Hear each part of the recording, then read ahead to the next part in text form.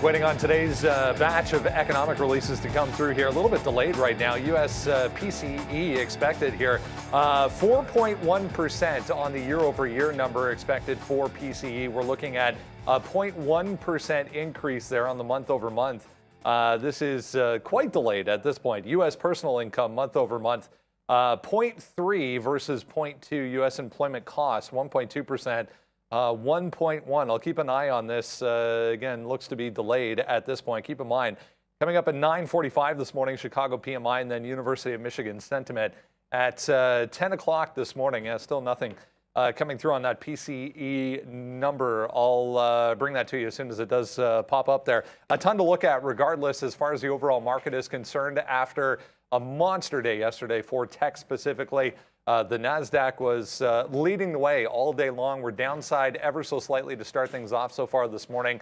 Not there it is, just coming through. 4.2%, guys, so higher on PCE there year over year. 4.2% versus 4.1%. Mahat, if you want to go back to my screen there, I can show you.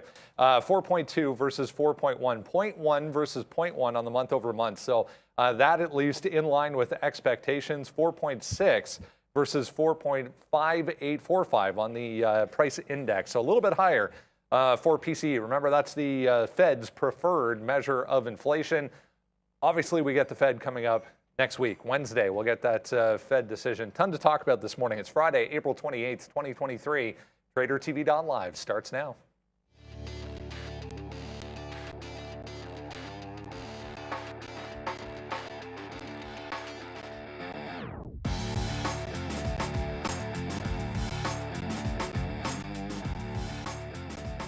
Yeah, there we go. Downside a little bit here this morning for all three U.S. markets. Not much of a reaction to that number overall, but we'll keep an eye on how things play out here.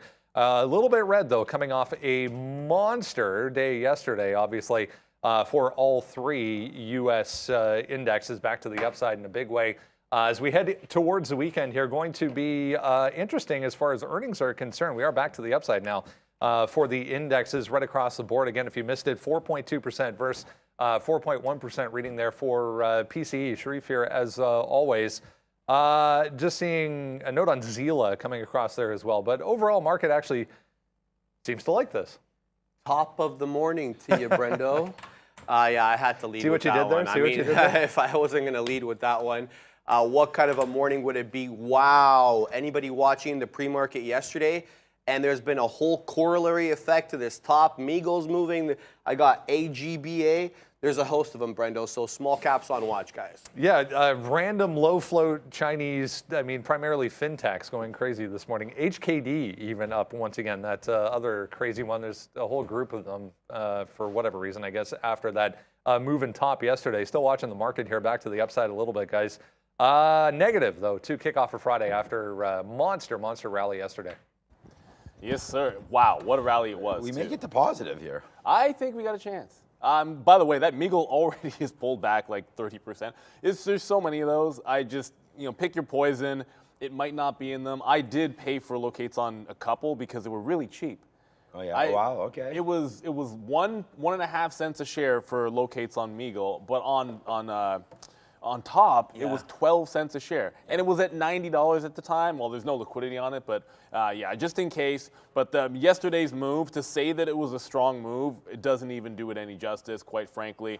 At some point, I'm just going to do this right now because one of the things that should have been noticed right away, and I wasn't because I think I had too much of a bias, is if you look at the volume on the press breaking that 13,000. So, it's been pretty weak volume all week. But what have you actually seen? You have a couple of big green candles in here, but the difference becomes when you're busting 13,000, which had been a huge level every single time we got there. You kind of have this move away from it. It's that big pivot area. And we get to it, test and break, and then the follow-up, buying above on the next candle was the biggest volume candle in the week. That's this is a 60-minute, right? And when that happens, you can start thinking about, okay, do we have a trend? Because that's a lot of buying above that price level, and quite frankly, it carried you all the way into the next level at the top. And that was what happened, and all you can do is go back and review. It's the first thing I looked at. I was like, okay, well, why didn't I have any idea to go reverse and like get into longs. I was out of my longs at that point looking for the short, which had worked every single day, because that's when you have this happening every single day, you get paid off. You start to get a little bit sloppy with it, and that's what happened to me at 13,000. So we're at resistance again. Amazon was wild. I mean, to be up at 120 and then now going to be red. Intel's up on a bad quarter. We'll get into that. That makes sense. Pinterest and Snapchat. Oh my goodness. It ain't about how bad the quarter is. It's how much better Meta was than you. That's the story for them. So it's going to be a wild one here, Sean. And I'm trying not to say anything. We're both wearing the blue. I probably shouldn't have said it was going to be easy. I didn't say easy pickings, but I said no problems for the Leafs. I thought they fought hard. It just, they came up short. Yeah, I mean, you got to score. You got to score to win a little bit there, and they didn't yesterday. So we'll see, man. Back to Tampa Bay is going to be tough, and then they got Game 7 back home. If that, we've been down this road before many, many times. So the Maple Leafs have gone 3-1. I think that 5 or 6 series and lost all of them. So we will see if we can hold it for this next couple of days.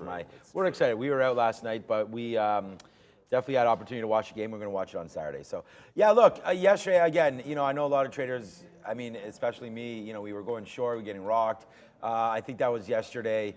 The Bulls definitely won, and it seems like, honestly, man, I mean, the NASDAQ is trying to get back going on that PCE number. Amazon's actually holding 105. I was looking at a 105 break to the downside there if we didn't hold it. Meta's back to 239 and change. We have a 237.50 bottom there.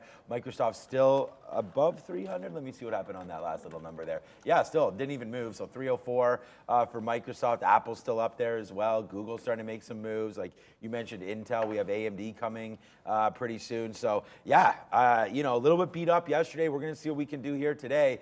As you look at the chart, you definitely think everything's a little bit extended, but hey, you got to trade the tape and see what's in front of you. And yeah, it's going to be an exciting day here with FRC as well, news. And then you talked about the Chinese ADRs there in the fintech space. That top went to 230 yesterday. Like what? Absolutely insane. Our over-under, which I bet over, so that was good, was $15. It was 19. It was not 19, whatever it was. But it's like now it's 90, 80, 70, 50. Who knows where we're going to go today? We should put the 2,500. We should almost put a bet right now because we don't know the levels. Like $30 over under something. We'll look at a chart and we can just figure it out. Because if we put it out at like 2 o'clock, that's too high. Sorry, too low. That's too low. That's too low. You think top is going to hold a lot of those highs? It's at 80, but it's at 85, right? Yeah. I don't know. I mean, that's the thing. Like, are we going to get back to 2 bills? I mean, there's so much more. The thing about HKD is, and Sharif brought this up as well, is HKD's has the pedigree to do this again. But HKD lasted a relatively long time. I think, yeah. Those things HKD lasted. Like 2,500 or something? It lasted way too long. That's the way I want to think about HKD. I don't remember. It was a couple of weeks at least. I felt like it was too much. Yeah, it was. Top was $7 yesterday. Yeah, people don't believe us that we're saying that it's at $80 right now. No, it is. It's at 85. You go to Sean's screen. It's 85. No, Sean's screen. Yeah, right here. It's printing right now. 84s spread about $1, $2 when it opens up, $3. So liquidity is actually not that bad. It's 575,000. So that's not horrible. But this is. Oh, you can't see it because the banner there. But this is. Yeah. Let me show you the 3-minute chart because that's all that really matters, anyways. This is yesterday. Down here, $7, $8, just hanging out, like absolutely no problem. And then I don't have it because I turned off my chart, but it did go to $230. And you can see right here, just in the morning time, we are holding this $70, $74, $75 area. So like, a name that nobody has any idea what any of these companies are doing. But if you're looking at it from a technical side, looks pretty good down there at $70. So I would say I think you're pretty good. You don't know what 12 cents paid for short is actually not that bad. Very good. Because if you buy 200 shares or 100 shares of it, you're not paying that much. It gets you into the game at least, but it's a risk-reward thing. It's not really my cup of tea, but good luck to anybody trading top today. It's up 340%. So not bad, and you probably have some FOMO from not selling at 200. Well, I'm just surprised that you don't know what Top does. I mean, how anybody isn't aware of what Top Financial Group Limited does. Founded in 2015, their headquarters in Hong Kong. They have 11 employees. Yeah, how could we not be invested? Parent organization is Zong Yang Holdings. I mean, Zong Yang Holdings? First of all, that's stuff that I just have man, buried why in the did back I of my mind as a knowledgeable trader. Such a no-brainer. I'm absolutely not reading it off of a Google search. But I did see, you know what, so there's a couple of traders I'm following. There's so many traders that lost their whole year yesterday. I saw and they're proud to post it. So I'm not, Yeah. this is what happens. And this is what I'm saying, that when you're trading these names, we talked about that yesterday. Remember you brought the quarter over there and you said, this is how you trade it, but with a coin flip. So there's a lot of good traders that do trade these breakout names. That a lot of them got smoked yesterday, not believing in that move up on top. So we'll see if we can get their money back today. It should be an exciting one. It's 8:40. We're ready to rock and roll. Free Fall Friday does not appear to be here, but the market is an hour away. Yet. Today's stock market lottery brought to you by Top Financial. 5 million float on that crazy, crazy stock. So this happened on that PCE print this morning. We go to 85.5. So we're creeping ever, closer and closer towards where it typically is as we get towards the Fed meeting. Almost 90% now that we will get. Quarter point coming up next Wednesday, Tuesday and Wednesday, the Fed will meet once again. So that did cause quite a spike here in the yields as well at 8:30 there. The 2-year all the way back to 4.1.5 almost. The 10-year as well trying to move back to the upside. So typically that means not good things for equities, but it does make sense here. Yeah, keeping my eye on the core PCE as well. It's unchanged month over month. With respect to what Brenda was talking about, the 25 basis point rate hike, you've got good earnings coming out from these companies. That's going to be kind of inflationary a little bit. That'll have to be factored in. You've got consumer spending that went unchanged month over month. Brenda telling me off camera, they're looking for that to kind of deflate a little bit. That went unchanged. So that may be, what they're looking for to hit that pump up button. Sticky is the word we'll probably hear a lot of, especially going into next Wednesday from Fed Chair Powell once again. CVX, a couple of notable names here. CVX, XOM reporting really not really doing much. I mean, oil's kind of chopping around 0.8. I did see there was a move in natural gas there back to the upside on some China headlines. Apparently, China hesitant to get back into the gas market, so natural gas spiking. But some energy names, guys, trying to get, find some support anyways at this point.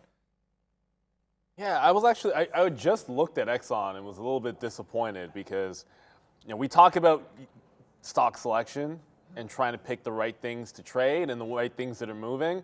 So on an earnings day, when you probably want to look at these, anytime oil is moving, you want to look at them, but on earnings days, you want to as well. I know XOM's in a channel, which if you're in a channel like this, you get excited for the opportunity to break. And when do you think you can break this? On earnings. Yeah. Talk about falling asleep here. We've been looking at this to maybe make that push, hold above 117, 118, get into the 20, break out, or just do something to the downside. You're really not getting any of that in here today. In the volume, no volume on it so far. So, I'm not really going to do anything with these names until I see some actual action. It's just a little bit of a disappointment. XOM been hanging out at these highs for quite some time.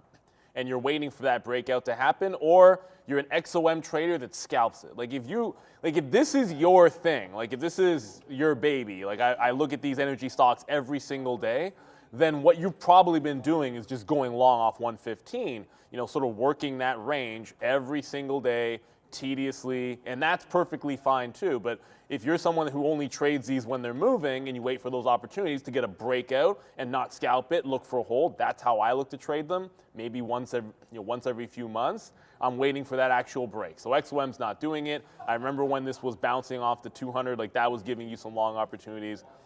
It's pretty much nothing to see here for me on XOM. That's the one I was watching. Chevron's actually down. So yeah, they're still making money, but they're not making moves.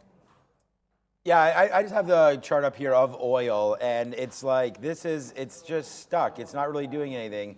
84 was the top. We saw that. This is a daily chart, of course. So, just here, $84. If you go all the way back to December, that sort of top is still the same top, and the bottom's basically the same bottom here at 72. Obviously, we broke, in here down to 64, 65, and that coincides back here to last early last year, 2022, back into December of 2021, actually, where we got down to $64 and bounced off that level again. So I don't, if you're going to trade the names, obviously XOM with the report there, EPS of 283 beats 260, revenue of $86.6 billion, also beating on that. But, if oil's just going to sit around here, then you're going to have to look at a stock. And when XOM is it was at the tops, it's still here. This is the daily on XOM. We're going to see where it goes right now, but you're still printing 117s here. So, you got to break this 120, 119 area. But look, you're coiling up a lot. And it just, the report didn't give you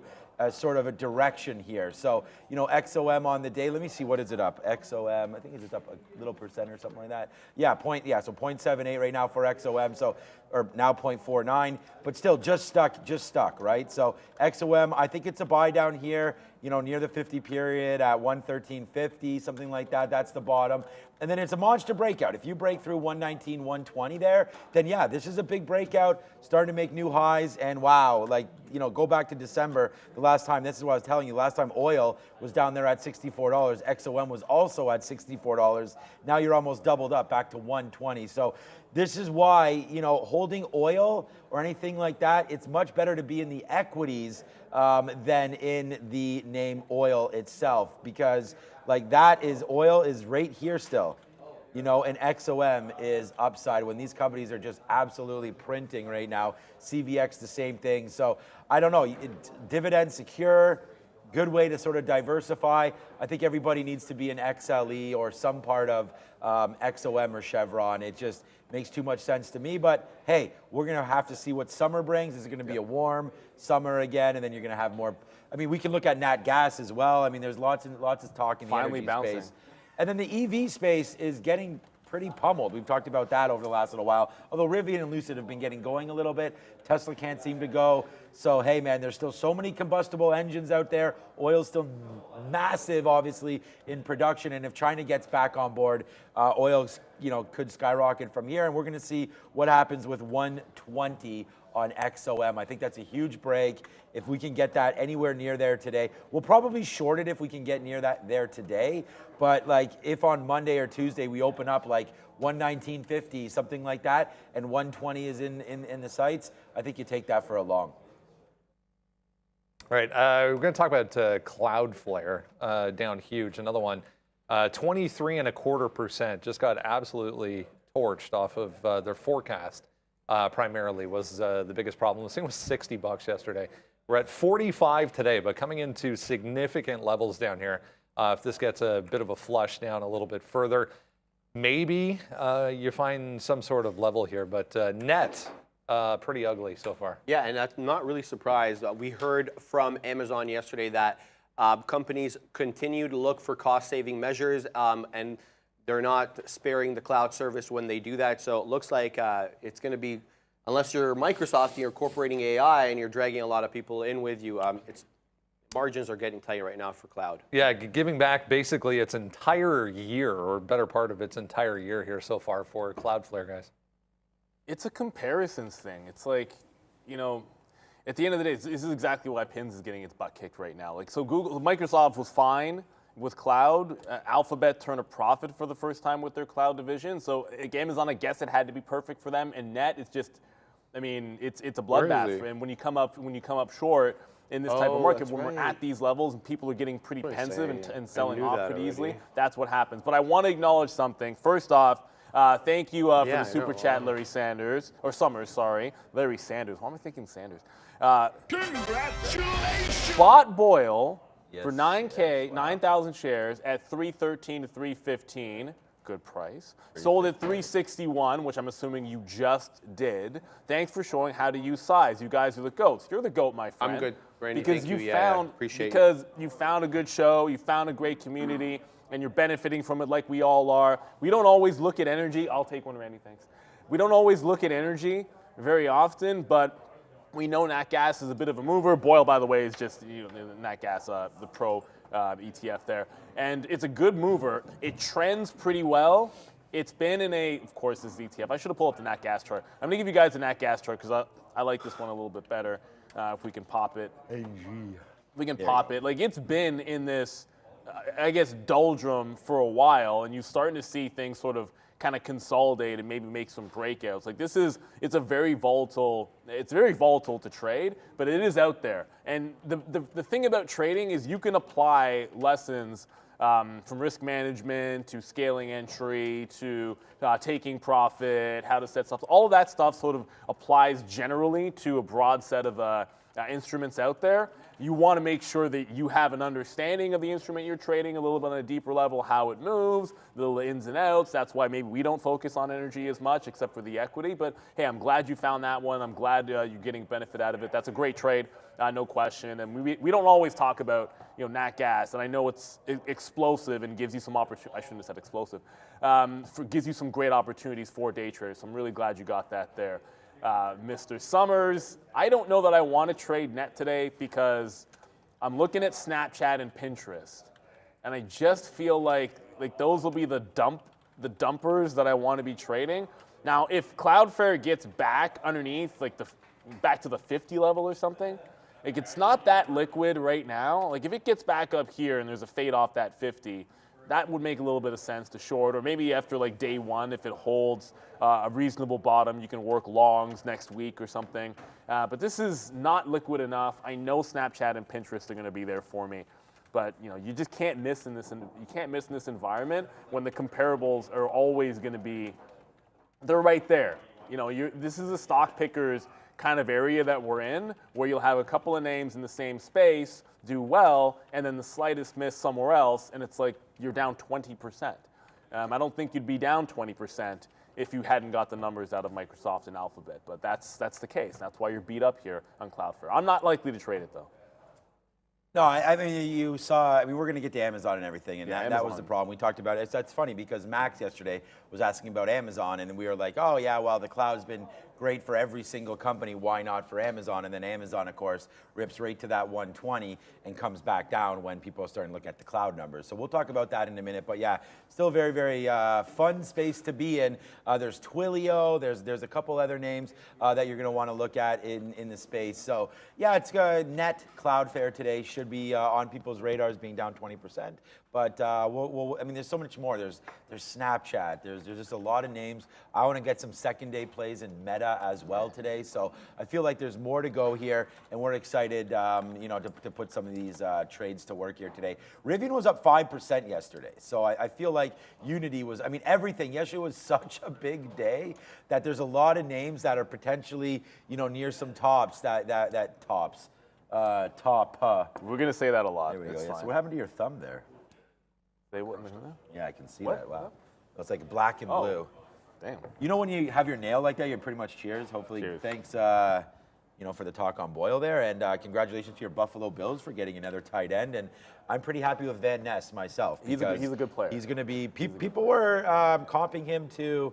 I mean, it's a high comp, but J.J. Watt with the motor that he has, and we've seen some of BOVESPA and some of those guys been coming good off the edge. So I'm excited for Van Ness. Welcome to Packer Nation. As an owner of the team, I would like to welcome all of our draft picks. So very, very excited. Oh, Sharif, did you see you guys took a nose tackle yesterday to shore up that defense? Any opinions on that? He's excited. Tackle, baby. He's big, and he's going to be right beside Micah, and we all know what Micah can do. So let's go, baby. All right, I was just counting up some negative moves here on Snapchat, and I believe there's 12, but there could be more. But anything in red here is basically a negative analyst move on Snapchat, including Barclays to the downside there on that one. Amazon as well, there's 2 or 3 I saw to the downside. Mostly just price target decreases. Really no significant downgrades. Norwegian here, Carnival as well. JP Morgan not liking the cruise option for holiday right now. Intel, Mobileye, Activision, MicroStrategy liking this bump in Bitcoin as well. Great shit, I missed Hello. Hey, yo, what's up? Can you throw that board back on there a little bit? We were still talking Snapchat. about the NFL draft there.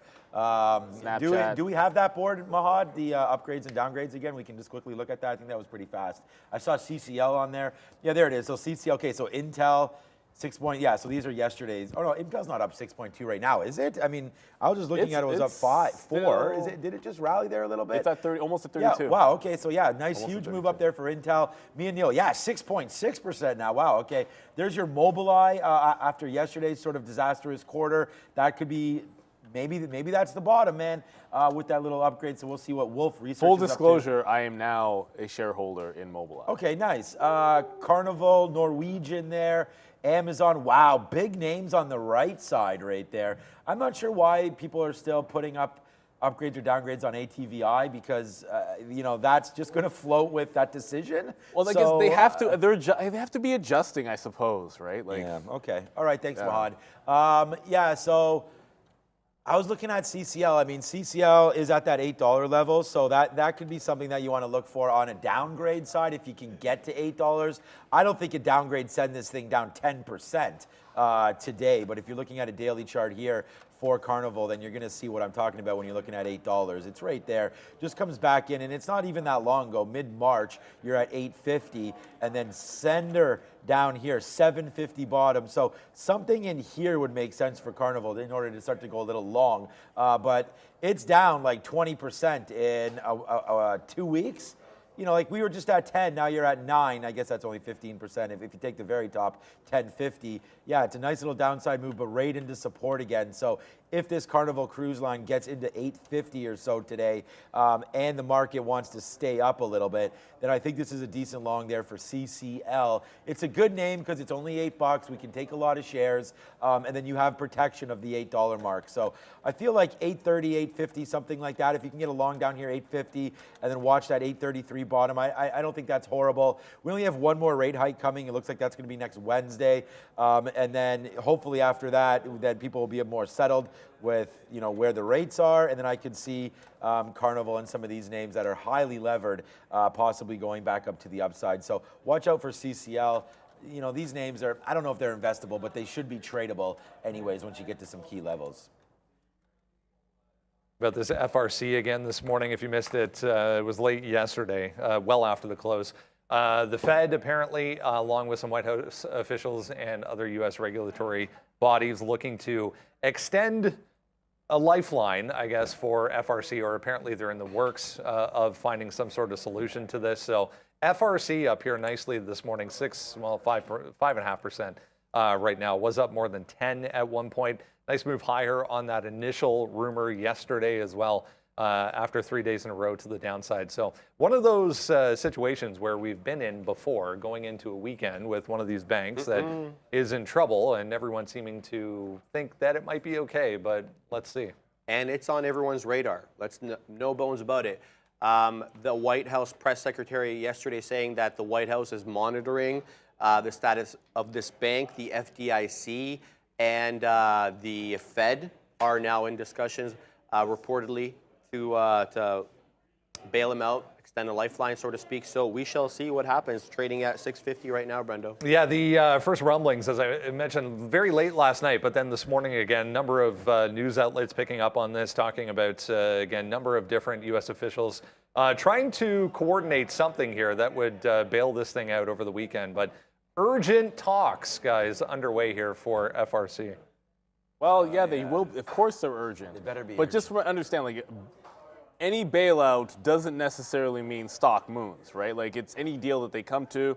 That's not carte blanche for this to be like $100 stock again or anything like that, or even quadruple or triple, which would be, more reasonable than 100, obviously. But so it's about that 7 level, at least for the trade today. I haven't even paid for locates on this because I've been looking at that Meagle and tops, and there's so many things to watch today. FRC wasn't at the top of the list. I only traded it one time, and when it popped into 7, maybe that's available there again. I think that's what you should be looking at. That's the one price outside of catching even dollar bids in front of size. That's the one price where there's been consistent sellers for 2 days in a row. So if it breaks through 7 even and halts to the upside, that'll alert me, and I might move over to it. Maybe fade like 10 or 12 or 13. Given that there'll be uncertainty into this going into the weekend, I feel like it's unlikely to announce anything until then. but that doesn't mean you're safe, assuming there's not going to be headline news. So every single trade in this stock should have a stop order in either direction. You do not want to be floating in this when news comes out either direction. It's just not worth that kind of a risk. Don't let one trade ruin your day or career or anything like that. But $7, nothing else. There's already someone bidding 100,000 shares at $6.50. So it's found some support the last couple of days at the even levels if you want to take a look at that. But I'd rather trade. Like I'm hoping Meagle or something makes a pop that I can work off of over FRC. Yeah, not much. I just called up Wells Fargo to see what that stock was doing because it's down near that $39 mark again, but there's no volume. I mean, it's only 7,000 shares and there's not much going on right now for Wells Fargo. So if you wanted to look at what it did yesterday, I was just trying to see some of these other regionals. We already talked about KRE a little bit, WFC, of course, a big name, but right there's 39. So this 39.20 was the bottom yesterday. I feel like if the banks come back into spotlight, I'd watch out for a 39 break back down to the downside here for Wells Fargo. So this is what it looks like on the daily chart. We made a nice run back up. We talked about JP Morgan with Daniel Shea last week and how surprising it was that was back to 140 again. Now it's back down to 136. I know $4 doesn't make that much of a difference, but you can see it's a turnaround, boom, right back down, and here's 39 again. So if we lose 39, I think that you could see 37, 36 next week there on Wells Fargo. So for me, that's that. And then I wrote down on the sticky note today, you can find it at Trader TV, Sean, $8 here for FRC was a level that I was remembering. And it's just right into there. We've made it back to $8 before we dump back in. So there's 556, 8. So, you know, I think that's a decent short if we can get to that level for FRC. But I think you just keep your ears pinned to Trader TV Live and to whatever news source you're listening to, because FRC is going to be there today, and we're going to hear about this saving of the. I mean, SIVBQ also got saved, and then it's 50 cents. So we'll see what happens with these deposit structures and whatnot. But right now, there's somebody right here on EdgeX trying to buy these 645s of about 130,000 shares. So that's interesting to see in the lit market on the pre-market. So we'll see. It's done 2.7 million, so that's about 5% right there for the day. So we'll see what happens here with FRC when we get ready to open up. But I see Arun is patiently waiting in the wings. Indeed. First segment brought to you by Surge Trader, guys, where traders can get a funded trading account up to $1 million. Trade stocks, indices, Forex, crypto, and more. Program has simple rules, no time limits. Go to surgetrader.com /TTV. Promo code TTV gets you 10% off. Speaking of, let's bring Arun right in here. Get a check of the futures as we head towards the open on a Friday. Again, 9:45, 10 o'clock. More data to come this morning, Arun. Yep, the last batch of data for the month here. We've got 9:45, the Chicago PMI, but keep in mind the PMI, people that have paid for subscription of that number, it's a whole thing. 9:42 is the release. So 9:42 and then 9:45 when everyone else gets it. And then, of course, 10 o'clock, that's got the sentiment numbers. So we've got a few numbers. And the way this market's been acting with the trend, that solid trend yesterday, dare I say, if we can get some decent activity to the upside, that we continue that trend. Remember, we've got that big area for a few months now between 4180 to 4220. And every time we back away from that, but yet have the strength to come back to that area, makes it closer and closer to that potential of getting through that zone to the top end. That was a strong trend to the upside. We backed off about 20, 25 points. And now it seems like we're catching some activity back to the upside. We just need a little bit more help from some of these numbers, or even if these numbers are nothing and this market still has a strength, as long as those numbers are out of the way, that we can possibly continue this trend. So what I'm looking for is if we can get above these overnight highs, around 55, and just catch enough buy-side action, or at least absorb any sort of sell-side action, that we have the strength to continue yesterday's trend is what I'm looking for into that resistance level, dare I say, into the end of the month. Going into next week, I believe, is also when Apple reports, which is going to be one of the larger components in the index, which may help this get through the zone to that resistance zone. So for now, buy-side bias is what I've got here, but once we get past 41.55 and we can actually stay above there, then I would go ahead and take that long. But until then, it's just a matter of waiting and seeing what happens as we get past these numbers. And once we get past them, we do have a clear line if we are going to go to the upside as we go into that resistance level. On the earnings front, we get AMD, we get Apple, as Arun was mentioning there, to name a few. Going to be pretty exciting. The Fed as well, if you hadn't heard. That's a watch list, guys. Make sure you grab that every single day. Absolutely free. to you from us. Let's go to Amazon to kick things off. We talked a little bit already on the cloud side of things. That was really the only issue here. Everything else was monstrous, but the forecast specifically on the cloud side of things a little bit to the downside, which has this, it would appear anyways, negative. Yeah, exactly. As expected, customers continue to evaluate ways to optimize their cloud spending in response to these tough economic conditions in the first quarter. We're seeing these optimizations continue into the second quarter, Brendo. That was what was said on the conference call yesterday, extending the sentiment that they had Q1, which was corporate spending's down. 2 days in a row, we get this huge move up aftermarket on one of these earnings plays, and then we're all the way back down as we come in this morning.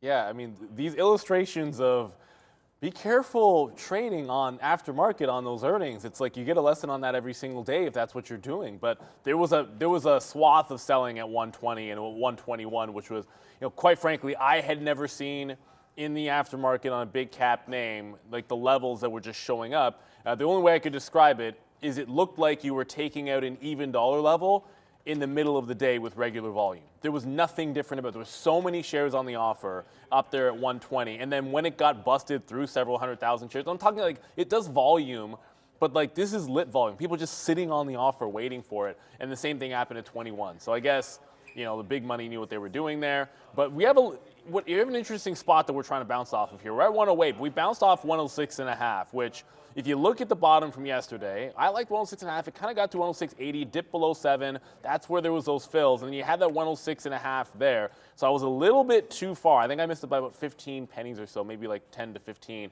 But that's the level to work off of. If it's going to be above there, I think it has a chance to recover. I think 110 is setting up as resistance. Anytime the NASDAQ, we're at the highs on the NASDAQ, that 13.3, okay. So as long as that's in play, 110 does set up that you could have some trouble getting through it, especially given that type of a reversal. There's definitely some longs that got in front of the earnings on the rally the last couple of days that might want an exit on a Friday, especially going into next week when you get the Fed coming. So I just want to see if we can hold that support on Amazon. These day one plays have been pretty solid. I know that sometimes the day two has been a little bit more explosive, and maybe that's where 110 will come into play more. But I just like that 106.5 this AM. Yeah, I was looking at that 105 from 2 days ago, that bottom right at the end of the day there. I wrote that down on the sticky note as being a key level, and I actually want to go short if we do break it. But I'm thinking like, yeah, you want to be buying this at that 106 level, and I think if it breaks 106, I mean, it's the same kind of talk there. If we break that 106, then I think we want to get out and then wait to go short here on a 105. I mean, I was thinking red name, market was red, but now the market's green. It's 0.1. I mean, it's about to go green, it looks like, if it takes out this 13.2 right here. But yeah, I was looking at this 105. I mean, there's not even any point in really zooming. I mean, here's a 20-minute chart. They all kind of look very similar. I mean, there's that huge top. And when someone super chatted yesterday and asked us about Amazon earnings, I said 120 would make a lot of sense if we got up to that level. Well, it got there and then came right back down. So anybody trying to take some profit right there probably did well to do that. Because, if you don't hold this 105 right here today, then that's 103 pretty easily. And then that 103 brings you down here to 101. And then we know what happens after you break 101 because then you're at that big level of 100. So, 110, that could be a good break long as well if we can get back up there. I just want to see, and honestly, I feel like it's a broken record, but we did it with Microsoft, we did it with Meta, and we're going to try to do it with Amazon. It's wait for 5-10 minutes. I know that doesn't sound that much, but like I feel like when I'm sitting here and it's 9:35 and I don't have a trade on, I kind of start to panic a little bit, which is the wrong thing to do. Wait for your and that's, see, look, I see, what's up, Dardar? I love you as well. I have an aunt, Darlene. So what's up, Dardar? I don't know if you're male or female, but your hindsight bias is killing me. Yeah, look, that's what I'm trying not to have. I'm trying to sit here and say, okay, where are we going to go? What levels do we have? And I don't know about my hindsight bias. I don't have any hindsight bias. What I'm doing is looking forward and trying to figure out, yeah, shout out to hindsight. I just want to make sure that what we're looking at makes sense on a technical level, and we'll look at it from there. I mean, we talked about that 120. In hindsight, that would have been a great short, But like we said, we're not there trading Yeah, in the pre or post markets on those big levels. We can't, specifically here at Day Trade the World, we're not, past 4 o'clock. It's a non-trade fly zone right there. So we're unable to trade those earnings anyways. But, we are able to get in right now. And I'm going to look at that 106 like Neil was. But for me, I think we could flush off the open, especially if the NASDAQ does continue to retrace down. But it's continuing its upside move right now. So maybe there is a 110 break there. Very, very quickly, because I have to. Because when you say hindsight, I'm going to tell a really, really fast, quick story. It was back at head office at our other location. It was about 10 years ago, maybe 15 years ago. And 3 or 4 of us were having a conversation on the floor about traders going over their trades and having hindsight bias. And a trader overheard the conversation and kind of just wanted to join in. And he wasn't listening. So he came in and he goes, yeah, man, I don't know. I don't think he was listening.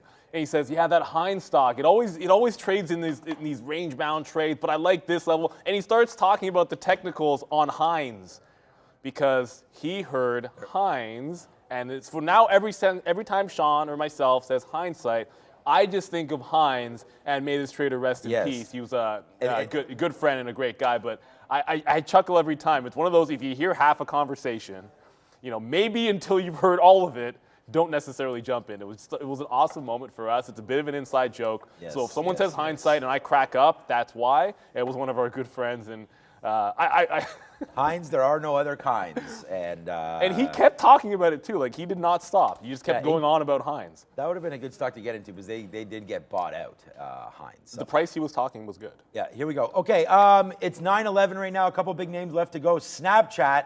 Ouch, Brendan. Yeah, downside in a huge way. I just can't stop thinking about ketchup now.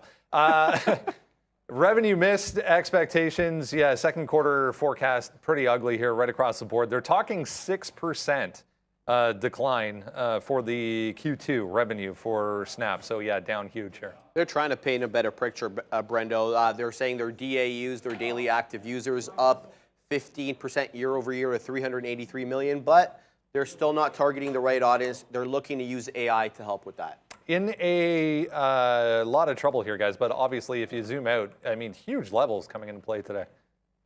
Oh, my goodness. Fries. Now people are talking about fries, and it does make you think about all this stuff. And Katrine, did you finish that cookie yesterday, or it's gone? But did you finish it, or okay, it's gone.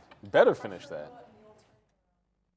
Yeah. Make sure you eat that unhealthy cookie. She's got her iced coffee, her daily iced coffee routine in there. That's why McDonald's is at 52-week highs. You can see that. It's sweet when it's that light. That's all I'm saying.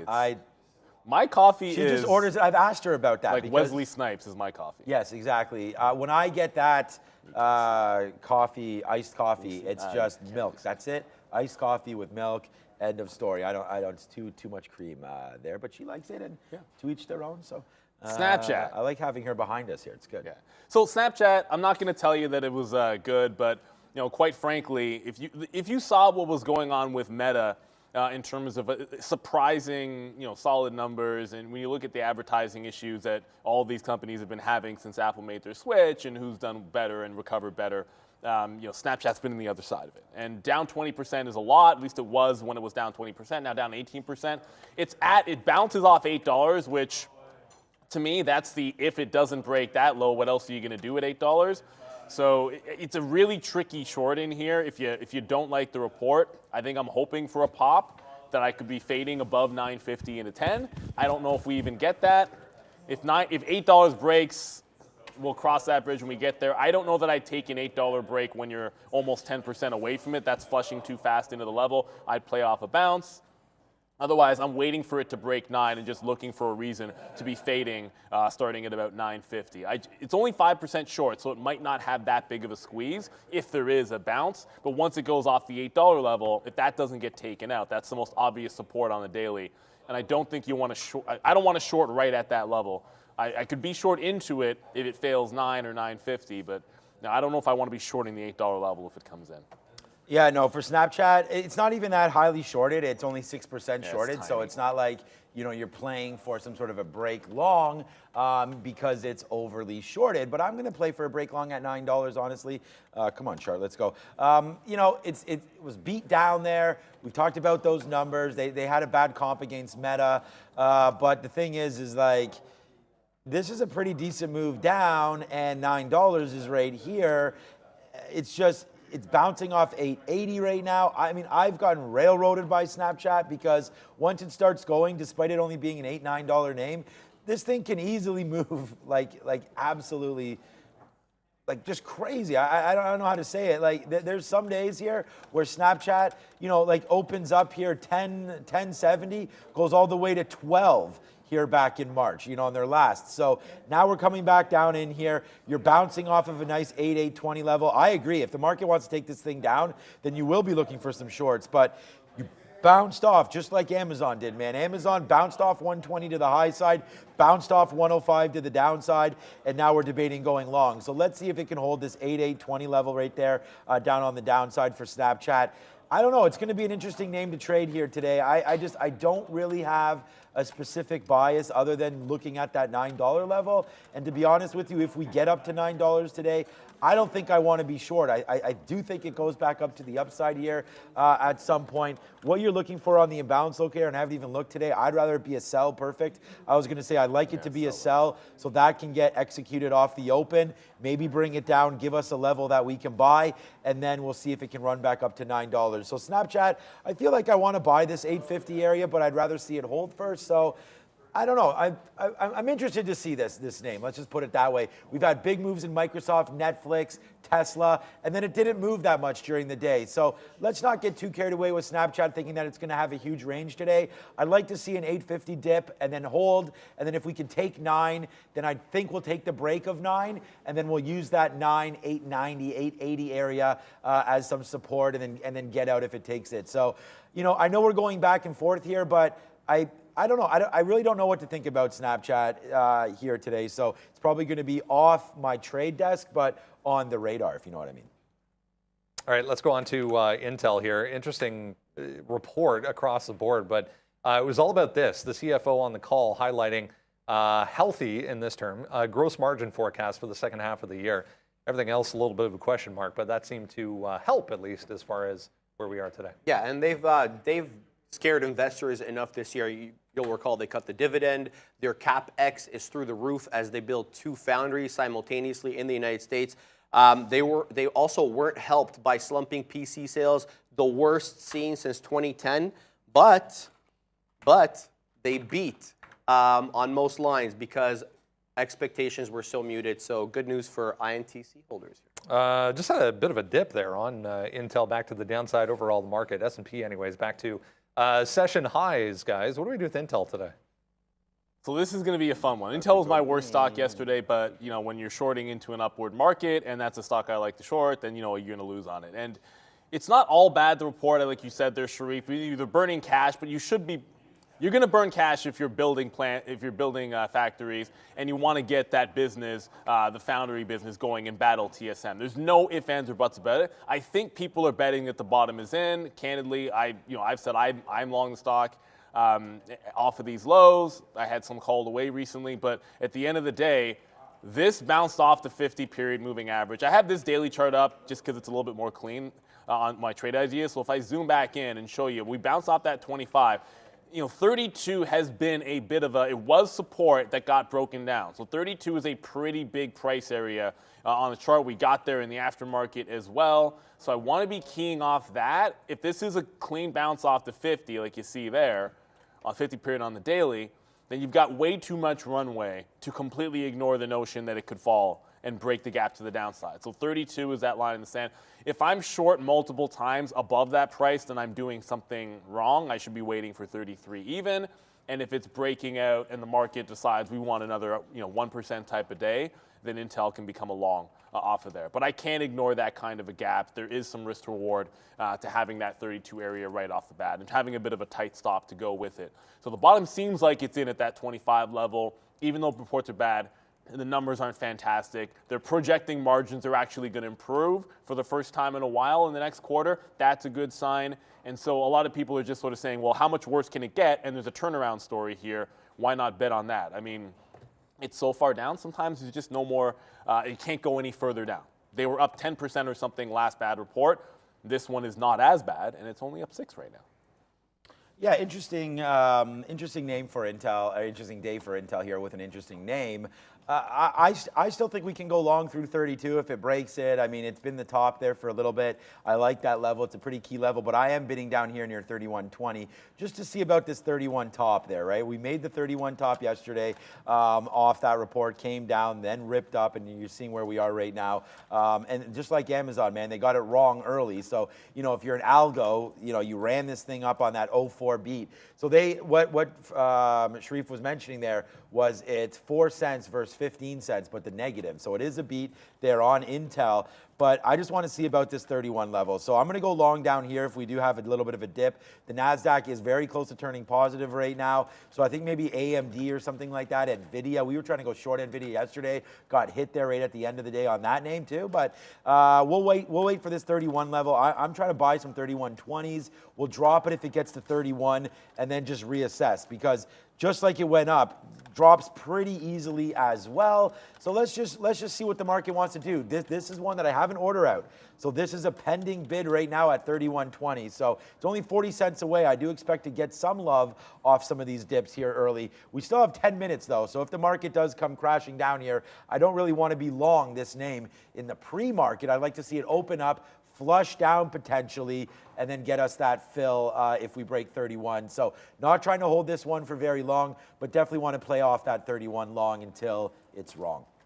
All right, massive day yesterday, as we mentioned throughout the session, for Meta to the upside following earnings. One positive note this morning on the stock from Goldman Sachs, raising their price target back to 300 from 245 for Meta. Nothing really other than that significant as far as news today, but huge volume yesterday, and obviously a lot of eyeballs on it. Yeah, and more today, especially mine. I'll tell you why. Because Snap and Pins reported, and neither of them did well with digital ad sales, meaning that digital ad sales are becoming more concentrated here in a few players. And I think Meta and Google stand to benefit from that. So here's what I'm talking about as well. You know what we haven't been talking about? The TikTok tailwind that nobody's brought up at all, which has kind of gone off the radar. That hasn't gone away either. So a lot of positive tailwinds, I think, still for Meta here, Brendo.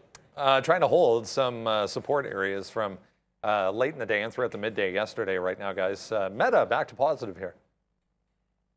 So a couple of things here. Rumors that Will Levis, people are trying to trade up to get that first pick. As far as I'm concerned, anybody that puts mayonnaise in their coffee should not be the face of a franchise. Who the hell does that?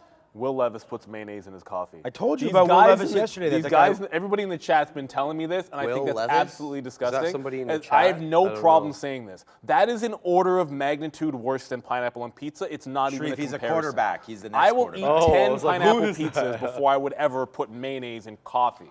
Like, I'm actually almost gagging thinking about the notion of doing that. But back into Meta for a second. Heard of that guy can't lead a franchise. What do you do for... Back to trading for a second, because that's ridiculous. At first, I didn't even believe it. I thought people were trolling me, but if it's true, I mean, whatever. He's going to make a boatload of money, and credit to him. He's, you know, obviously a fantastic player to get where he is, but that's just freaking weird, man. Meta 237. You know that stuff we liked yesterday. I think we get it today.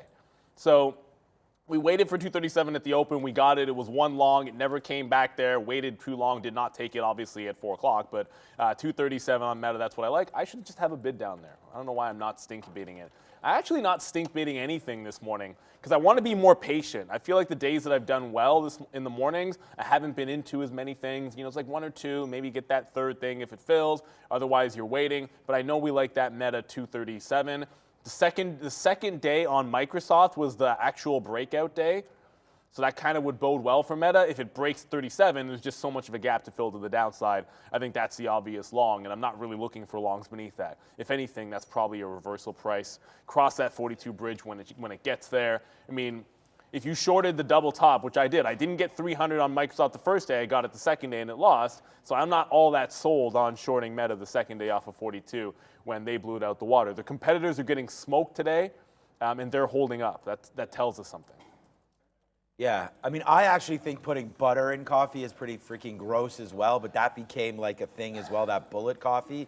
That's absolutely, I mean, to me, it's to each their own, but I'm not all about that. And if I could switch spots with Will Levis, I probably would do that as well.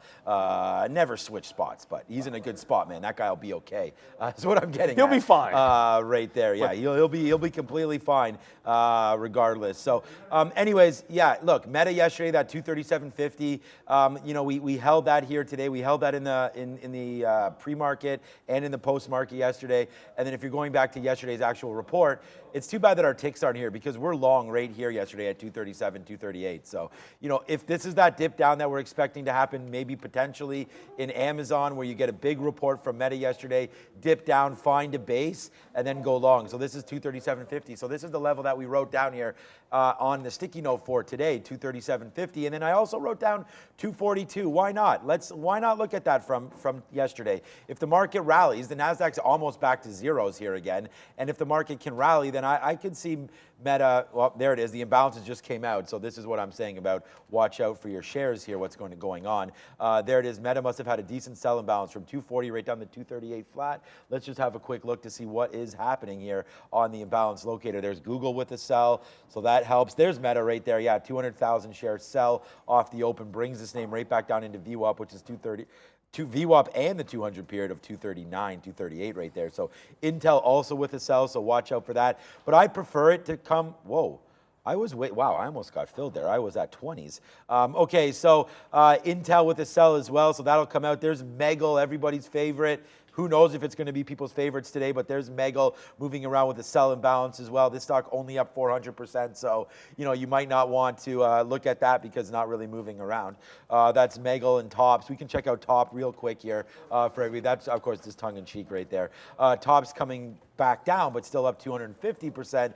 Just watch out for these shares, man, coming through. I think there'll be more action on Megal today because it's only a $4 name and much less risky to trade as far as finding levels and things like that. So all these names continue to be pretty interesting. Mullen is always the #1 name. Someone buying Bed Bath & Beyond, that should be exciting.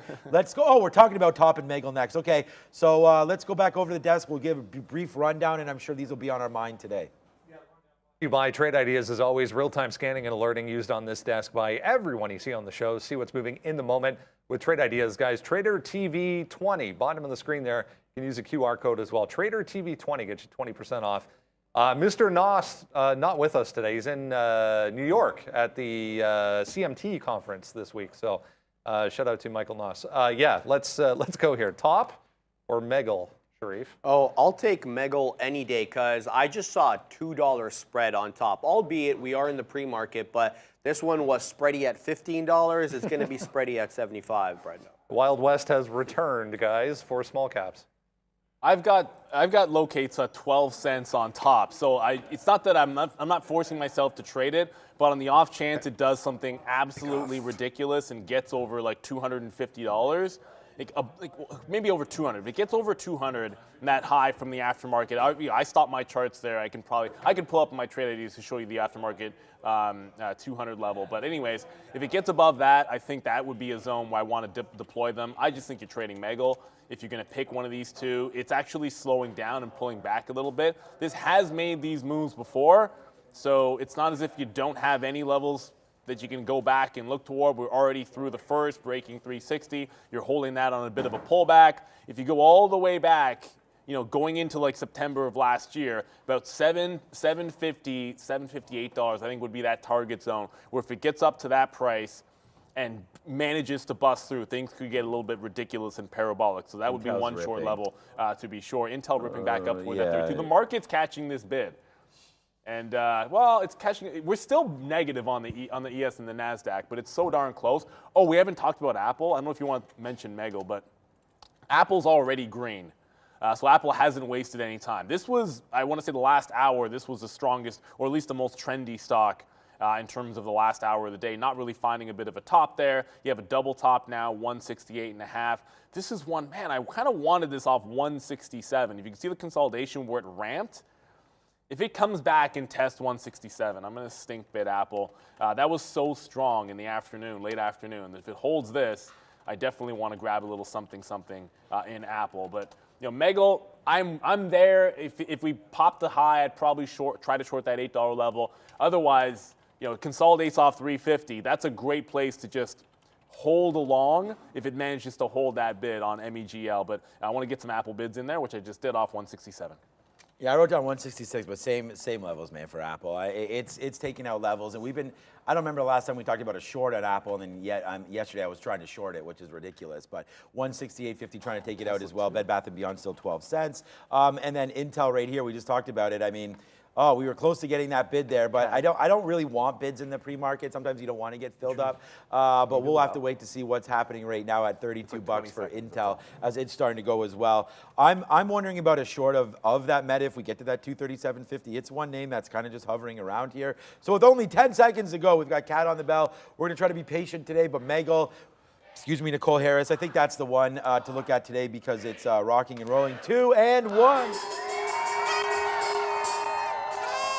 All right, so trying to be patient here as we wait for something to happen. Meta 239 and change. AMC is another mover today as well. AMC? Yeah, AMC is moving around a little bit here. We can go over and take a quick look. 550 again for this name as it's coming back down right now. It was at 555, just a little print down to 540. Intel's already at 32. Yeah, I know, and that's the problem. And I don't really want to take the break this early. We said we would try to be patient with all of this, and there it goes. I mean, we wrote down Intel one. Oh yeah, I mean Intel 32 is the price, but that's the price. We all know that. It's just now it's gone. It's gone, and nothing to be done with Intel, unfortunately. So we'll just wait to see if it dips back down. Maybe we take a dip buy at 32 after all. I just threw a bid, so I mean there was never any inclination of a curl. So that whole pop and fade play, there was never anything going there. So if it broke 32, got to 5 and failed it, I probably would have immediately tried to jump into a long. I'll try to get some 32s. I'll take a shot at it. Megal is, it bounced.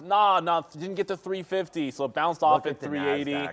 Oh, the NASDAQ's going again. I just picked up a little Intel, so we'll see what happens. But that Megal bounced hard off of 380 there. I wanted the 350 level, so I got a starter in Intel, and that's a rejection. Of course, when I don't short the up-down, it wants to do the up-down. But if the NASDAQ wants to go, I like a shot for Intel here, and if it can hold this half, we'll take another one. Snapchat did fail. I did not short this one off of $9, but now it looks pretty good to short off 9. And by the way, Apple, highs of the day already green.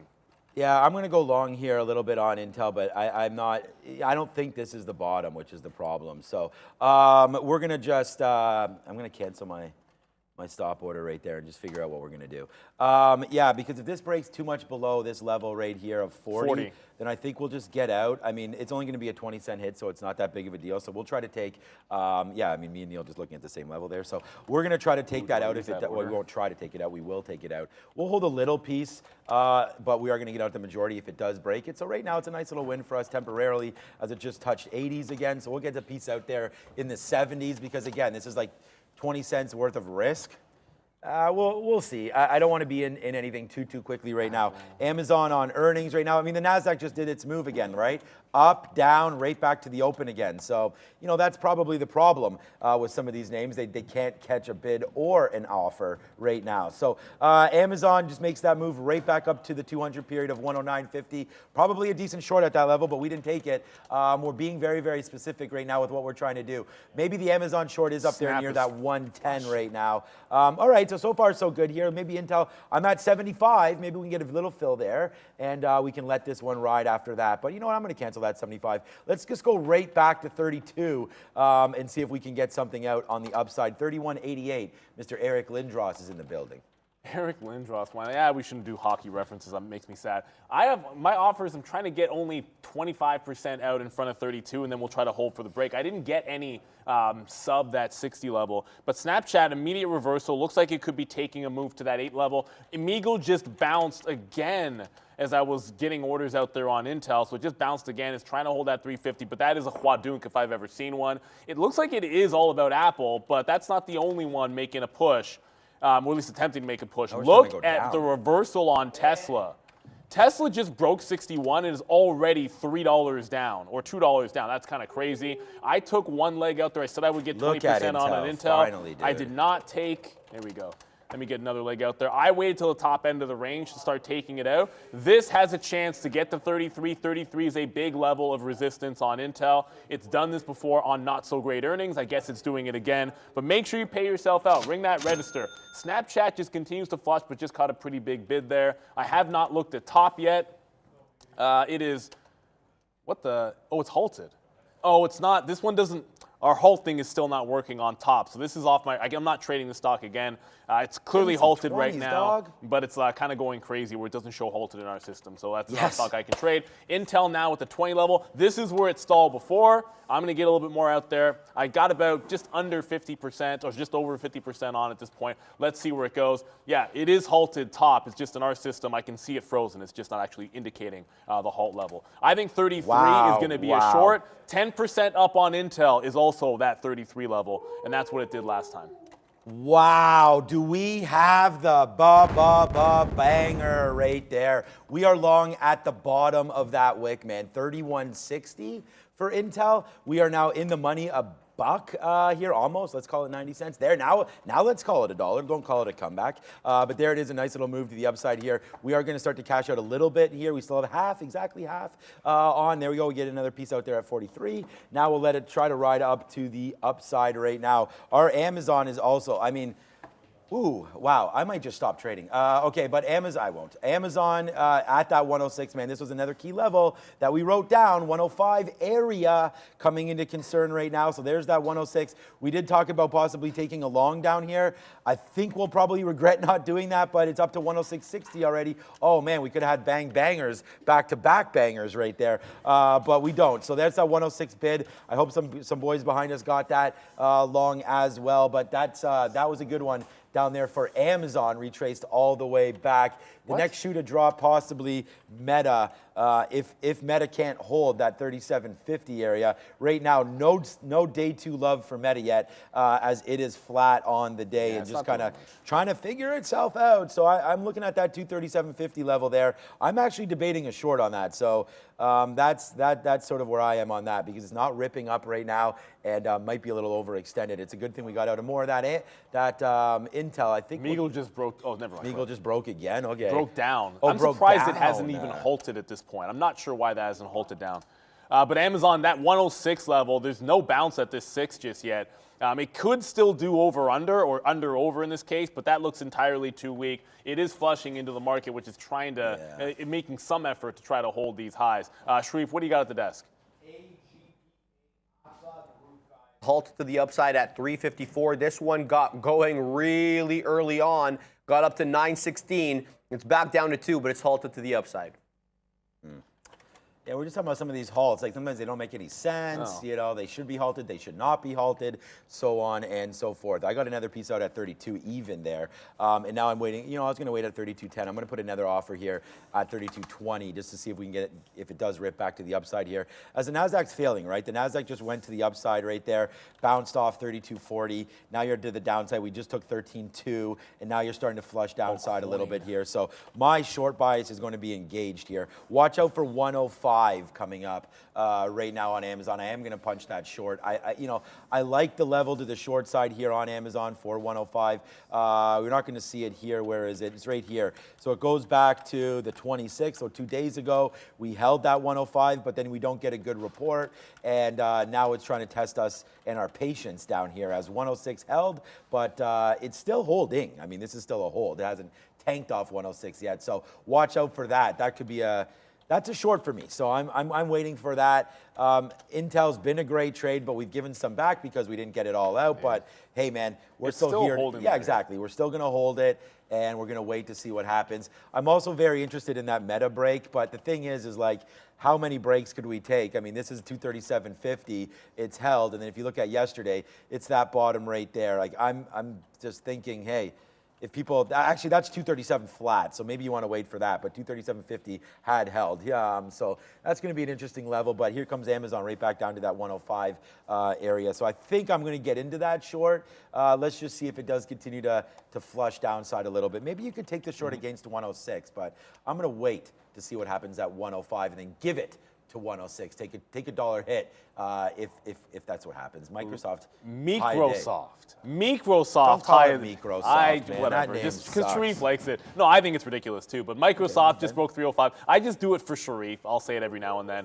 But 305 breakout. This is green on the day. There's a relatively strong name.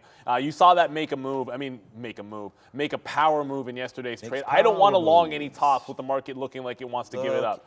But it has to hold above. And if it holds above that 305, I think you look long in that stock. We already have a long that we like. I want to try to hold on to this. Alibaba is getting huadunked. It is? Oh, no, sorry, it's not Baba. Coin is getting huadunked. I'll get to that one in a second. Baba just bounced at 085. 85 is a pretty big level on the 15-minute chart. I'm not going to short it up here, but if it starts building a bit above 85 and the program buyers come in, that's one that you might be long biased on for the rest of the day. It is Coinbase that I meant to say, and I got distracted when I saw Baba in the chat. That's getting pushed to the downside, down 1.6%. If we're red today and I don't short coin, I'm going to hate myself. Look at this flat bottom break at this 53. Now, we've been through this and wicked beneath it, but if we get back beneath that 53, I'm going to be thinking short and short alone. I might just even get short a tester in front of 54 if we pop.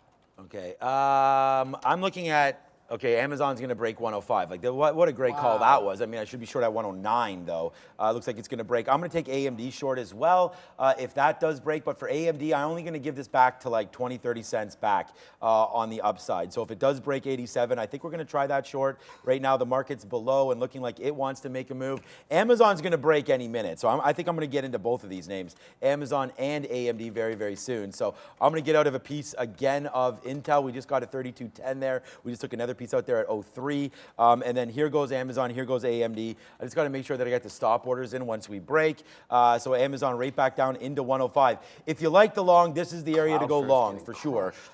So, it's right here right now. I think you're going to trap some longs. But here we go. Amazon, I'm going to be short as long as this order executes. We've had some, there it is. Okay, so we are now short on Amazon. I could see this being, there it is. I was going to say, I could see this retracing back upside just a little bit there on that play. So let's see now if we can make that move down. We're short Amazon right now at 105 flat. So we actually get a good price there. And I don't know, did we even, how low did we go? My net really didn't change there. That went down to, only to 90s. So let's see if it can hold it. There goes Amazon. We'll see if it can hold that level. I don't need to be hella short everything. This name, I'm short it right now, and it looks like we're about to get some more short. There it is. Go, go, go, go, go. Nice little move here for Amazon. Hopefully that can keep it going. We also have a beautiful trade happening right now on AMD as well, as this one's pumping to the downside here. So far, so good on both of these shorts. It's Amazon time. It's AMD time. And damn, Amazon.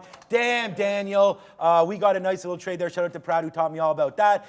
There it is, 105 short. We just tried to buy some 60s and missed it as Amazon flushed a little bit. Hopefully that wasn't the bottom. We need to hit that bottom.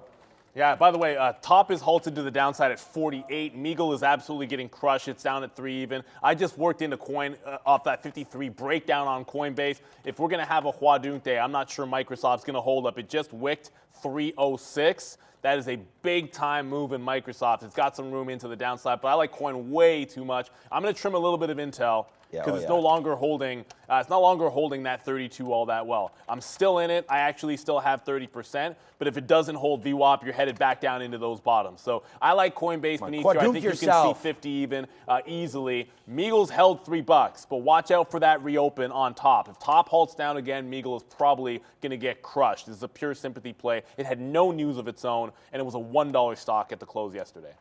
Okay, talking about all there's so much happening, whether or not you are a small cap trader, whether or not you're big cap and you're big cap hunting like we are here today. This day could be, let's see. I mean, here's the NASDAQ. We're short. We've already got our trades out. We're taking out a little bit of profit everywhere right now. I'm actually out of half of Amazon. It's at 104.60, man. I'm going to take that. 104.50 has been a spot for Amazon as well, but here's the NASDAQ.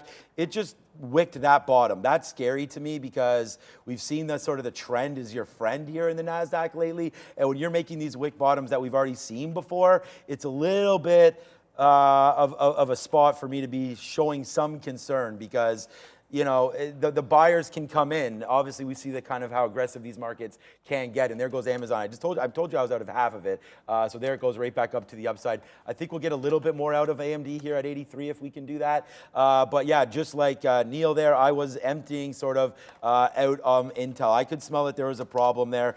We all could, right? The NASDAQ's coming down, so I was like, if I'm going to go short AMD, do I really want to be like, you know, holding on to Intel long? Obviously, one's earnings play and one's not, but we're going to just continue to watch out for all of this. So right now, AMD, hopefully it can push to the downside. Where is a target on this trade? I mean, you know, yesterday's bottom was 84. I don't, that was a big flush. Who knows if we're going to get there, but we're right at the 50 period right now, so that's a pretty key indicator, or 200 period, sorry. The green line, that's pretty good for me. Anything like 86, I mean, you know we'll be taking something out at 86, but we have a long way to go before we get anywhere near there. Amazon, I'm going to take one more piece out because we just flushed again on Amazon, so man, what a good day this has been. A little bit different than yesterday, for sure. Actually, at this point yesterday, we were fine. We got carried away. It was the afternoon that yes, we got carried away big time. The morning was actually fine yesterday. It really was. Exactly. We were actually up in the morning, and then life happened, and the NASDAQ was like, yeah, hi, life, we love you, and we are going long. The market's going the other way. Market's going the other way. So, okay, right there, we'll get another piece out of AMD. We just got a nice little fill there in the 70s. There it is, another one. We just have a lot of shares, that's all. So, okay, I know Neil has a lot to say, but we're going to go over to Sharif and then back to Neil. Guys, XOM, ZOM, ExxonMobil, all-time highs, guys. 119.60. Never been this high before. Okay, fine. I was about to sell. We talked about that. I just got some coin out for the winner, but it's like I don't even want to celebrate that if XOM broke out and we didn't take the break. Yeah, we said they got to break the range. There's 118. 117 was that level, but quite frankly, you'd already been back and above, so 118 on the break. Maybe we want to dip buy this. Oops. So look, if we get 118 back, I might take a shot dip buying it, but I don't want to rush into something just yet. Just to go over Coinbase, I got some out at the quarters there. I actually added to this on the way down. I didn't really get all in because I missed the break clean at 53. So I'm actually short at 70s and then at 60s. You know, so I'm into 52s here. I'm going to get some out in front of 52. We'll flush this one down the toilet if it does go. I mean, Intel's starting to come back. What can you do about that? For those of you that are watching top, be careful. It's again, are we still halted here? Yeah, I mean, it should open in a few minutes, but in a few seconds, but 48 to the downside. Meagle is held 3 even. If this recovers, Meagle could fly. They're kind of moving in concert. Meagle flushed when this halted down. Sharif. Guys, we just got the Chicago PMI at 945. PMI Purchaser Manager Index above expectations, guys. 43.5 was the forecast. 48.6 is the print. All right, yeah, well, that's probably rallying the market a little bit. You know, a worse number. PMI, you know, as these numbers come through, we have the Fed coming on Wednesday, and they're looking at all this. We had the PCE number this morning, and then we get PMI right now. So thanks for that, fake Brendan. Right there. It's only because I get it wrong the first throw of the day. Yes. It's because it's the first throw. You know, we gotta practice those. All right, so yeah, look. Great shorts, but as the famous Bart Simpson says, eat my shorts. And right now, it looks like AMD is doing a little bit of that as it's making a move back up to the upside. Of course, we never get it. I mean, we got out of half, but it's, you know, if this rallies back to 87.20, we talked about that as being a possible area for us to get out. So that is what we are going to do if this does continue to rip up. You know, the NASDAQ, we saw what it did yesterday. Is it going to do it again today? It looks like it's trying to do that right now. So be very, very careful with all of your positions because they're coming back against you if you are short. So get very ready to get taken out here. I'm out there of AMD. There it goes back to the upside. So, you know, failed break basically right there. I mean, the NASDAQ could have kept going, but of course, when I'm short, it doesn't want to go. So right there, it tried. Good little bottom there into that level. So yeah, maybe that was something to look at. But here it is, AMD on a nice move back to the upside. I just had to get it out. Too much pressure there on AMD back up to the upside. We did hold a little bit of Intel. That came all the way back a little bit. Amazon is really now what I have to worry about. So we're going to do this one. Congratulations! Trade the sympathy play. I like it a lot better. I said we trade Meagle instead of Top. Well, Top was halted down. One follows the other. It halted to the upside. The second I saw this go into an up halt, I just punched long in Top. I hit it twice. But the thing is, it didn't really matter where it was as long as it was holding that $3 level. I just took some out there when it cracked 375, kind of an obvious level. But I got to watch the tap here. Top being halted. Ooh, now the halt bands it's working on our system now, so it's actually showing gray like it's supposed to. It's 55 halt, 57 indicated open. That's not a ton. Yeah, that's not way up there. So this one actually could start to pull back a little bit. I want to see this, like I want to see Top getting to 100 or something ridiculous if I'm going to be betting Meagle's going to absolutely moonshot. So I want to play some pops before that one opens. It should be 5 minutes. I want to hold on to something for the dream, like scalp some out, but then give some a wider berth to try and hold for like a 5 area. Intel's all the way back. Yes, sir.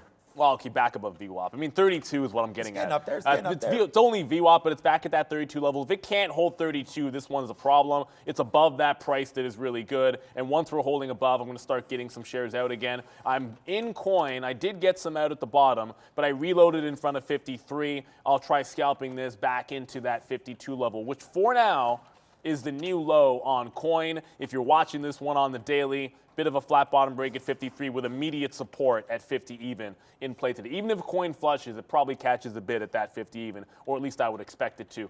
I keep meaning to look at some Tesla for you guys, but you got to stick to what's working. And now that I'm watching both Top and Meagle at the same time, it does complicate things a little bit because I have to tie up at least a couple of charts and a couple of level 2s to be tracking both. But Tesla still on its flush. I mean, that is one heck of a trap at the 161 long. So this could get ugly. If we have a red day today, Tesla is definitely one of the dogs. All right. All right. I mean, I'm still, so we got some out when that came back to 32 there for Intel. So I'm pretty light on it now.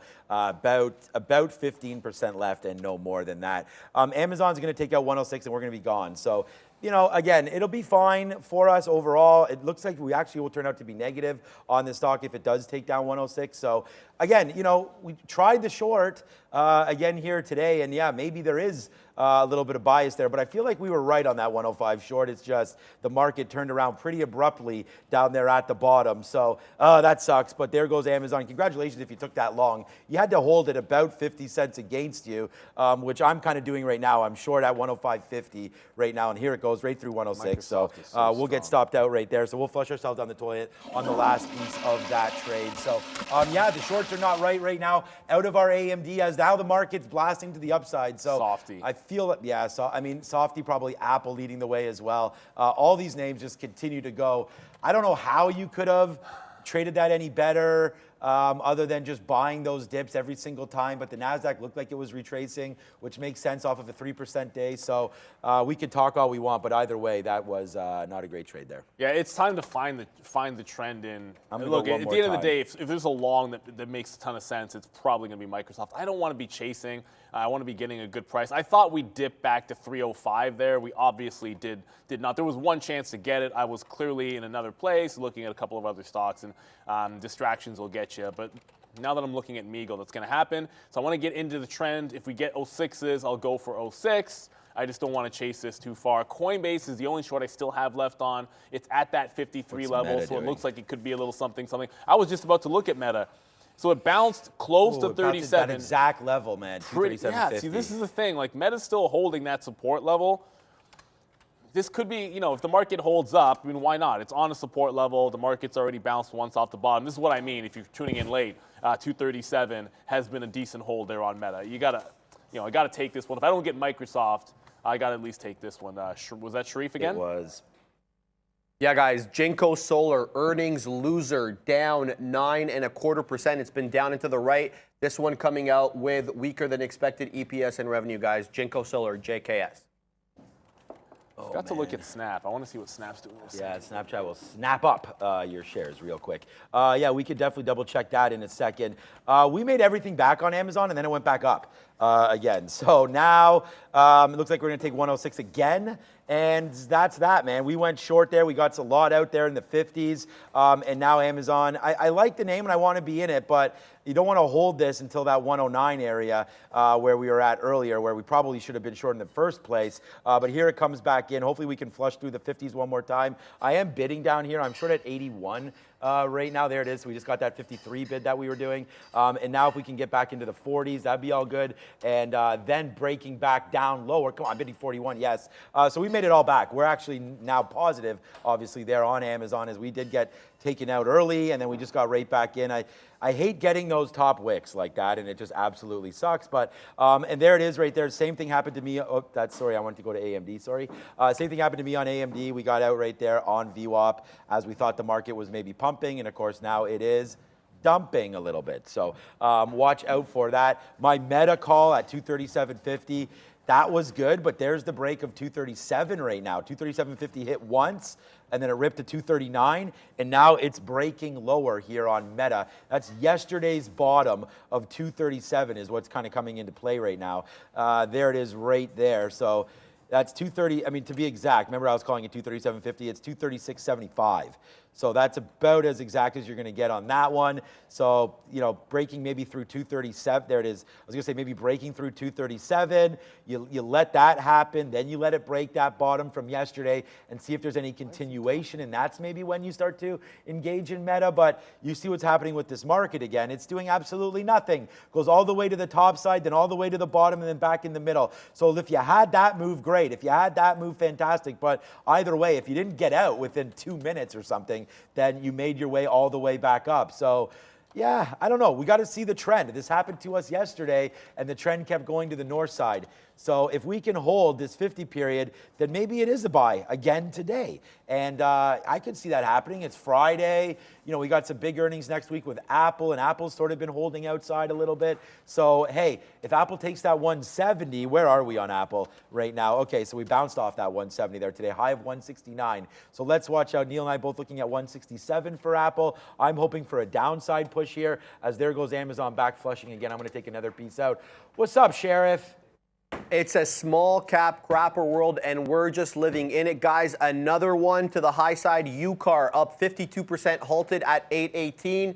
428 million market cap. I'll tell you the float on this one in a second. Nope, no float available on this one, guys. It's you and your luck. That means it's insignificant. But I just, that over-under, or the under-over on Meta, I just took it.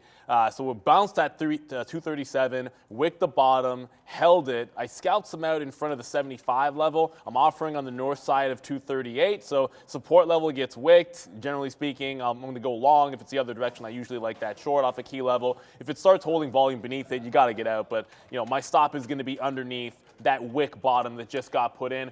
It looks like it's a 10-minute halt on top. So in that 10-minute halt, it's indicating a 58 open with a halt at 55. So it's still indicating up. But I did still take another leg out of Megal. I just want to make sure I ring the register. Because if we open up on top and then instantly flush to the downside, this is going to reverse pretty quick. So I want to take what I can get. If it's only going to be that it wants to give you 20-cent scalp trades, then maybe that's going to be it. But as long as we're indicating up, I feel pretty decent about it. Only coin short. Intel is, I don't know, Intel's kind of just holding the 75 marker at this point. Like, you're holding support pretty decently, but you can't seem to get back above 52, which is a bad sign. Top just opened and is, yeah, it's above 60, but it could be flushing here. If it doesn't hold this bid, yeah, I'm just going to give me another leg out there. I just got another leg out of Megal because I saw top start to reject. So I'm watching these two in concert. So when I see it starts to come to the downside, I got another leg out there, 370 on Megal. And as a matter of fact, I'm going to hold on for the dream as long as we're holding the upside of 60 on top. But now it's just the dream trade. The scalp's done. Can it get above 4? Can it go to something ridiculous like $5? Made sure I paid myself out along the way. Watching two at the same time is almost the way you have to go here. It's like watching the NASDAQ futures or something, or like SOXL to trade a chip name. Yeah. Oh, wow. I'm still on Amazon. I mean, I'm not great trades there on some of those names. There's another one, AGBA, I think, is another one that's starting to move around a little bit here as well, up to $4. We can find out some more information about this one, up 134%. AGBA looks like it's going to halt right now. So if you want to get this one could be, ooh, nope.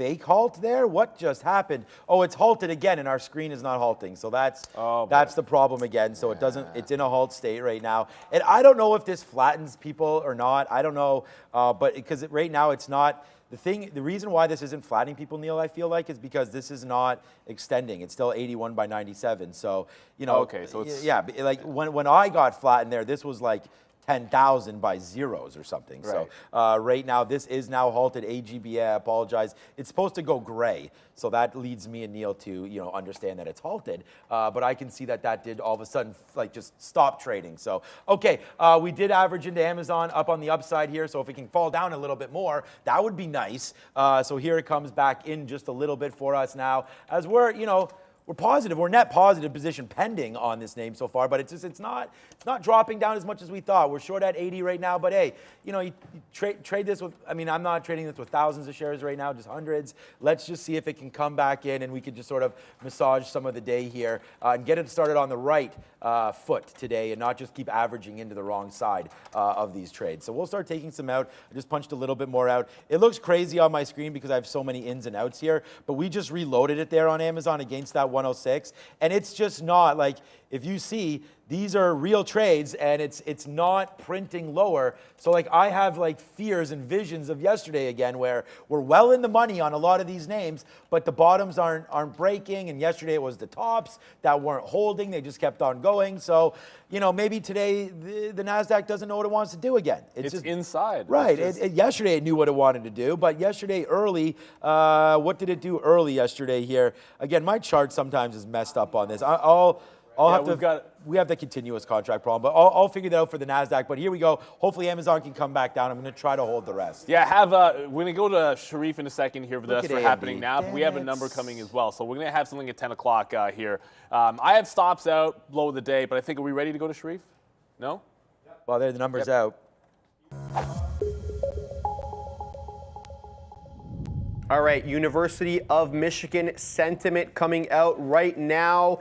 It is a bit of a miss, guys. 68.6 was the forecast, 68.2, a small miss there on the final. So, yeah, there it is. Michigan sentiment 63 no, actually, sorry. The actual one is 63.5, in line 63.5 with the forecast. So, three numbers coming out at the same time, each with a bit of a variation there. All right, let's see how markets are doing. But first, happening now, brought to you by Masterworks. Masterworks returned over $25 million to their investors last year by allowing you to invest in a real asset that rose 29% in 2022. That's fine art. Masterworks paintings are all SEC qualified, and each of their last 12 exits to date has returned at least 9% net to investors. Check them out using the QR code below. All right, as promised, here's what markets are doing.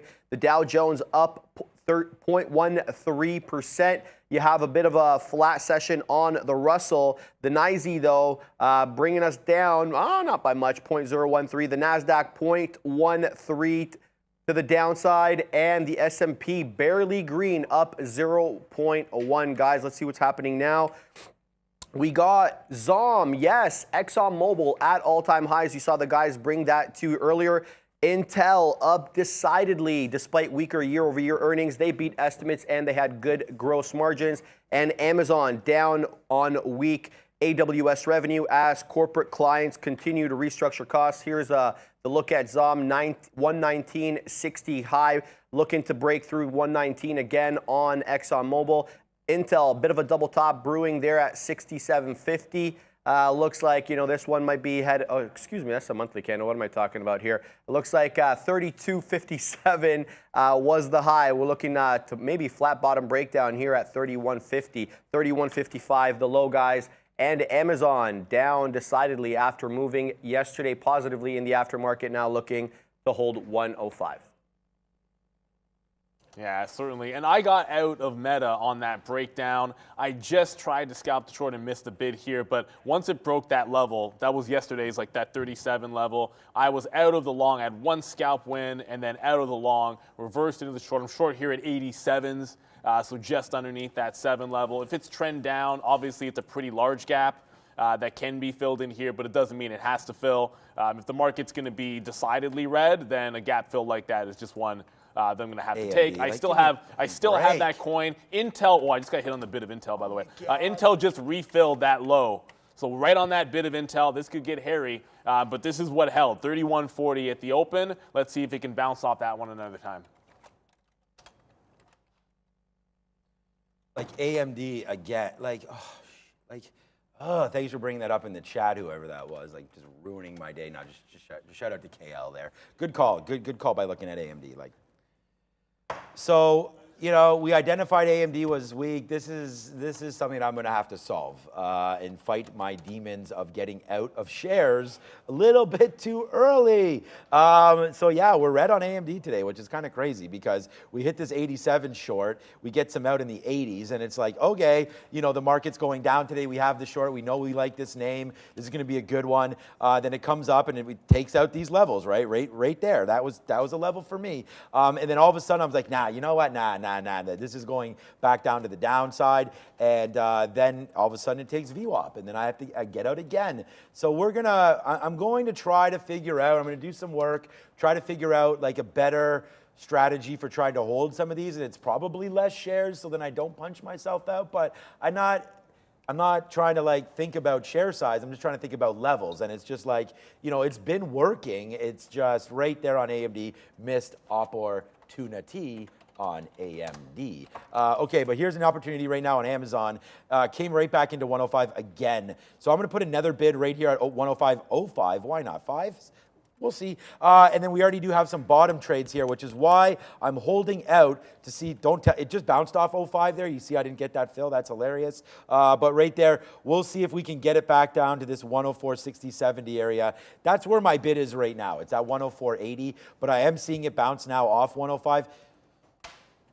Just, you know what? Like, I'm only taking out 10% of what I have left. So Apple really, if I get out, Apple's ripping too. Okay. Yeah. Okay, there it is. At least we got the 05 there. All right, so let's go back.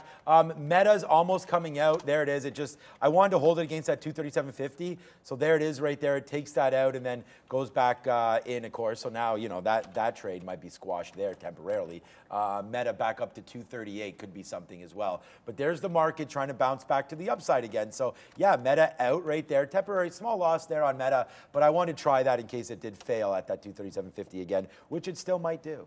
My stop is, I got half out at the quarter, and then I have it 10 cents above the 50 level, because at 237.50, I want to give it some room. But I want to go to the NASDAQ for a second, because I think I lost sight of this yesterday. And if you look at, I mean, really, we've held the bottom and sort of wicked the top here. You're still a bit of an inside day, but if you go green, you've again maybe trapped some shorts in there. I'm one long, one short, which is a little bit better, obviously, than yesterday's trade. So I'm now out of Meta. That just changed. Now I'm in one long.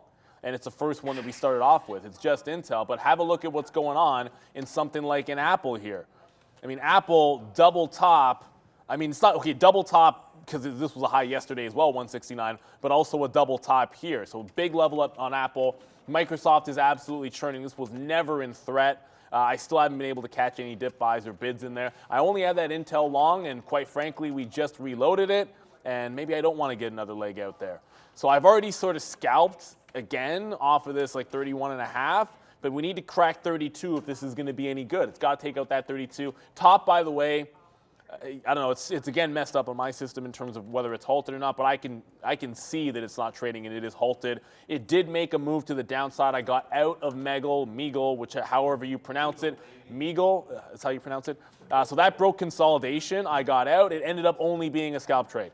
So I was only able to get 345 to 370, but that was entirely trading off of what was going on in top. I was looking at the level 2 of top simultaneously there. Meta might not be done with that 237.50. I don't know how many times I'm going to go to that well, but here comes, man, Apple's going to break right now. Oh, It's going to break 169. It just, like the wick high is 169.05. So technically the double top is 169.05, but Apple is just charging. The NASDAQ holds green today. How is Apple and Microsoft not the ones you want into? I'm sitting here always wanting to dip buy and then not getting it. So I can cancel 67. At this point, it's VWAP or breakout. There's nothing left.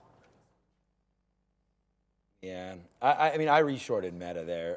We'll see if we can get it back to the downside again. It's still weak right now. Yeah, so we take a 50-cent, or we take a 50-cent hit exactly, pretty much. No, 60-cent hit. So right now we're back in the money, 60 cents. So let's put something a little bit lower to where we are. What is that bottom right there? That's 80s. This is 60s. Let's put a bid at about 70 then, right in the middle there for Meta. Maybe if we can get a 75 fill or something, then we'll be much more happy or happier with this trade. So let's see. Trying to give this 1-to-1. We lost 60 cents. We'll see if we can make 60 cents back. And of course, there it is, bouncing off 237. So let's be patient. I'm trying to be patient with Meta. I'm not getting out, so I've just thought about that AMD trade. I'm going to give it like up to here. That's 239. Let's see if we want to really go up today. If the market continues to go, it won't be a big hit because we'll average into it. We'll average into it at this 238.50 area. And then, you know, if it does continue to go up, we'll get out at 239 if we do have to there for Meta. So that's going to be my target to get out. If we're wrong, we just got another fill down here, whoopsies, on Amazon. So we take a 40, then we take a 40. So we got 240s right there. So we're getting ready to go here. If Amazon does retake some of these levels again, 106 looking pretty good there for a retake. So we'll get out if it does bust back up through that 106 area. But I'm going to be short until it does that and adding to it. So as we float higher, I'd like to add it in the same areas here, 80s and 90s. So I have some target spots for that. But again, we don't want to be legging into too many shorts because the market is positive right now. The market just took out day's high, and probably Apple just marching. So, all right, Amazon, one more try at 106 short, then we'll leave that alone. Softy as well. Yeah, I know KL. They're all ripping right now, and I'm just beside myself not trading those. So we'll wait. I'm just trying to watch Amazon right now for that short, trying to be specific in what we're doing. What's up? CXAI halted up 39%, 1404. Halted at that level. The next key level of resistance on this one, guys, 1750. That goes back to April 17th. So, yeah, I mean, that's crazy. By the way, the high was taken out on Apple there. I actually got long at 4. I might be adding to this one. I'll add above and maybe even below just to get the trend. CXAI is another one. If you're a day trader of the world, just going to get this one out of the way. If you're a day trader of the world and the stock halts and you see it stop printing and it doesn't gray out, just don't throw any orders on it. But CXAI, big strong mover to be sure. Not one I was watching this morning, but heck, it doesn't even matter. Like, these are all over the place. Just understand where this has been.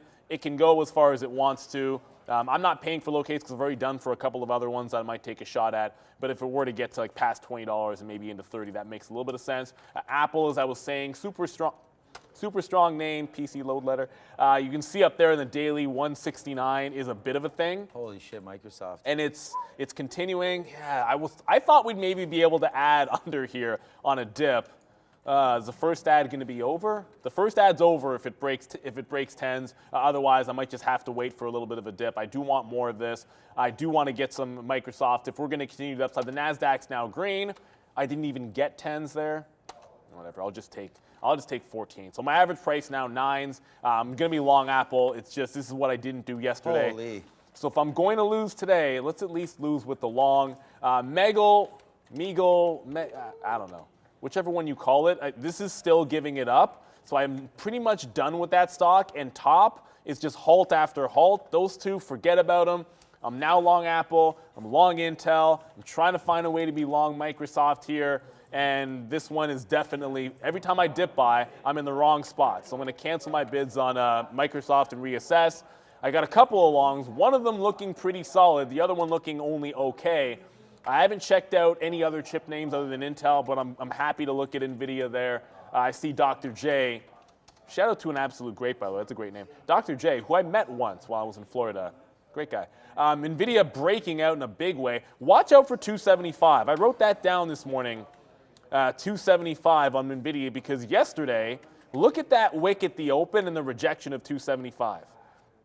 Everything in my inside is telling me I should be fading this level on NVIDIA. But I'll play at the over-under. Like maybe if it traps some longs up there, we'll go for it. But the longs ain't wrong here today. I want that quarter out for the first out on Apple. Then I'll go for 50s, and then we'll continue the trend. But NVIDIA 275, I will take a shot shorting that level, like that level alone. I think you got to be careful with just netting everything long here because Google. It's only two. Yeah, exactly. It's Microsoft and Amazon, Microsoft and Apple. I mean, they're the largest weightings in the NASDAQ. Yeah, it's just so those two. that's where I'm trying to just throw a little bit of caution at some of these moves. And on that note, I just got out 3 times down there at 105 flat. So we got a 15, we got an O or an 05 and a 10 or something like that. Because I don't believe the short when I see this happening in the market. And it's just I know I'm short the weakest name here. Well, possibly the weakest name. I haven't really been looking at anything else. But there it is. Amazon downside right now, still holding some of those lows. So we'll see if it can retake it again. We already talked about that. We have an average price now of Meta of 60. Again, it went down to 237, and of course, it put me 50 cents in the money at that time, and I didn't take it because I was hoping for a downside move. And it just didn't happen yet. I still have that 239 coming through. See how we're not averaging up all the way for this? We're waiting for our 238.50. If that comes, then that's sort of where I want to take that price. It's where VWAP is, it's where the 200 period is, and then we have these sort of wick tops that, can you believe the time? It's already 10:15. What? It doesn't feel like that to me. It feels earlier than that. So yeah, right there, 239.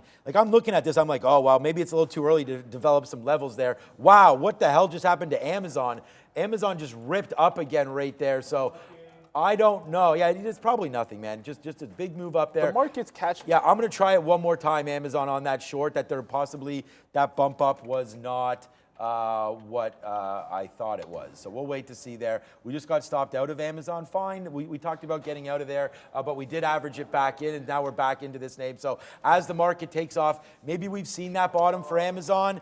I'm going to try it again. That wick just went to 20s there on Amazon. So I'm going to go short right now, waiting for that. It just wicked up to 20 right there. So if it does it again, then we'll get out. But look at this candle. Honestly, there's no more of a time that you would just say FML because how does that happen to me again? So anyways, that's life as a trader. Dirt McGurk. That's just, come on, Amazon goes up $1 in one candle there. But anyways, we got back into that one. That's crazy. Well, welcome to earnings right now. That's for sure. As there goes Meta ripping as well. Okay, well, now we have to wait for our 239 to come through. Let me just double check that we have these orders out.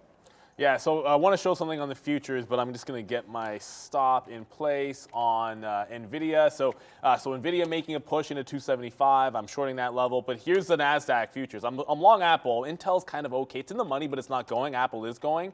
And look, you're getting to this 13.3. I have this line drawn. It's not at 13.3. It's just above it. It's just there because every now and then Arun will say a level, and if I like it at the time, I'll just leave it on the chart and then see if it comes into play later. So it's just above 13.3, which means you've not really broken out till you got at least a few handles above. I'm in the NVIDIA short. Apple's kind of pumping in here. I mean, oh, goodness. Congratulations!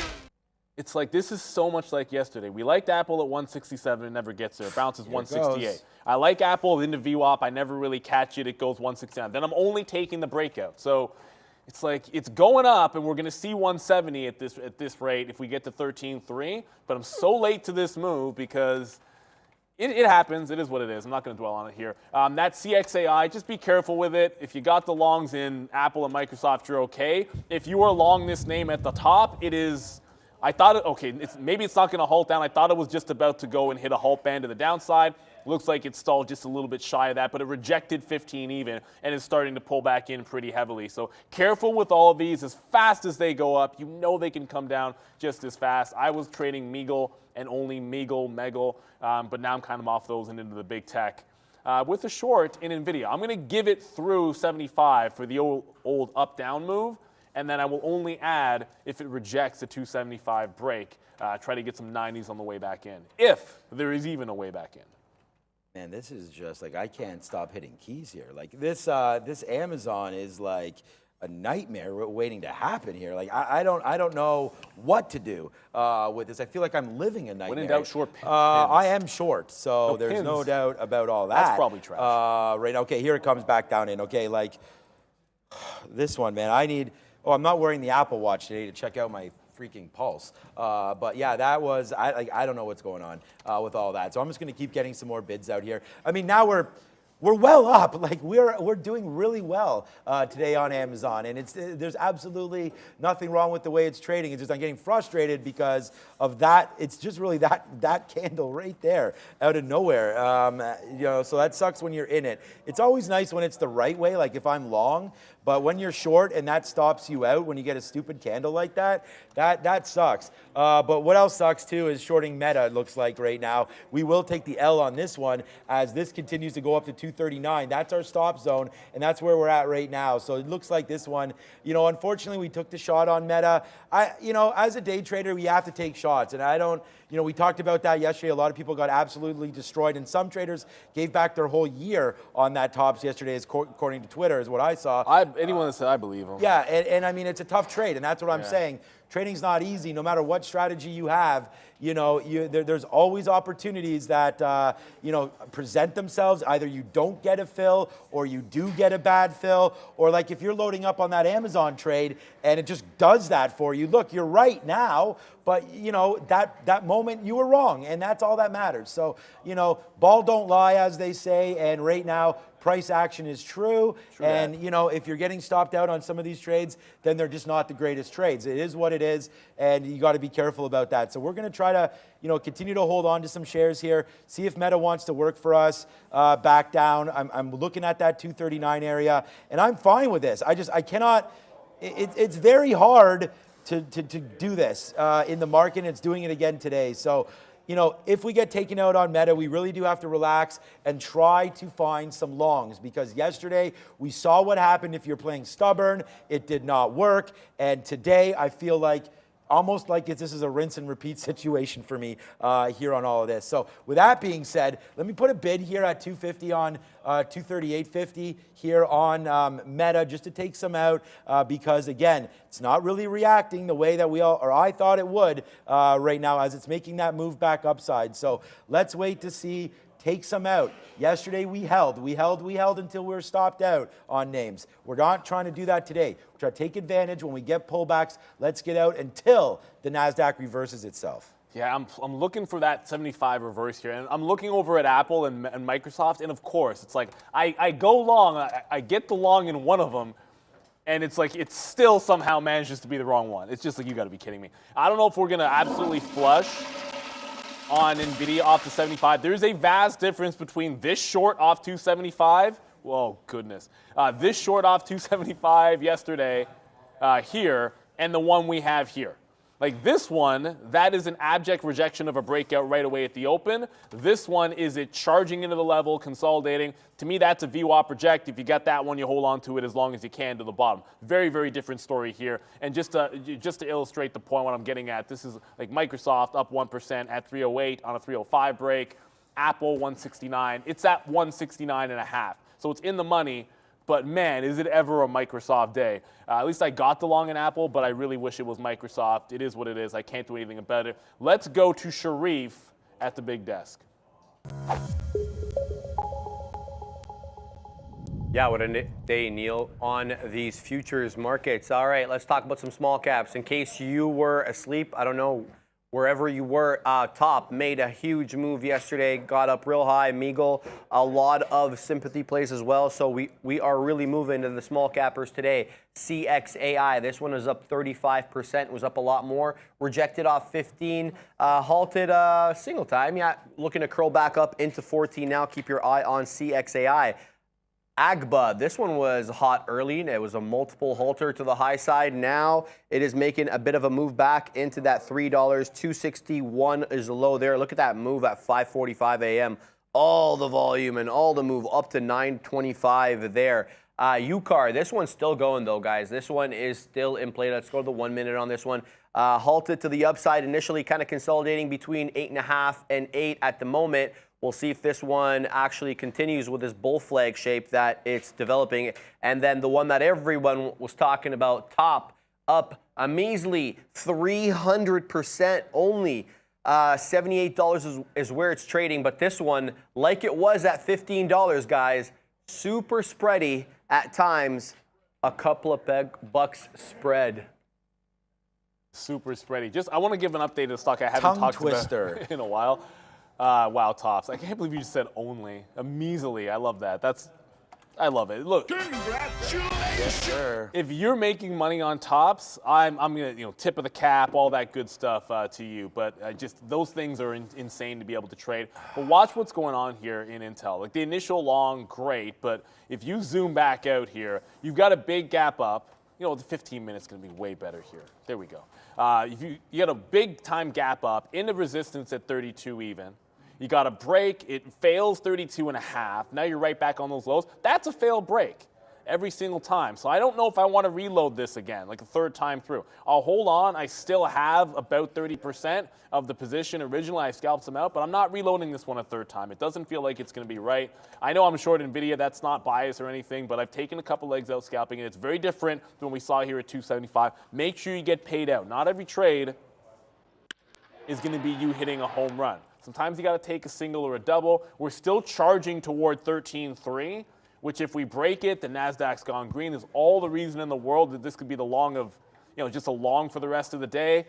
If I'm punching 310 long on Microsoft at some point today, and it's my first long of the day, I'm going to be very disappointed in myself. But it's about to get to 309 at some point. It just might be it, man. Wow. It just might be it. I don't want to ignore. I don't want to ignore pins here because pins and obviously it's not everything is strong today. Pins is on the lows, down 17% and has been only free falling. I bet you you're looking at a similar thing for Snapchat as well. My guess is that's trending down. I haven't looked at it, so don't at me. I'm watching Pinterest right now. But look at this. Every single pop has been a short in the stock. And it's down 17%. It's SSR, so you can't hit the bid without an uptick. But this makes a heck of a lot more sense if you got to short something. So I don't have to short something, but if you're looking for a trend, that's giving it to you. Snapchat, which I have not looked at. Let's just go now. Oh, no, it's not at the lows. It's actually bouncing. $8, big level on the daily on Snapchat. It held it in the aftermarket. I guess it's holding it again here today. We're about 60 pennies in the money on Apple. I have not been able to buy the dip just yet. But it looks like, we're at that 13,000 right now. So 13.3. If you have a short level on something you really, really like, I suppose this is it. I haven't really found anything other than NVIDIA. That's the one I'm in right now. So if 13,000 holds, I feel NVIDIA 275 is pretty good. Outside of that, I'm holding Apple on the long. I'm not reloading Intel, just holding off of that 3140 level. As long as that's there, then I'm long that stock.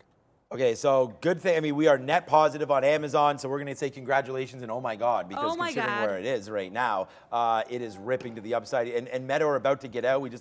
And again, good outs for me on Meta. We actually have a 237.80 fill, down there, and then it just rips up $1 against us again. So, this is the life of a trader. I keep saying that, but that's true. You got to sort of go through these ups and downs and try to hold out and make the calls that you like. And I like it. I like Meta to the downside here today. I just cannot understand this market a little bit. I cannot believe how much upside there is right now, and I'm happy, man. I mean, we're all making money if we're long in our accounts, of course. But as a day trader, this is a little bit frustrating because I'm still thinking that this market needs to pull back down. So we'll take another fill right there. And when you're wrong, and this is like I said, remember, trying to get better from yesterday into today. And I looked over all the charts and I looked over my trades, and it was like I wasn't getting out when I had winners. And I was just hopium that the market was going to continue, at some point retrace, but instead it continued. And I was just sitting there shorting things, not believing in the strength. And you don't mess with the market, and it's just, it's continuing to move. So on these pullbacks today, I said, Sean, you're going to take profit. So here it is. Here's a pullback again for Meta. Here's some profit, and I'm still trying to hold. I'm still in 80% of this trade. So hopefully we can fall 75%. Hopefully we can fall back down in now, and then we can get these fills and hold out for a little bit of a push down. So here it comes. Here comes Meta. And with that being said, we got a big winner right now. So there it is. Yes, sir. We'll take a 12. We just reloaded that at 70. Bang. So sometimes it's working out, and you just got to teach yourself better habits. Like get into game, get into the mode, take these fills when they're there. And every day, Neil, I don't need to tell you this, we're both hopefully experienced enough to understand that this is not the same rules every day. The market will change. It's a fluid thing. What worked yesterday may not work today, or vice versa. So stay with us here at Trader TV Live. The cool thing about the market, it's the closest thing you get to like sports, in that the fundamentals, like the rules of the game, are the same every single day in terms of you're playing the same market, buy and sell, all that kind of good stuff, but you never know what you can tell. You know your opponent, but you don't know what's going to happen in that game. Like like one day the Raptors can play. I want to get to the Raptors. One day the Lakers can play Memphis and they can look fantastic. The next day, same team, same rules, and it's a completely different story. That's the same thing with the market. But we're pretty strong. We're at that 13.3 mark. I am short one name here, but I did not take the reload on Intel, and now I hate myself because it's bouncing to VWAP. So I'm going to get some out into VWAP here, but I do still want to hold on to 20%. To me, it's, yes, you held support, but it's still a fail break, and it's not as strong as I would like to see. Apple is running into some resistance at 170. So you're seeing kind of pullback. I already took quarters and 50s and all that good stuff. 170 can't hold. It can't break. Then obviously this one could pull back. I still like the dip buy on this. It just feels like Apple's too strong the last couple of days. I just missed. I scalped some out of NVIDIA and just missed out that 275 on the way back in here. This is a VWAP retrace play for me, pretty much nothing else. It's a one stock I'm still short. It's off a very specific level. If it holds 74 again, I need to get something out in front of 74. If I think we can hold trend today, then I need to respect the fact if it's going to consolidate off the top inside the dollar, I want to pay out inside the dollar, and every time you put a bid, it's like you should just get more aggressive with it. I just put a 20 bid, and of course, it's starting to come back to the upside, so we're going to get another bid out here. I do want to remind everybody, kind of forgot to remind everybody, when we were talking about day trade the world and all and the halts and whatnot, obviously, we trade with Day Trade the World. It's a prop floor. You can see here that we're sitting on in Toronto. However, if you are interested in our campus program, we've kind of been pitching it time and time again throughout. If you're interested in the campus program, it's a free program available in the GTA. You can scan the QR code below. You don't have to necessarily, it's not age related or anything like that, but it is a learning experience. You get to train on P Pro 8 just like the system is that we have here. You got to put in your time and effort. You can become a funded trader down the line. That is definitely a possibility with this program. Scan the QR code below if you want that opportunity. I think it's a fantastic one. All you got to do is put in the time and effort to learn, and you might get something from it. At absolute worst, you learn something, and you get to trade on a professional platform and learn something from professional traders. So I think it's a good idea. Check it out there. You do have to be in the GTA. If you're in America, obviously, unfortunately, there, but you can just tune into us every single day. That's the other option if you're in the States, right? So you do have that benefit as well. Oh my goodness, where do you think Microsoft is right now? Microsoft, Sharif. I said Microsoft once. Like this guy's calling names Zom. Like I never even heard of that before. So thanks for all the color on Zom? All that. Yeah, that's what he's calling XOM. Oh, Microsoft. He calls. I guess Luca was Stressler. No, right? but I was genuinely confused when he said Zom. I had no idea what he was talking about. As is the rest of the world. Oh, so you're talking about XOM. Talking about XOM. Yeah. I think we got to go with the property. We got to, but 309 by the way. Confusing Neil and I. No. We're just playing around. Be yourself, man. Whenever he's talking about XOM, we're going to be original, and that's what we like about everything here. So XOM, let's talk about that real quick. So I just got out another piece of Intel. I literally have nothing left. 5% of Intel. We hit this to the upside. It's my number one stock, and this one came in real early. Well, Meta's trying to be my number one stock right now, Sharif, because Timber, spin it right now. I'm doing this for Sharif because he loves that money sign. And there it is, coming back to the downside. We're $1 in the money on Meta right now. Patience pays. As we talked about that, what we were doing, we're trying to change up our game a bit. So right now, we are just bidding 27s. I don't know why I'm bidding 231, 27. But we are, and there it is right there again. Bang on that one is Meta. Yes, sir. We just take $1.50 there on that short. So hallelujah, as the market finally coming back in for me here, thankfully, there. So I'm going to hold Meta probably now, see if we take down that low of 236.50 and make sure that we do not forget to head over to the Zom man himself. It's the Professor, Sharif. There we go. Spin the money, baby. All right, the market taking a bit of a breather here, finding a bit of a top at 13.3 on the NQ and 41.80-ish area on the ES. All right, let's see how crypto is doing. BTC and ETH. Here we go, the charts. They're down decidedly both. BTC down 1.5 and ETH down 1.4. But bit of a bounce there. Look at that V-shaped recovery coinciding with that market move back up. But it's been kind of red, but now I see a little bit more green here on my BTC and crypto watch list. Coin back up off the lows. It got to about 52 there, now bouncing back up into 54.5. Now it's just down 0.5 percentage point. And Mara looking really off those lows and looking to go green here.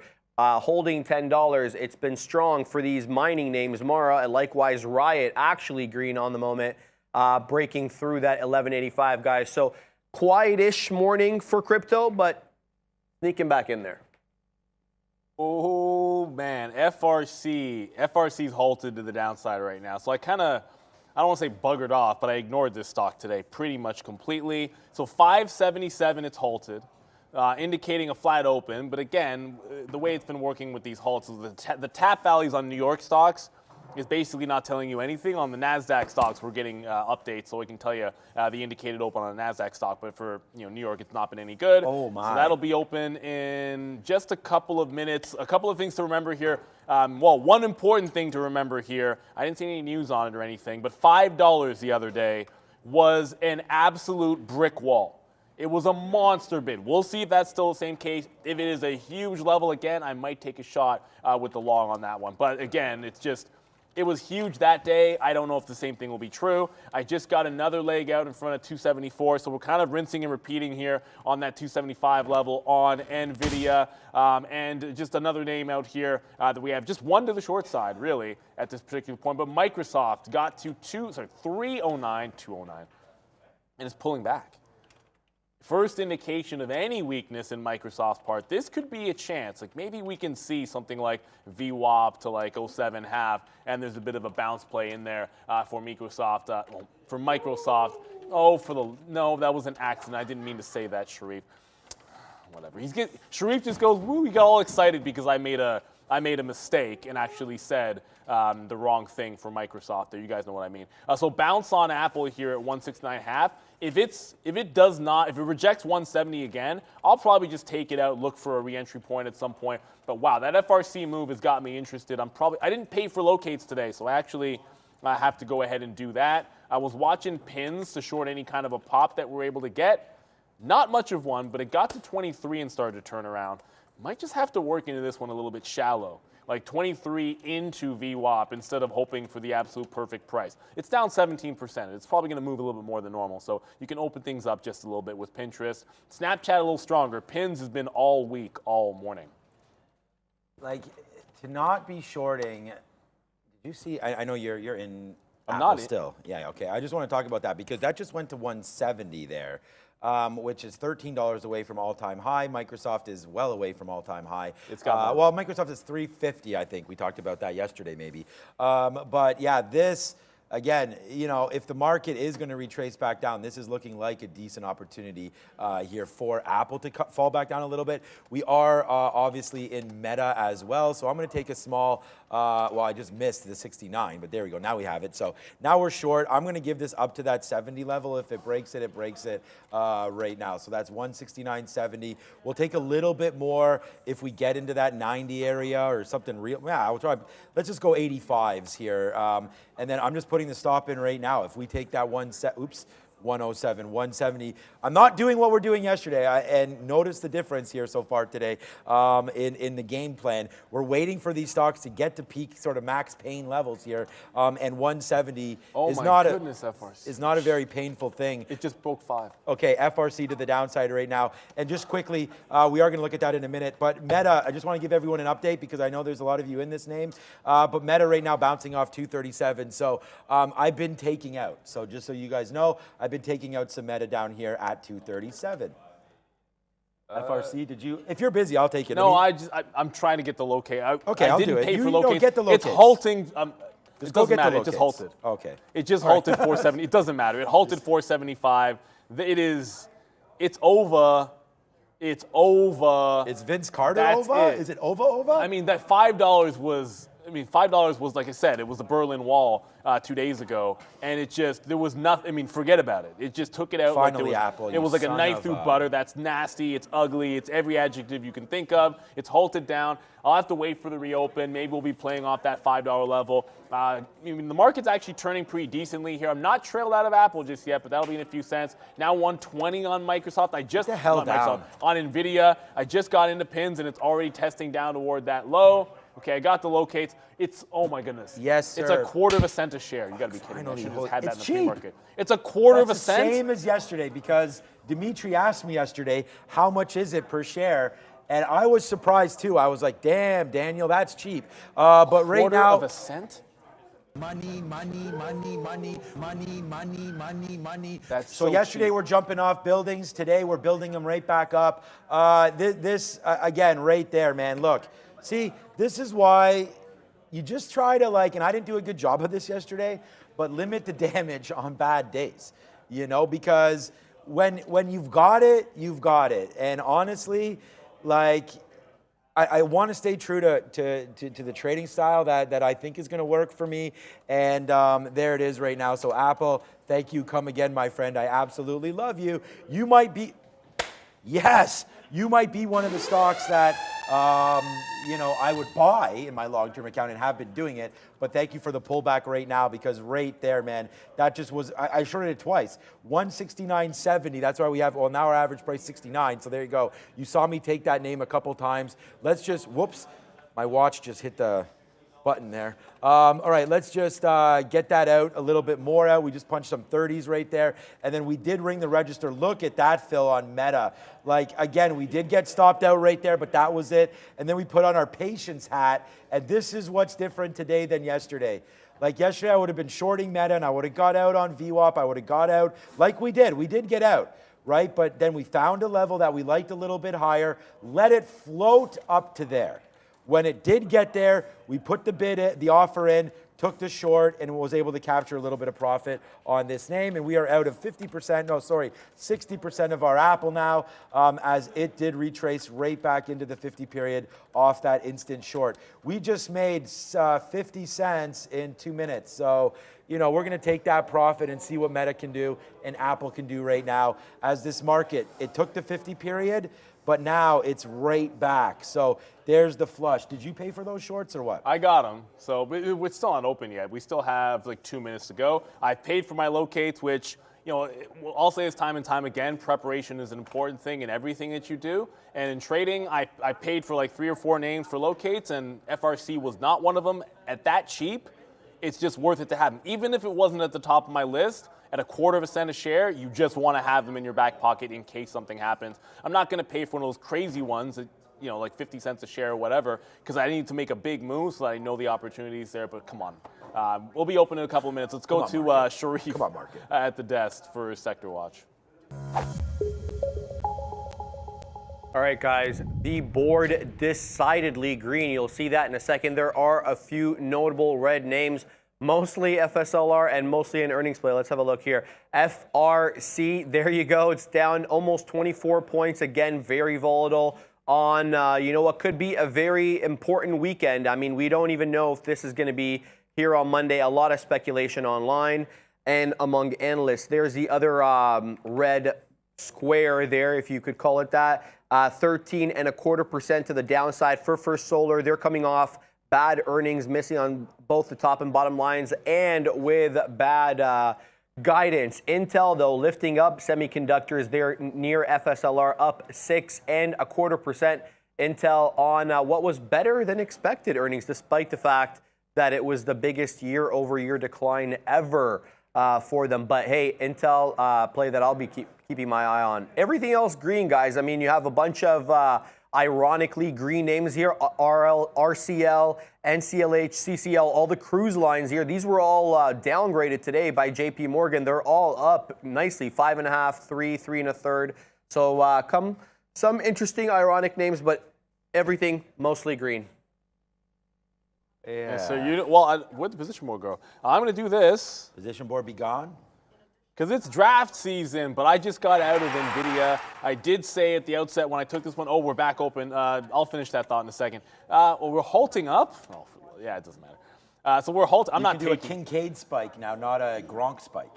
I never liked Gronk anyways. Oh, not Kincaid. Who did you guys get? It was Kincaid. Yeah. Yeah, we yeah, got, okay. what's his face? Dalton. Dalton Yeah, Kincaid. yeah, sorry about that. Yeah. No, so anyways, I was about to jump right over. I'll finish the thought on NVIDIA in a second, but halted to the upside instantly on FRC. So it bounces 475. Now, I'm not taking the halt long, so I didn't even get on the bid at 499. Wow. I just want to, if it does a play like where it makes the bottom Let's go after meta. successive halts like it did $3 before money, on short. that day, then I want to be patient. Like that same day that it did it, the short was pretty good. If you caught it one time at like $5, $6, but it was much better if you waited till like 7 even. And the day before, you kind of waited for it to get back to 10. So be very patient on the way back into the upside, but there usually is a good spot to take that short. I just want to favor the shorts in this name. Like I said, I got out of NVIDIA. I took $1.30, I want to say, on it. Pretty much. We just waited for it to get to the level. Once it got to the level, it was the only thing I put on. But it's a very, very different trade than yesterday when it flushed off this one. Much stronger market in terms of like, well, this stock was much stronger at the open, kind of running into the level instead of rejecting the level abjectly. So if it holds here, I'll probably reload one time off that high. Now, otherwise, just be very patient. We're at the middle of the day here. Thankfully, much better day than yesterday. FRC's on my brain. I might wait for that one to hold up. Apple has held 169 for now, so that long is still valid to me. Intel has held, and probably at this point of the day can enter twice, is worth some reloads here. I stopped reloading it. Now I'm going to go back to the well because if it just wants to be a scalp zone, it's a great support level, so might as well get to work going long off of that. Once again, we were doing it early, but we stopped doing it. I'll get back on that bid. That FRC is wild. I didn't see Yeah. that coming. Oh yeah, I saw that that Jamar Gibbs there, or Jameer Gibbs. Jameer Gibbs. Jameer Gibbs Jameer, yeah. to the Lions. What? Like I don't honestly. They're man, trading Swift. My secret theory is like they signed Montgomery. Swift Like I don't. did something to like the owner or the coach. Well, plus he had that gun charge. Like remember there was something There's also this undercover thing off there the- about that. So shout out to They're going to trade him. Or he's not going to be with the Lions. for DeAndre. very I almost long. called him Stromile Swift. Remember that from the Memphis Grizzlies and Heck yeah. wherever else he LSU. went there. Stromile Swift was a big That prospect. guy was Big so good. prospect. He was so good in college. Yeah, exactly. At And LSU, then he was I think he had an nonsense. okay NBA career. I feel like He's a disappointment. But okay, there it is. I mean, let's just do this today because the money yesterday was leaving my account like it was a freaking tornado hitting that wheelbarrow. But today it's sort of floating back in there a little bit because there's Apple, man. I mean, we're now in the money 60 cents, on Apple, and we'll take a 169 fill. Getting out in front of this 169.50. Too many outs there, but that's okay. We're still in this name. We still actually have a third of this trade, which for me is pretty good at this point. And where are the targets here for Apple? Don't really have any. I don't even really want to use VWAP, to be honest with you, as a target, because guess what? Someone just asked me, is the NASDAQ high in on the day? I mean, I could ask the 8 ball, but I don't want to do that because I don't know if it's in, and I don't really care because I'm just going to trade what I see right now, and I'm not trying to like overthink this stuff. The market's just pulled right back down in here into 13,230. So, we're into a level. That's why we take out some Apple right now because we just came in. Honestly, this is what I'm doing. I'm looking at some of these levels and just trying to figure out where could we stop and where is a level where if we break it, we could flush again. And we're at that level right now. So let's take out a little bit. Hey, man, if it goes all the way back up, so be it. There's a reason why we're positive on Amazon. I'm going to look at Amazon in a minute. It's because we kept reloading at key levels and then getting out at key levels and not waiting for the very tops and bottoms. And that's definitely been working out for me. And what else is working out right now? Come on, let's give it up for Meta, which is now $2.50 in the money off that 239 fill at the top right there. We actually got 80s, so we're only $2.40 in the money, but we got a good fill there at 236.60. So yeah, it did bounce off 236 flat, but again, we're at that level again, right? Where it's right here. So we supported it yesterday, but can we not now, if that's going to continue its move down the NASDAQ, can we not realistically get into here, which is 234 yesterday? And then if we don't hold 234, what is next, right? So, nothing's going to happen today. Like, I don't think we're going to see a 229, 228, like into here. That would be a $10 move from here. Can that happen? Of course it can. Meta's only down 0.73, so I feel like there is room to go here on Meta. So that's something else to look out for as we continue to watch the market right now. Let's go over to Amazon real quick. And again, Amazon, one of those names that had that move up, and look what happened. It went right to my indicator, this 200 on a, I know the flat bottom break is Neil's thing, but right here, this 200 period on this 1 minute is something that we're trying to look at, right? So right there, 107 did hold, and now we're kind of barcoding here. So maybe we do get a break of 105.50, and that would send us to the downside. But we're already short Apple. We're already short Meta at prices that I like better than this sort of middle right here for Amazon. So I'm going to leave Amazon alone, but I am going to understand that if it comes back up to 106.50, then we'll be patient, because it only takes, it's kind of like... One mic? My mic? One mic. One mic. It only takes one mic, yeah. So on that note, though, shout out to Nas. What I was going to use was a baseball reference. Like, you go to the Hall of Fame if you bat 350 your whole career. So that means you're missing twice out of every 3 at-bats, right? 350 is absurdly good. Yeah, you're going, that's great. Yeah. So let's go 333. So let's just say you hit 1 out of every 3, right? So in trading, if you wait for that ultimate opportunity and basically avoid sort of those drawdowns on opportunities that aren't there, you wait for that fastball right down the middle, then you take your monster swing, you're going to have better results.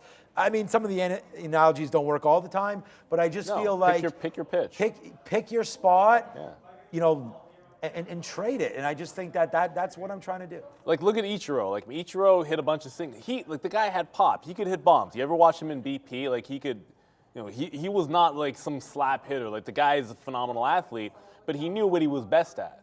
And yeah, it probably would have been a heck of a lot more exciting, and maybe he gets more credit if he pops 20 a year. But last I checked, he made it to the Hall of Fame doing what he was best at. And it just doesn't matter what's cool. It's just be yourself. And the same thing as a trader. A couple of things. There's a battle happening at 5 in FRC I want to get to. But look at the bounce off 169. So I waited to see it test down there. Yeah, there was a bit of 169. I managed to get a reload. That's the only price we've played on Apple. Right back into 50. Scalps them out there. I forgot to mention this on pins, but it's probably only going one way. Oops, says ZNM.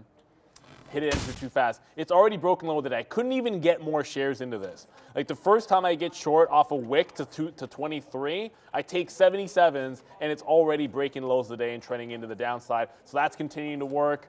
Gimme always gets. We're going to go to Brendan. Sorry, we're going to go to Sharif at the big screen. I'm trying to... Never mind.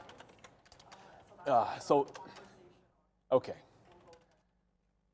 I'm going to talk FRC first, because as I turn my head, like, literally, I'm about to make the throw to Sharif at the desk, and I see a flush through 5 again in FRC. It's going into a halt at 485. I'm like, I'm just taking it. I got on the offer. I got some shares. I didn't get very many, but I'm short at 485. That break of 5 was nonsense, and that's what happens. I'm watching the markets. I'm trying to talk to you guys. I'm trying to throw. I see it happen. I got to execute there. So that's the reason I called Sharif Brendan there, because muscle memory kicks in when you're trying to trade and talk at the same time. Let's go to Sharif at the desk now. 5-minute halt likely on FRC. I'm short at 485 into the halt.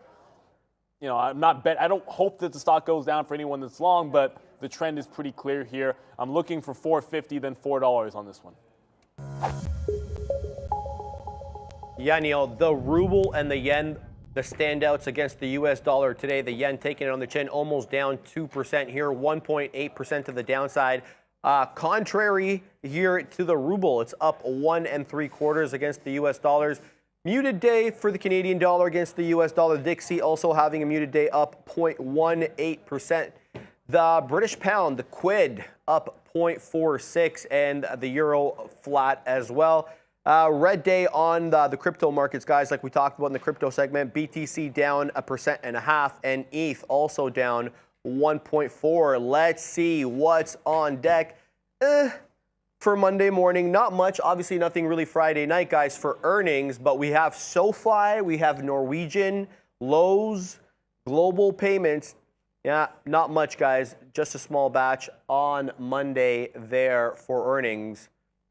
Lowe's, I mean, Lowe's will give us an idea about Home Depot and some other names that a lot of traders are looking at. So I like to see what Lowe's is doing. I think that's going to be a good story with some of the home builders and things like that. And we'll just see, because now you're heading into the spring quarter. So I feel like, you know, that's when a lot of, I know at my house and probably a lot of your houses as well, you're starting to do a little bit of that maintenance right now. So, you know, and we're going to Lowe's. I actually went the other day to Canadian Tire, which is like a similar thing to a Lowe's here for us, and picked up some, you know, yard waste bags. It's only like $10, but you know, people are starting to make those moves right now. So I don't know. It's that time of year. Let's just see where they guide there, and yeah. You know, one name that we've definitely missed out on today, and you're going to do this all the time, especially when it's like big tech mania coming through, and maybe we shouldn't have, but Tesla yesterday was a good stock, man. But I mean, I guess what wasn't yesterday. You know, Tesla just kept on making its move back up to the upside, hitting that bottom of 157 there in the middle of the day, and then retracing back up, or not retracing, but heading back up to 161, and then you get that open today, and then again, there's that flush down. The playbook, and this is what gets me frustrated sometimes, the playbook isn't overly complicated in the last little while. It makes moves down, and then you wait for some support, and then there's the blast up. But there's a reason why I talked about that 157.40 from yesterday, or 157 flat from yesterday, because here it is right here. So it's like it comes back down, and if you've been looking, this is why I'm talking about that one good trade, and why I'm talking about like hitting that home run when you see it there. Right? Like when it's there, man, you got to get that open net goal. Like comes in, hits that 157.50, and then it blasts right back up to the upside. So that's something you got to do.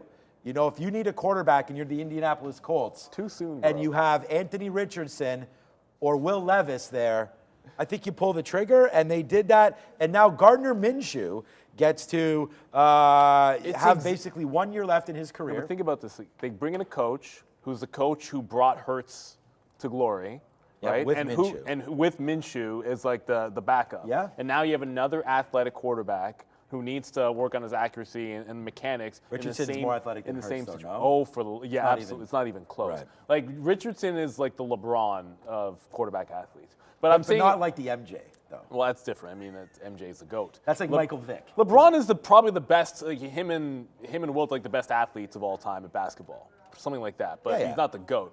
But it was too soon when you made the empty net reference. Like it hasn't even been 24 hours. Yeah, but I'm trying to motivate. Like I mean, my mind is still on the Leafs. I still think we could win. I mean, come on. No, I think we're going to win. It's only just game too soon. 6. You're not going to believe this. Well, you will believe this. Top's halting up right now. It's halting up at $144. So. Congratulations! How much? No, I'm not in. But 144 big ones. That's where it's halted. It is a series of halts up. Maybe it HKDs, maybe it doesn't. But all I know is this. On the off chance, okay, never mind. I'll get to that in a quick second. Maybe it HKD. I love how we have FRC just opened back up. No, HKD is an adjective Exactly, now. I love that. Let me get something out here. I just want to make sure I'm taking some out on the downside in front of 450 on FRC, because that opened back up. It's going to go into a down halt potentially at 460 if it halts again. Let me get one more leg out. I want to hold 40%. Sorry, 60%. I'm out 40%. I want to hold 60%. Let's see if it breaks 450 on the way back in here. So I got this one to the sell side. Once it's halted, I'll finish my thought. Now it's halted. I'll finish my thought there. HKD went to $2,500. Yes. And maybe it goes there. By the way, Apple just came out. So I reloaded 3 times on Apple.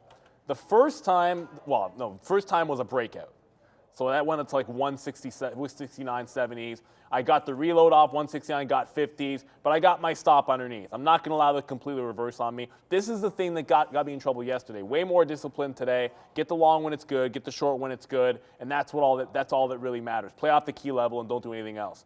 But I paid for locates this morning on top on the off chance it does something so incredibly insane that I find a level where it's like, okay, I put a small amount in there to risk it. And I'm talking 250, watch HKD 500, 1,000. If it goes to a stupid level like that, and there's any chance like I can catch it on the first down halt, like if it goes to 500, let's just say, and then halts down at like 470 something, No, I'd be like, okay, then suddenly shorting Look at 470 if you can get it off 500 would make some sense. So I paid for an off chance that happens. So if it does it at 250, I might take a shot. So Meta's down not near the lows again as this market comes to crash. HKD just right here, right now, HKD? $9. No, that's what I was going to tell you. That this is at $9 now, up 32%. I'm going to take the long break of 9 because Wow. I feel like this 8, like $1. Wow, you this know, is absurd. Neil just talked about stuff going to $500, $400, $100, $50, whatever you want.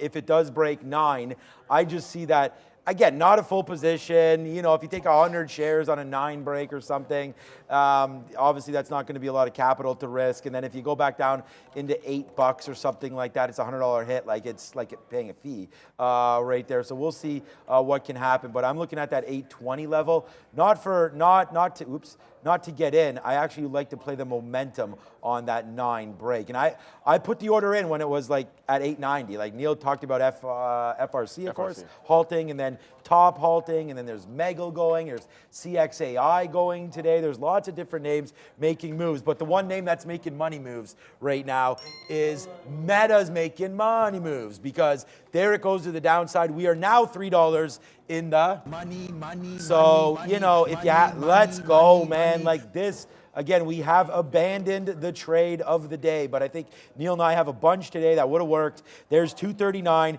See ya to the downside right now. And yeah, you are right, Sharif. Would not want to be on that one. And then our boy Apple, wowee wooey, as we go to the downside. What is that from anyways? I don't even know, but my... Isn't yeah, it? what is that? I don't know. I don't I'm remember. just...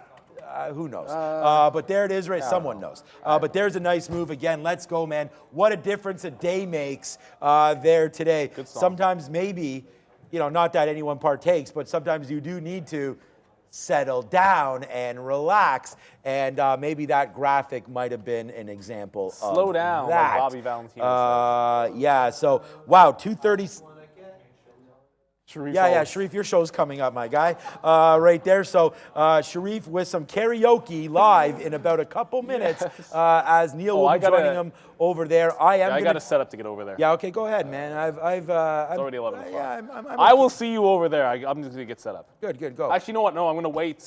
I might wait till FRC reopens because it's going to open in like 2 minutes. All right, so let's do that and wait to see what FRC is doing. But meanwhile, I am bidding Meta now. It's just bounced off 236 again. So like I said, this is, you know, down to a level. We talked about 236. We'll get, you know what? Ooh, I was just going to say, let me cancel that. I got filled before I canceled it, but that's okay. So we'll take that fill right there at 13s. So 236.13. We just got that fill. I actually did try to cancel that. Let's see where that goes from here. But they're just small pieces at this point. So nice move to the downside. Apple's $1 in the money right there. AMD's probably, yeah, no, you know what? AMD jogged up there. So AMD went to 88. Wow, what a good level that was, $88. Oh, wow, top. There on Advanced Micro. And peace, deuces right now for Meta, because see ya, it just broke 236 and downside right now, man. $3 in the money on Meta, $1 in the money on Apple. Why couldn't this just happen yesterday afternoon? And we would have made our whole day back. But for now, we are making some money back. And I don't know, Neil, if you want to, yeah, go ahead. Top open back up. It is 164. No, 160. It's all over the damn place. And it's a $5 spread just now. I'm not touching this with a 10-foot pole unless it is a ridiculous short. I was waiting for FRC to open back up. It just did. I want to get a little piece out here. So another halt to the downside, 428. I just covered another quarter there. Actually, another 20% as it continues to go down. $4 might have a bid. If $5 had a bid, I'm now down to 35% of the short off that last 5 break. So maybe there's a bid at 4. There was a monster bid at $5. That's what I remember. So I'm going to see you guys in just a minute. I want to make sure that opened back up so I could engage and then get some shares out, and I'll make my way over there. It's been a fun morning. It's going to be a wild Friday, to be sure. The market reversing pretty decently here. So without further ado, I'll let you kind of wrap it up, and I'll make my way over. Oh, you're doing such a good job of wrapping it there. Okay, denied. yeah, look, guys, thank you so much. Get out of here, Neil. He's going to go over on the midday show, where it'll be roughly an hour of Neil, roughly an hour of Max, and then roughly an hour of myself. And then we'll take you into 2 o'clock. And then me and Neil will be back with Brendan and Sharif Sharif doing lots of work here. He'll be back at the big desk with Brendan at 2 o'clock. And you're going to get to see Sharif trading a little bit right now as well. But just real quick, man, HKD, I just wanted to, before we throw it over here, as Katrine's talking with Sharif now, which is fine. So we'll, yep, okay, good, perfect. They're ready to go. Just that $9 did not hit there. So you're coming back into 820 again. So just watch out for HKD. I'm actually going to cancel that because I just got to go make a phone call, and then I'm going to watch these positions. I don't want to get stuck into HKD without an out. So, okay. Look, what a fantastic day, man. Thank you, everybody, for being patient with some of these shorts today. Wow, Amazon right back. I can't stop looking at this stuff, but Amazon right back now, sub 105. Thank you so much for watching. That was my trade of the day, Amazon. It's nice to see that it's working short right now as this market's just took down 13.2. It's going to be a great midday show as per usual. We're at the highest spot we've been at all day right now. Apple $1.50 in the money, Meta $3 in the money, and we rocking and rolling. It's about to get much better with Sharif over there on the midday show. Thanks a lot, guys. What is up, beautiful people? Welcome to Midday Show. You know who that is. That's Neil. I'm Sharif. And this week is sponsored by Momentic, makers of Momo Pro Stock Scanner. If you haven't heard of Momo Pro, it's got all the good tools to uncover breakouts and momentum plays before and in real time. Momo Pro is now being offered for 25% off exclusively for Trader TV audience using the code TTV25. So head over to momentic.com and sign up and try it out, right? Yeah, I got an account. I've been playing with it. It's excellent, actually. All right, Neil. Yeah, you've been in the market elbow deep. Can we say that? Elbow deep this morning? Because I haven't even had any, like... no huadunks? No huadunks, no entries, nothing. I haven't set up my station up there yet. You're putting in double duty. I'll be good to go next. My bad. He's putting in double duty. I actually did mute it that time, but that was me. That was not the guys at the board. But look, Sharif, you put in a lot of work, man. You're up at the desk. You're coming back. You're setting up. I'm literally in the middle of setting my stuff up just so I can show you guys. While FRC is in that halt, I'd be watching. Those small cap movers are insane. They're crazy right now. Check out Top. Yeah, it's doing its thing. Just make sure, because I'll talk about Top. Absolutely, we'll talk about that. The price of the locates for day traders at 12 cents a share. That means a lot of people were cool with trying to take shots at this. When it's like $1.50 or like $2 per 100 shares, like it's going to be more pricey of a proposition to short it. But when it's that cheap, there's a lot of day traders that are caught doing the game of shorting it. That's why it gets so ugly. Yeah, absolutely. Okay, so here's the situation on our friend Top. 176.97. Huadunks right back down after making that high. And guess where? Yes, you guessed it. The previous up halt level, which was, lo and behold, 145. Just shy of that, actually. Wow, the dollar moves here, Neil, are like, we're talking... it looks like a 1 penny move. It's a $1 move. The halt level is 144, and I thought it was 145. Such is the scaling on this chart. Anyway, we are now halted again to the upside. 172.92. That's the halt level. I'll tell you the top in a second. 179. It's fluctuating. 178.50. 179. So it's higher than where it was right now. It's insane is what it is. Yeah, it's crazy, right? And look, Neil, I'm punched 1,000 shares here in my my IBKR sim account, and we're gonna have a good time with that one. So, oh boy. Well, can we trade this on? We had problems with this yesterday. What's the situation? So look, if you're a day trade the world trader, I've seen it when it goes into a halt, it's not always blacking out, which it's supposed to do. Like, so it goes gray. Can I show? Oh, I don't have my level 2s up. So that's one thing I don't have my layout over here to show you guys. But it goes all gray. So you indicate it's showing the halt state. Now, when it's in that halt state, you can't fire orders or execute orders. No. And it can't flatten you in your positions if the order comes out. Or if it has a crazy level 1 price. Right. So it'll show you, out of the money crazy if it's a bad level 1 price. However, when it's not grayed out, it will flatten you. Oh, so if you take a position in the top as a day trader, the world trader, and it goes into a halt, oh, wait a minute, FRC just opened back up. It could be trying to bounce here a little bit. I still like that. I don't know. I was considering if I wanted to get more shares out. I have already scalped out. I'm just going to hold it. I already made, here's FRC, guys.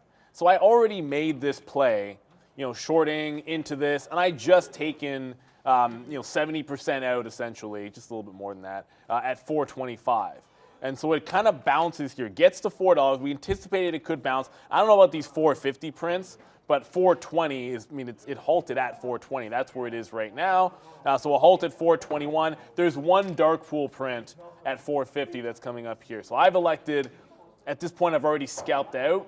I'm just going to hold on to this, and if it holds $5 area, that 480 halt price into 5, I might just rinse and repeat it. So if I had not taken anything out on the halt, I probably would have been covering at 420, but I wanted to see if it could break 4 even. It didn't. Now we'll see where it goes on the bounce. But that tops, if you get trapped in a halt as a day trader, the world trader, don't fire orders. It could be in trouble. So I'm only looking for one thing and one thing alone, a ridiculous move to the upside, it halting down, and then trying to catch like that first short off the halt down, and then with a tight stop, so you're not trapped in a halt. Like you're getting that reopen. If you can find a short right away, you get it. Throw a tight stop in, and then participate in the flush, but don't get trapped in the halt.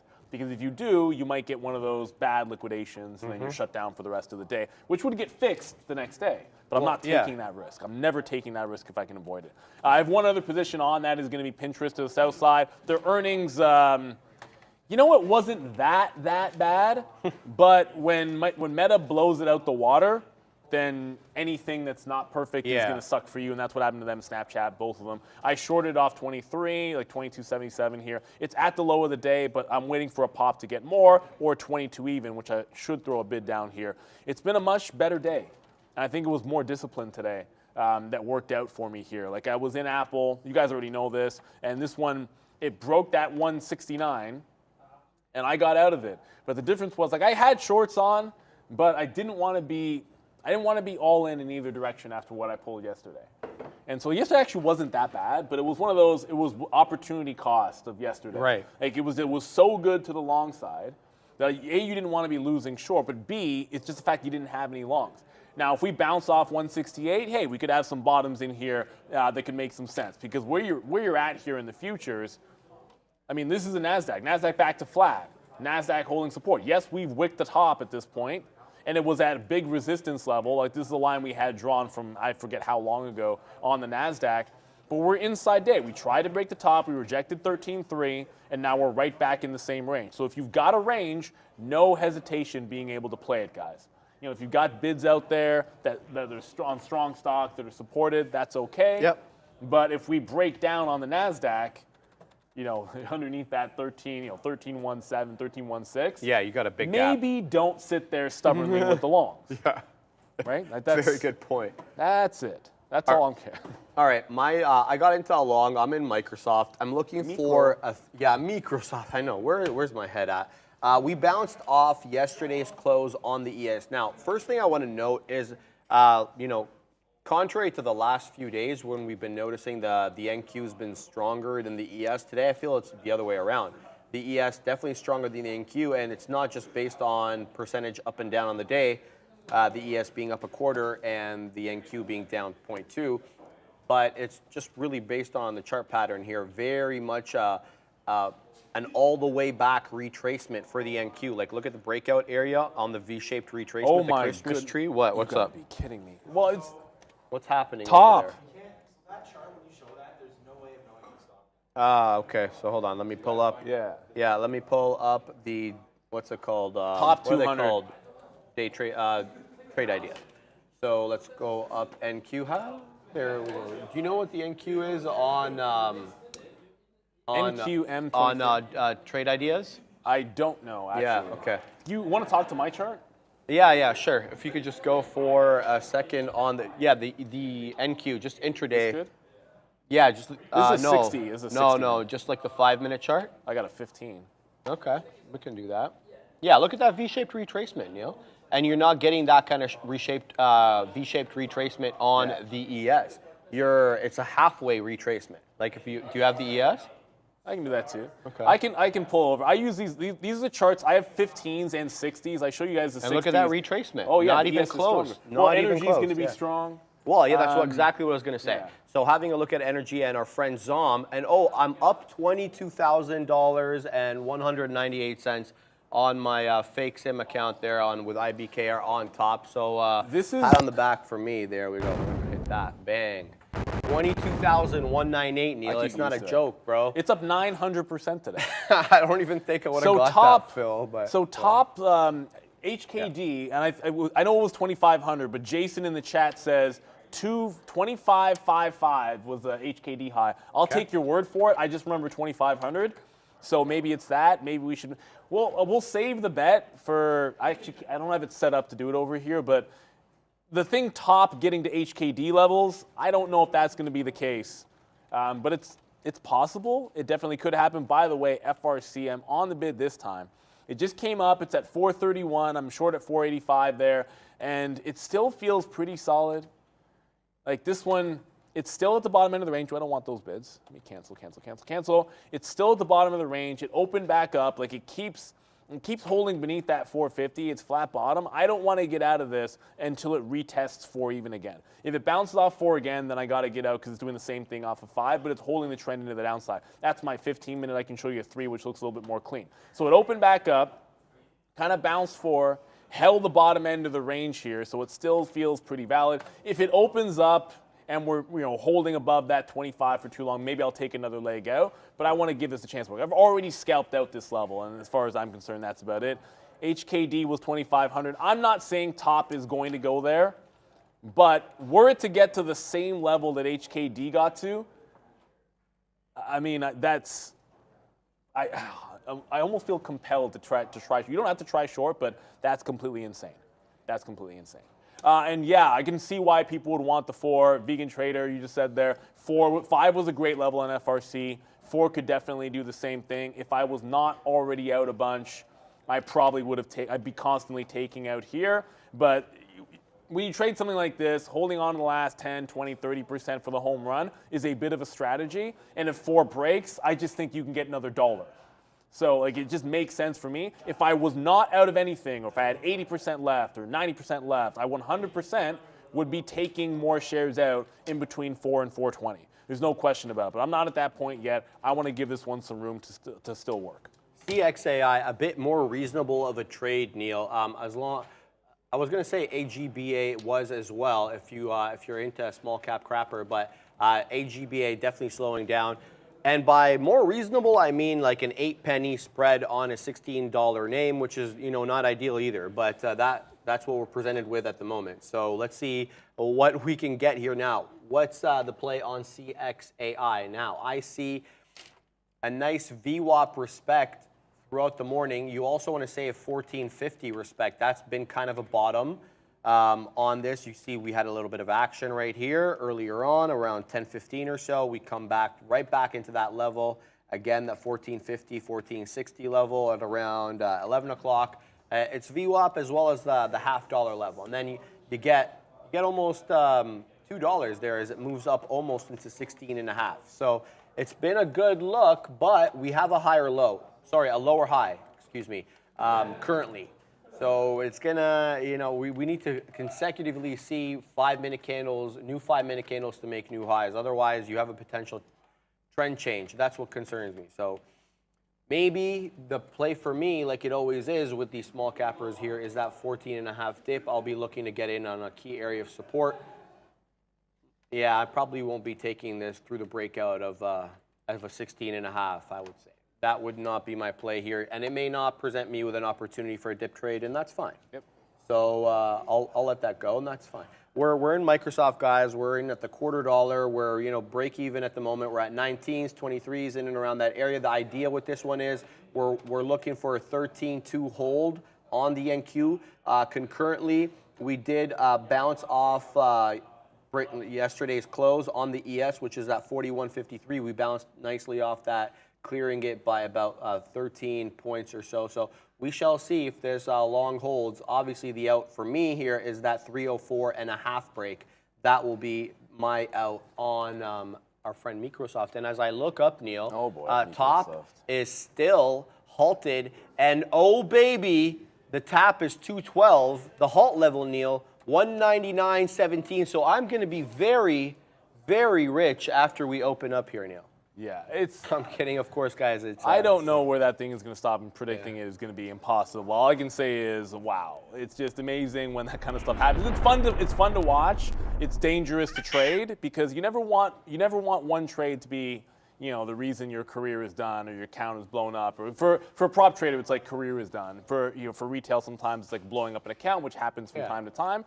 But just be careful with that one. If you're in it, and you're riding some for a ridiculous number because you paid yourself out. I don't have anything against that if you're long, but make sure you pay yourself out. I want to go back to Intel because one thing did happen while I was transitioning. I did have a stop on Intel. I would never get up without a stop order, but the bounce off of that 31.40 did not hold the last time. You can see it reversed. Was scalping this early and was good, and then it held. Then it did not hold that support. So you rejected 32 even on Intel, which is clearly the big level. Ooh, my daily. Come over here, my daily doesn't work? Really? Yeah, it doesn't really matter. 32 rejected, it's a big level, yada, yada, yada.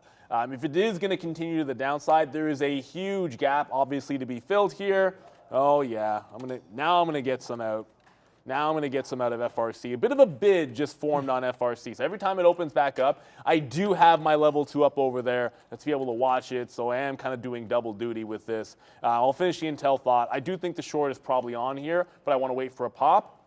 So it holds the bid above that hull price, which I didn't necessarily want to see. So I take another leg out. It's still looking okay. I don't want this necessarily breaking that 460, but I'm going to definitely bid on the way down to 4 even. So I wanted to give some for that home run. It's looking a little bit stronger now. If you got the 4 long, you're probably feeling pretty good about it. If it looks like it's going into another halt, I might decide to take the bid out where it lies. So it's got some bidders or some buyers in here in between that 430 to 450 range. If it breaks the 430, I'll take another leg out in front of 4, hold on to a little bit for the home run. There it goes. That's what we'll do. Awesome. So $4, definitely the big level. I'm now it's either break 4 or break 460 at this point. Like I'm down to like 10% of the position. No need to be too crazy with it. 4 goes, this could be really, really ugly. If you've got the long off $4, I haven't really had a good look at the level, but there is some size down there. Not nearly as big as, like 5 was monstrous. Like the second you saw it, you're like, this is ridiculous. It's going into a halt at 414, so I'm going to hold through this halt.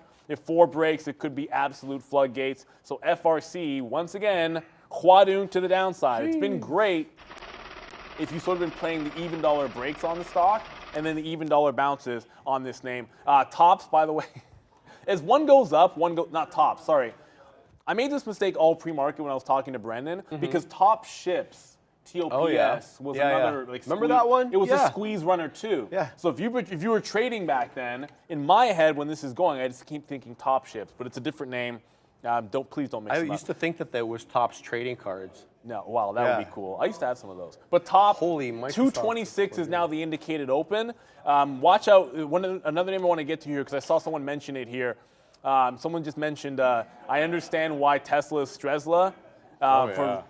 In the chat, I have contracts fluctuating 1K a day.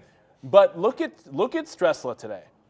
I mean, fantastic. It is fantastic, but that is a wick top rejection. So it rejects the high break. Yeah. Super bearish move, right? And then flushes down in, catches support off 157, pretty much where you'd expect it, and then just trends right through. Traps the people shorting the previous high, because of course you'd take a shot here. I would, and I would have lost. Maybe you scalp something for a win. Ideally, you get a bunch out in front of you up and you don't lose, but most people, probably lose on that. Yeah. You hold through. Now it's just trending to the upside and holding a great trend to the upside. A steep trend to the upside is now holding on Tesla. It is definitely stressful, but you don't have to trade everything. Just trade things that are working for you. I'm sticking to FRC because it's Bank City on that one. I'll be watching tops and not doing much with it. I traded Meagle, whatever the heck it is. I traded it once. Scalp trade, and then it was doing nothing. Now it decides it wants to break out. Tops is going. I should be long this break at 4. What am I even doing? Like, I'm going to take, and it's not that it has to go. It's just that if it does go, I'm going to be angry with myself. Like, I had this one when it was on the dip, and now that it's breaking out, if Tops is going that nonsense, you mean to tell me Meagle can't go to $5? Which is it, Meagle or Megal? It's Meagle. I think it's Meagle. I mean, I don't Guys, know, what- like, if there's an official. I don't know, man. You know, because it's not even the name, is What's it? the name of the company? I don't even know the name. I don't know the name of the company. It's just, it doesn't I'll tell matter you in with a these. second. There's no news on it. It's beautiful. going up because Tops is going up Magic because. Empire Global, Neil. You don't know Magic Empire Global? So like, then it's they neither. are- It's ME and it's Magic? That's the dumbest thing I ever heard of. Dude, and they're up 360% today, and their market cap's still 85 million. Anyways, I just got some out at 4:30. I don't even understand how it's Magic and it's ME. What It's do you? pumping. It's going to go into a halt here. I It want to take one is, more leg yeah. out there. That's what I'm talking about. We'll print it. Again, I waited all day for this stupid thing, and I played the consolidation instead of the break, and the consolidation sucked. And then the breakout worked. So it's one of those types of days. I'm now, oh my gosh, I just realized. Okay, so we'll see what happens. It's not There it grayed is. out in our system. It Doesn't matter. I'm not in enough that would make that big of a deal. But it's not grayed in our system. So if you're a day trade the world person, you just be careful with here. The level 1 looks fine to me. So it's tapping 481 on a 459 halt. It's sympathy to top, which is now at 230. 230? Oh, 230? You want me to have 240, 250. You gotta be kidding me. Megal better get to whatever the heck it is. Better get to $5. If this is gonna go to 250. Are you looking at this? This is absurd. It's going to halt up 256. Smoke him if you got him. This Oh is my ridiculous. God. And no, I am not part of the Magic Empire. Need a stonk. I don't even know what the Magic Empire is, and What is I this? don't. I don't know what. Whatever, man. And so now top just got to 250. It rejected 250. Now coming back in a little bit here. So that's an obvious level. The 250, the 500, those are going to be obvious ones. If it does pull back here, there hasn't been a down halt yet on this last up move. So the trend unbroken as far as I'm concerned. This is a wild one, man. But just make sure you're careful here. You know, have an out, have a stop, that kind of thing. Like I'm in Megal, but if it gets back underneath like 390, it's a tight stop. And as a matter of fact, just as top does this nonsense here, you know, like if Megal, if top halts down, I'm just getting out of Megal like right away. Oh, yeah. On the open probably, but I'll give it a chance that it can get through 5 and get to the high of the day, as far as I'm concerned. Like you're gonna take, like this is a sympathy play. You're gonna take shots like this, but to me, that's a 4 break. Unbelievable. With There a it is. 375 stop. Very nice. And then now that it's already up, I probably tighten the stop. Like that's all you do. Fantastic trade. But you know, ultimately, it's fugazi.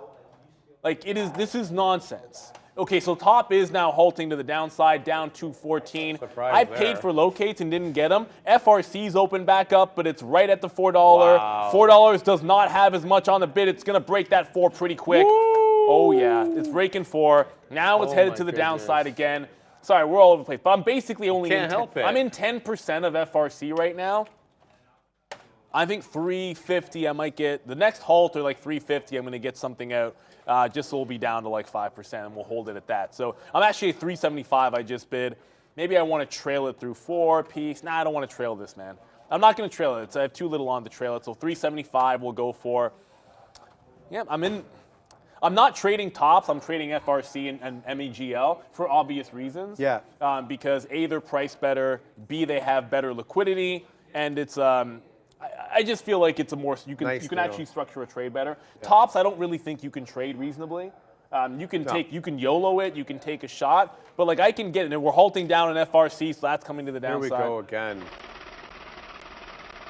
Oof. I'll Wow. let that finish. But you can have a 5 break. Like when this breaks down and goes into the halt here, like if it opens above 5, like I can stop it at 525, right? I can add to it if it fails the 5 break. I can scalp 1-to-1. I can hold into $4. Like you can do those types of things. Yeah. With top, all that stuff goes out the window. All of it. Like maybe early on it was giving you some kind of shots like that. Maybe, I don't know. I suppose you could have structured something above $50 here. I don't know. But when it starts doing all that, like there's no trade. The 250 breakdown fail might have been something. Like if it broke 250, got to 54, Yeah. maybe you can get a 50 short on the way back, throw a stop at 255, and then get slipped a few dollars. and Yeah, that's, you and your luck. that's it. It halts down, you hold on to it. Like that's your play. But I was in, I'm in a couple of other names at that time, so I elected to be in the others. And Megal, like I said, Megal is in a halt. as well. I just took the breakout trade. But with tops halting down, Megal's now tapping 437. So it's indicating open, here. So still in the money. But, with this halt down in top, I might just elect to take it out if it breaks 4 even. Like, I'll probably just put a stop order. I'll just stop out underneath like 395 or something because I'm not trying to get trapped on this all the way back in. This is a $1 stock at the close yesterday. I mean, it could be $1 at the close today.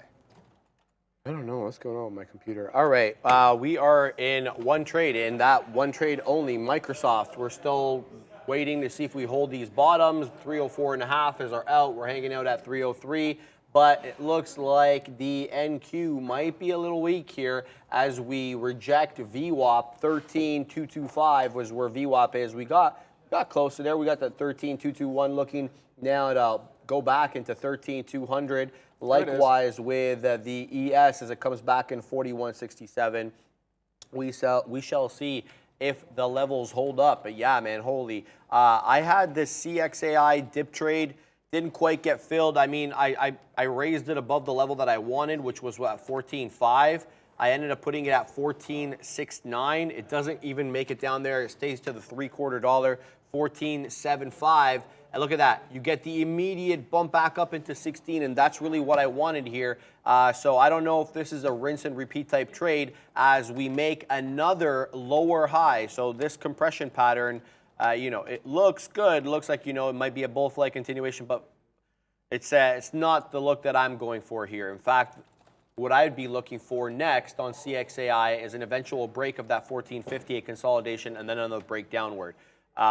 The trade that I wanted off that 14.5 has come and gone, for me anyway. I want to see how it acts when it makes it down into 14.5 and actually touches VWAP. But it's been giving you opportunities. I don't like the second attempt at it. So CXI is the one that I'm looking at. Meagle, obviously you saw Neil all over that one. I'm keeping my eye on it. It looks like it reopened up at 4.25. So remember what I told you guys the plan of action was? We halted down on tops. So to me, that's like, yeah, this game could be over. I don't want to get trapped. I told you guys I'm throwing a stop underneath VWAP.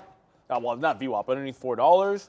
Got stopped right away. Just take the out. I'm not, even if it holds, this stock holds $4 ultimately and goes to 6, that's fine.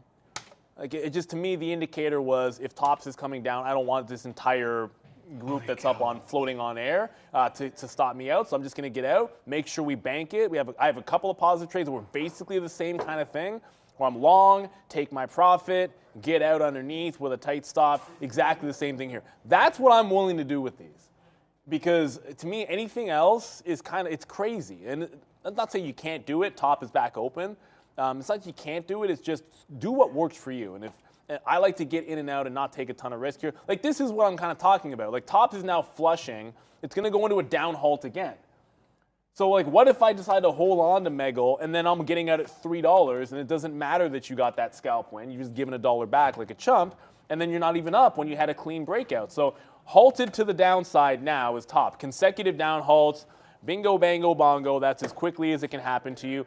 Back to a couple of names that's in big cap world. I don't know why I keep saying that, nor do I know where it's from, but now I can't stop saying it. Apple keeps bouncing off 168 here. So I had the longs off 169. Third time was not a charm. Now I'm looking at that 68 level and saying, why not? I mean, if the NASDAQ is trying to hold here, maybe I don't get this. We'll see what happens. I'm not gonna compromise too much. I want to wait for this. It's like lunchtime. It's that middle of the day. I feel like usually you get your range-bound levels.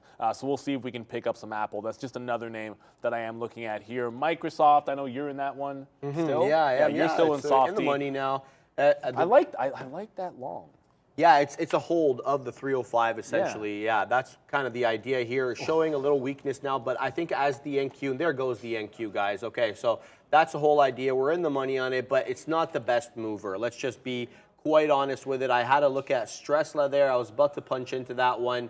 Well, we'll see. 163.31 high on Tesla, but it's been a series of higher lows. We didn't quite make the higher high on that last attempt, but that 116.31 I think is in our sights. The NASDAQ just tried to go green, and I think, in fact, it is green right now at 13, 2, and 3 and a third. Yes, Microsoft is printing to the high side, guys, so we will look to take some out here on our friend Softy as we move up to the higher side. There we go. We'll take some out in the 60s there. But we'll leave that one alone because ideally, you know, you want to be $1 in the money before you start taking out the heavy portion of the sizage. We're long 24s at Microsoft. So we're in the 60s, 70s now. Let's let this one run. With respect to the NQ, 13,293, essentially, you know, a few points off 13.3. That's a high that we have to contend with, but, you know, we usually say free fall Fridays. I don't know, though, man. I don't know after these earnings, you know, really the only disappointing one you got to say, and it's pseudo disappointing, is Amazon. You know, whoa. Yeah, and it did good. Out of the big tech names. Did pretty good. Out of the big tech names. Yeah, that's what I mean. Yeah. There weren't really like too many. There were a couple here and there, but for the most part, you saw the S&P revisions, all of them, 80% of the I guess 300 of the 500 that reported so far, all beat. That's true, but like you had some. Okay, so you had the GDP number, which wasn't fantastic. No, it wasn't. You know, ultimately, so that's a bit of a downside push there, and like sometimes it's the way you reject. Like if you look at what's happened to, like take the example of what happened to Cloudflare, like the today, Cloudflare, Snap. They Snap missed. And, you know, they might have missed, they might not have had great quarters, but they weren't ridiculously bad. No. And those are all like 10 to 20% of the downside. Right. So you're being shown something. Then you look at the offer on Amazon in the aftermarket on those earnings at 120 when it was gapping up. I've never seen sellers like that in the aftermarket on anything like in Amazon. Like you were saying I didn't see it. It was ridiculous. Yeah, it's interesting. So that told you that there were people that were waiting for that push to jam size out in the aftermarket, which you don't normally see. So there's a couple of things in there that make me think it's nasty. Well, a couple of things. Neil, let me just get to this one quick. CXAI is going to halt down, guys. Come to my screen, Mahad. 75 or 77. Fake halt, guys. Bounces back. Let me just fix this real quick. Bounces back, trying to hold at 14. That level is interesting there. 1401, but that was gonna halt at 77s. But there, it comes back right up. And fake halt, still up 36%. I took my order. I told you. I mean, do you really like it that many times around? No, not on these small cap crappers. You don't. Like, I mean, the level comes in once, twice, great. Third time, no, thank you. Nicole Harris, $5 super chat. Thank you, Nicole. Check out DXF and CJJD. Really, DXF quietly moving up. Similar attribute to TOP. We'll have a look at that, Nicole, real quick here. Let me just. Let me look at my Microsoft. Yeah, we're going to take another little bit out there in front of the quarter dollar. All right, let's get to your. Let's get to. We're going to do DXF. We're going to do that one first. Let's take our friend Tesla off. I just want to get to Jonathan's super chat here. If FRC goes to receivership, does stock go to zero? It's not always so binary and simple as that. You know, certainly the equity might be worth nothing. You get these weird circumstances where every now and then, like you saw what happened with Credit Suisse and UBS, and that was an interesting one because they didn't break. I don't know if they broke rules. They kind of did, but they broke the tradition where you actually ended up with a specific type of bondholder that got wiped out. And then the shareholders got bailed out. That was manufactured, man. So that was a little bit weird, and I thought that didn't make a heck of a lot of sense, but they did it anyway. So once the government gets involved, there's a lot of ways that it can play out.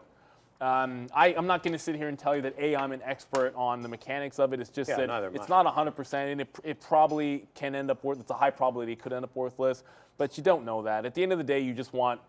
Look, the government's going to step in to try to make sure that as many people are whole as they can.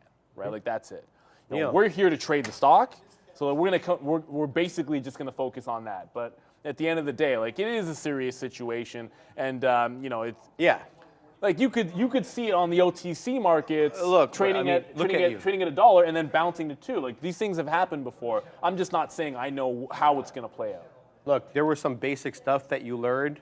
With respect to bond and equity holders, and you're supposed to know that in general, most bond holders are higher in priority in the liquidation process than equity holders, and to kind of play around with some wording here and there to kind of maneuver around that. It was a specific kind of bond that was created to be higher risk, to have higher probability of default. However, it was still expected that those holders were going to get paid out. We're going to get paid out before. So I think I'm getting out in front of 3. Let's get again, to that the DXF. way that this catches a bid off of every even dollar level, this is that first key I'm talking about. The way it seems to catch a bid off of every even dollar level, this has gone 6 to 5. Now it's going to halt at 3 even, so I'm going to basically be trailing it, this halt price. I'm going to be out in front of 3 with a trail probably at this last halt price, 350. I'm not chasing it down, just had the one entry price, and then we're going to go with that. Helm is there. Sharif Gobril. I just wanna get Can to you the recommend a DXF. book? You read Thinking in Bets and Trading in the Zone and Refinement of a Stock Operator. I'm looking for a next book. That's a good one. Let me think about that one. I just want to get to Nicole Harris's super chat. Yeah, get to for that DXF. too. Yeah. So Nicole, DXF, never heard anything about it. Come to my chart, Mahad. Duncan Financial Holdings. I don't even think I'm saying that right. Dongxin Financial Holdings. It's Chinese. Okay, so I have to say the X a little differently. Microfinance lending company. It's a penny stock, trading around 20 pennies. It's up 47% on the day, I believe. Yeah, 47% on the day with a market cap of $4 million.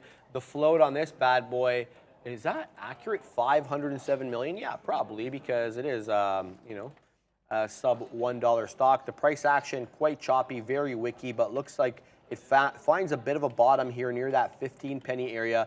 A lot of buyers stepping up in and around there. Not sure how I feel about the continuation though, Nicole. Let me look at CJJD. What is this one all about here? This one's up 12.16%, sub $1 stock, trading at 80s. What exchange is this on? It's on the NASDAQ. Okay. By the way, DXF on the Amex, guys. Had to look that one up. CJJD on the NASDAQ. This one up, like I said, 12.25%. What's the chart on this one look like here? Okay, decent. About 80 pennies to the bottom there. So 80 pennies, definitely a support area in and around there. But we have a bit of a top at around 87.50. Let's zoom out a little bit and see what we're working with on a more macro chart. Looks like that area, I want to say of 90, 92 and a half. That was the top yesterday. We gapped down at around 5 a.m. off that high, 92 and a half. And now we're looking to make a move back up there. I'd say there's a bit of a neckline at around 87.5. Come to my chart. I'm just going to go over here. 87.5, a bit of a neckline. Let's go to, what is that, 15-minute chart. There we go. Where is what I'm looking at here? Yeah, right there. This is what I'm talking about. A bit of a neckline right here. So if we can break through this area, should be interesting to see if we can get to 92.5. Hope that helps, Nicole. Haven't heard of either of these today, but that's because I filter my charts for sub $1, but I know you're all about that life. Jonathan R, 199 super chat saying, if FRC goes into receivership, does stock go to zero? No, that's what we were just talking about. Okay, yeah. Okay. Oh, I wanted to get something quickly because this might open back up. Someone asked, why is top still halted? So a couple of things. One, you can always go to NASDAQ.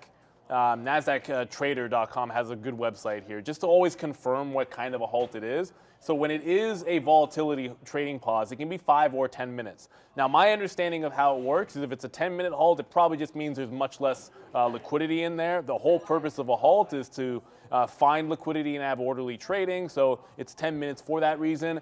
There is one very famous, I think, completely BS reason the stock halted longer than that. Oh, here we go. So it's open, so it's open back up at the 10-minute mark. So it's still heading to the downside. This is flushing. There was one time when Funware, during the DWAC sort of craziness, Funware ended up getting halted for an hour, or actually over an hour, and it was, a lot of people got caught holding the bag there. I still don't know why that was the case. I remember saying it was stupid when it happened, and it was ridiculous because essentially DWAC was going up, up, up, up, and Funware was going up in sympathy, and everyone was sort of riding that coattail. Right. And then DWAC halted down, and Funware was in a halt, and DWAC halted down, open, and continued to flush, and Funware just sat there doing nothing. Right. And you were in a halt, and you couldn't get out. So by the time DWAC had retraced pretty much all the way back in, Funware opened up, and people got screwed because they had to hold for like an hour or something instead of 5 or 10 minutes. And it was. I know some people are like, you remember that? I was pissed off at the time. I still don't know what happened or why they didn't follow the rules that particular day. And when I say they, I'm just talking about whatever happened. And maybe there was some, I don't know, maybe there was some explanation that I'm not aware of. Just go back over to a name that I am in, Pins. Pinterest, okay, so top is halted. We know that FRC is halted. The only other stock that I'm going to be in is Pinterest. It's kind of making a bounce. I'm looking to short this at VWAP and continue the trend. I'm also currently on the bid of Apple. That's what I'm interested in, kind of for that dip buy. I think Microsoft 305 is pretty good. I know you're in that one. Yeah, I'm still holding that. But I'm looking at that Apple level as well. I keep changing the wrong chart. Yeah. It's like very similar charts to Apple and Microsoft. Very similar. No, Have you noticed that? Like I'll change something here, and I'm used to it like changing here, and I'm like, it's like driving on the other side of the road, man. I am so used to my setup over there. I feel like I'm gonna have to hear about this for a little bit. I thought I had just flipped my chart into Apple, Yeah. and I had not. Now here comes that $3 level. Oh, I'm just gonna get out.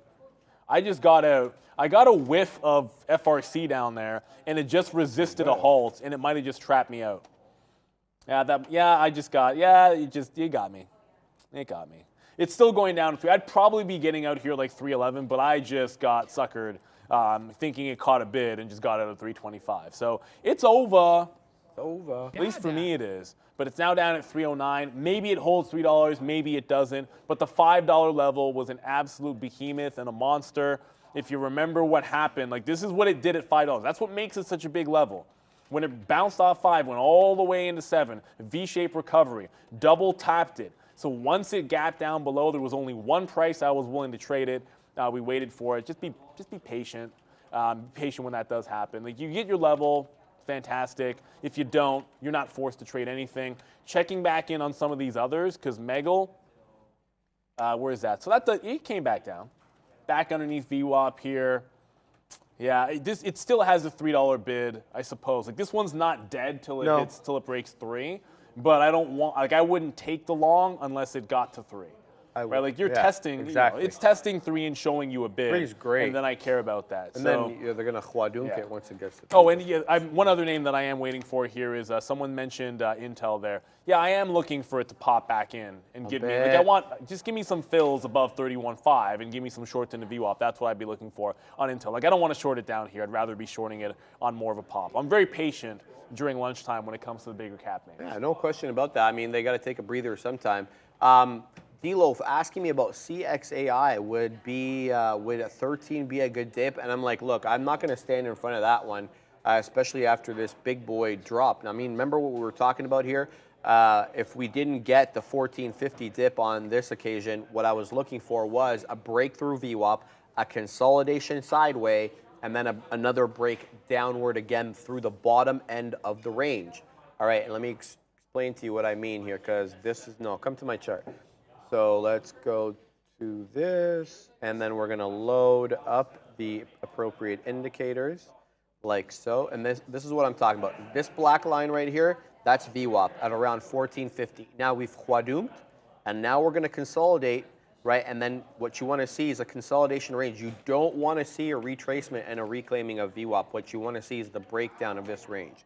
So if you sit there at 13.25, now I'm not saying you're going to get this play. And in fact, statistics probably show currently you will not get this play because these small cappers, they go through cycles where they're more long bias and then where they're more short bias. I would posit that we're still in the more long bias stage at the moment, but that doesn't mean there won't be overlap between the two periods. So for what I'm looking for on this, and the only play that I'll take is that 13.25 break for that second Huadunk down.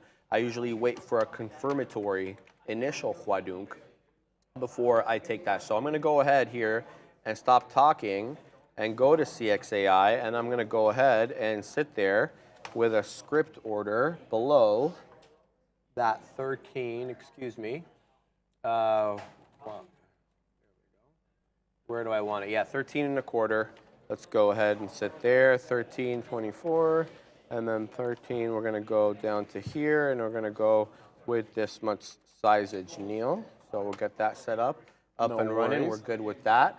All right, and we're also pumping back here on Microsoft, but I'm not looking to take any more profits until we knock on the door of that 306. Oh baby, we're heading up, Neil. We're headed up on the ES and the NQ as well, and Microsoft is obliging.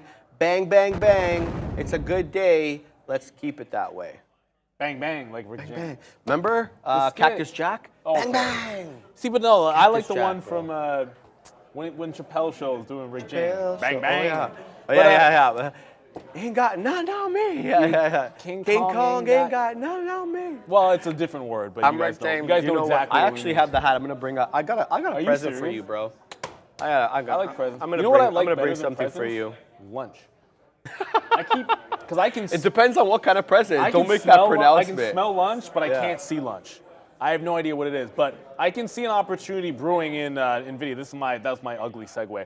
I shorted the 275 level into VWAP earlier. I'm going to take a shot at it again. I did not get picked up on Apple for the long side, but I am still looking to grab it. I will try to get some shorts in NVIDIA if we can catch it. But this is a strong stock, right? Why I like it? See, my daily's still doing that. But why I like the level was the wick top that it put in. Obviously, previously, but yesterday it was a crazy wick top. But the way it kind of rejected it. But you are trending into 275. So I'm not going to take it on the front end. If it's a strong trend up, I'm going to take it on the back end. Meaning, I want it getting to 75, rejecting it, and then taking the fill. That could be a couple of red bars on the 3. That could be a breakout at 75 and the wick down below, like third candle solid, then we'll take the short. That's what I'm looking for there. By the way, Megal, Magic, whatever the heck it is halted to the upside at 434. Sorry. The theoretical auction price is 480. 480. So I got out. I took my money and ran. But if you held it, it's still up at that 480 level. Also, FRC. Yeah, I was just gonna say that. Opened what up, a disaster. And it held $3. What is it doing? Every even dollar. What does it do? So 5 break, hold 4, bounce, hold 4, bounce, break down, 3, hold 3. Now I'm not going long the stock.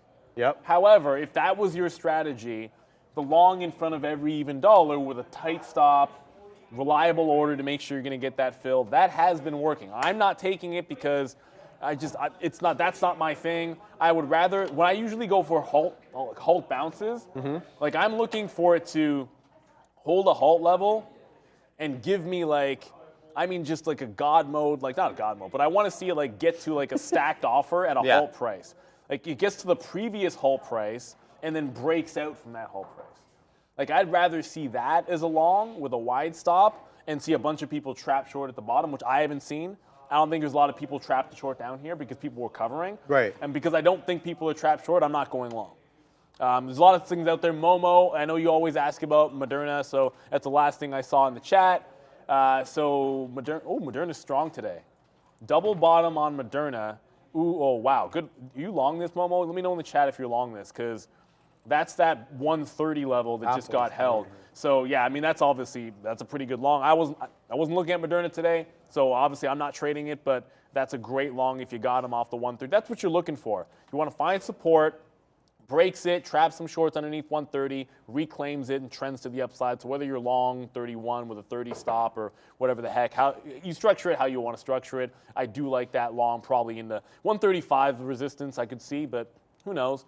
I'm not in it. I'm probably not going to trade it. Would I take ATVI long? Everything's a pure reset, and I haven't really, I didn't dig into the earnings to be able to read them, to know exactly how things are shaping up for ATVI. I'm willing to bet my daily here is still, so when I moved over, none of my daily charts are giving me data back, so I can't really show you.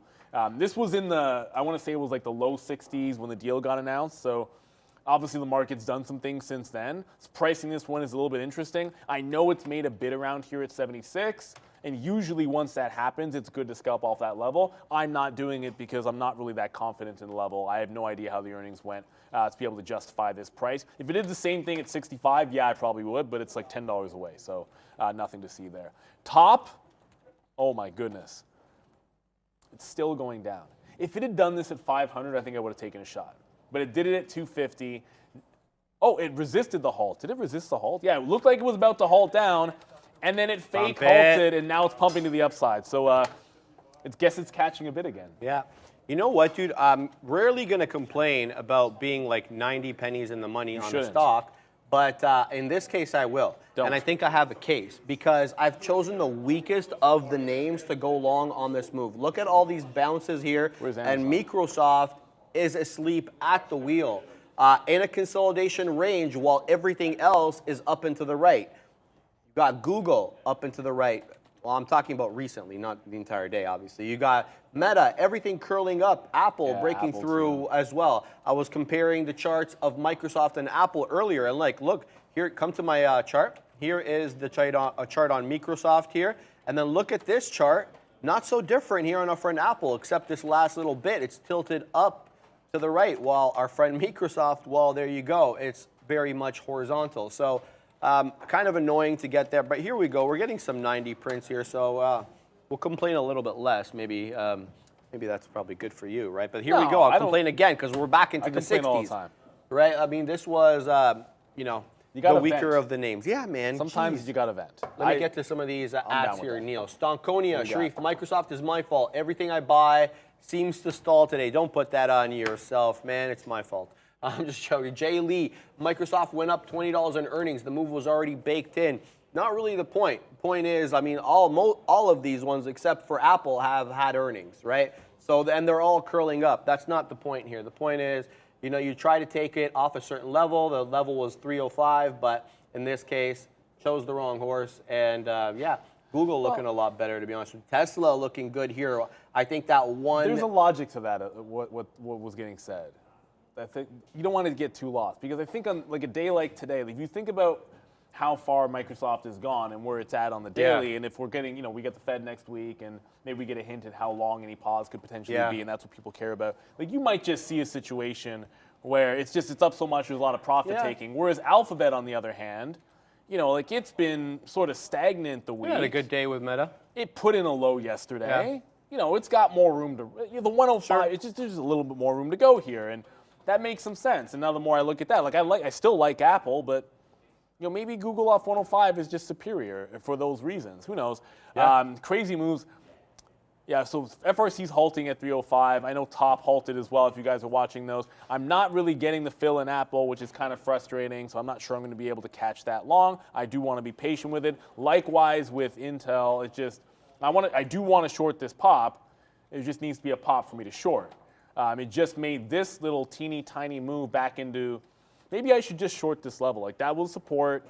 I'm waiting here for the perfect fill at VWAP. When the trend break happened, when I stopped out at 3140, I was long in front of that. Why would I not just? It just turned exactly at the level I stopped out the long. Usually that's a bit of a sign. So when I get a sign, I take heed of it. So next pop, I'm shorting Intel into that. I'll probably give it to 3150 and then just say whatever. If that doesn't work, I'll wait till VWAP. But yeah, I'm going to get on that offer. It makes sense to me. Meagle is Meagle. That's open. And it's still going. You know what? Yeah, you're always going to get FOMO, right? I got a little bit. I got some FOMO. But it's going to happen. I told you guys at the time that this was the plan. That was the stop. If it tested back into 3, I like the long back into 3. It got to 328. That probably should have been early enough to start grabbing that long, but it didn't last there very long. It was there, then it was bouncing 40s and 50s pretty darn quickly. It's going to halt before it gets to 6, I would say. I don't want to say that. You never know, but it should halt before it gets to the high of the day. A clear out of 6 gets super spicy. My daily still sucks. Do you have a daily of Meagle that's working for you? Of Meagle? Absolutely. So anyways, a break of this 6 level gets pretty spicy for obvious reasons. But if it halts in front of it, you might not get that break. It would halt come to the daily and then open up higher. But you think you have the daily over there. There's still some room to go to his daily chart. If you look at the last quadunk and that little double top it had in there, right here? That's 7 to 750. Where are you looking? This one here? No. Right down in there. Right down here. Yeah, that 750. 750 is where I think you could head if you break that 6. So Meagle looks like it wants to take a run at it, but as I say that, it's pulling back off the high. Yeah, well. All right, I'm keeping my eye on the 2 other small cap crappers. UCAR still up 43%, and the other one, AGBA, AGBA, up a cool 140. AGBA looks decent here. I mean, let's have a look at our friend AGBA. And I say that with a good heart. I don't mean anything bad by that. There we go. Where are we here with AGBA?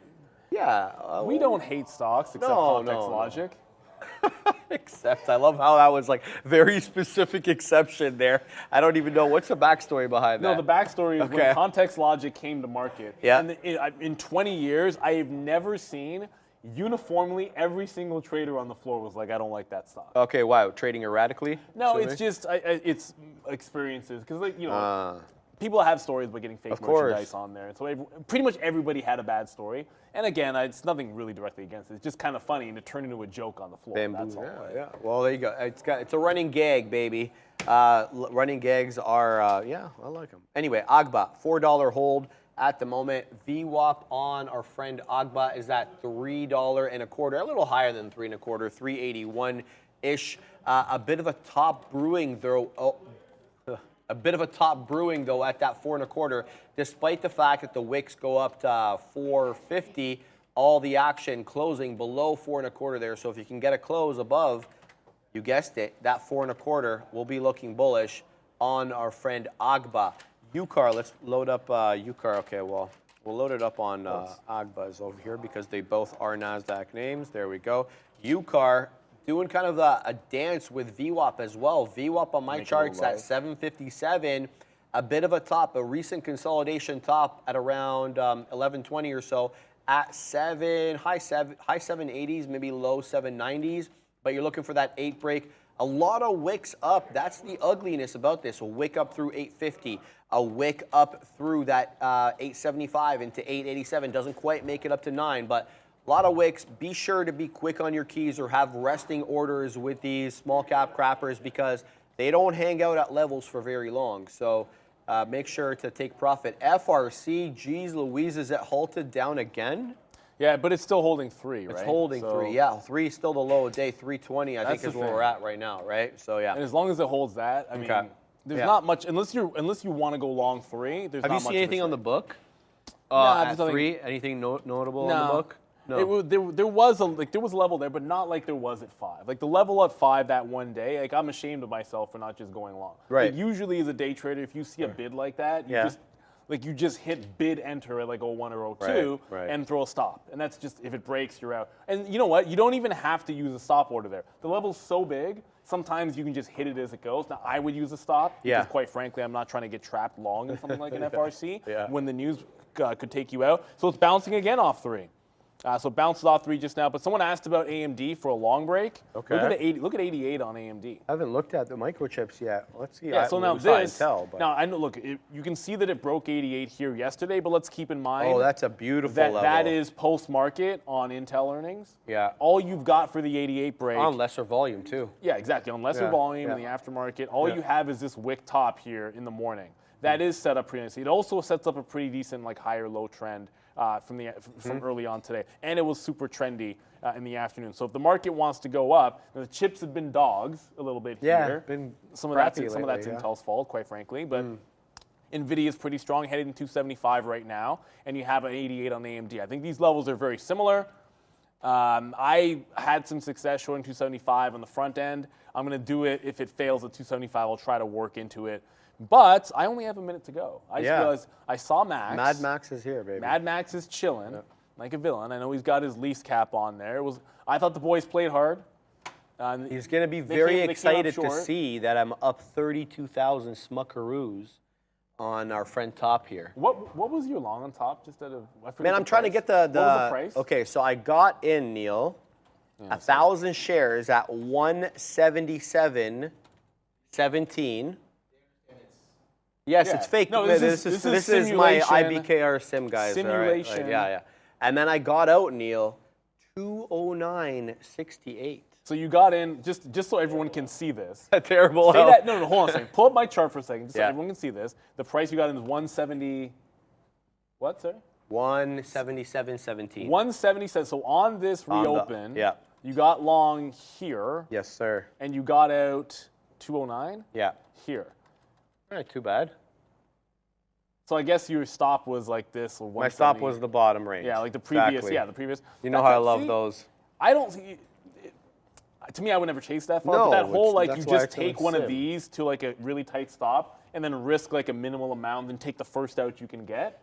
That's fine, man. That's why Probably wouldn't have got that fill at 1,000 shares. No, you probably wouldn't get. That's the thing. You probably don't get 1,000 shares. No. At that particular price. But I'm gonna get out of here. All right. Thank you guys so much. I'll be back at 2 o'clock. It's been pretty fantastic. It's gonna be a fun end of the week to be sure. Mad Max is gonna get logged in. Yes, sir. And enjoy the rest of the lunchtime. hanging. Good luck trading. No one ever went broke taking profit. Yes, sir. Absolutely. Couldn't agree more. All right. What are we at here? CXAI. We've got a short setup for this one. We've got a script order sitting below 13 and a quarter, excuse me. But it is holding that 200 period here on the 1 minute, the 200 EMA quite nicely. That 13, you want to say 13 and a half, 1340 level, creating a bit of a bottom, looking to retrace in a VWAP. And if I see it retrace in a VWAP, I won't be looking for that short anymore, because I've seen this play before where you get a fake Hwadunk breaking VWAP, consolidating sideways, and then rather than getting the second Hwadunk down and then another consolidation, you get a retracement back up into VWAP, and that kind of tells you that this one is not the setup that you're looking for. Again, we talk about the small cap crappers coming in cycles where, you know, they're more bullish minded, upwardly bound than downwardly bound, and yeah, in this case, you kind of have to have some parameters by which to judge that.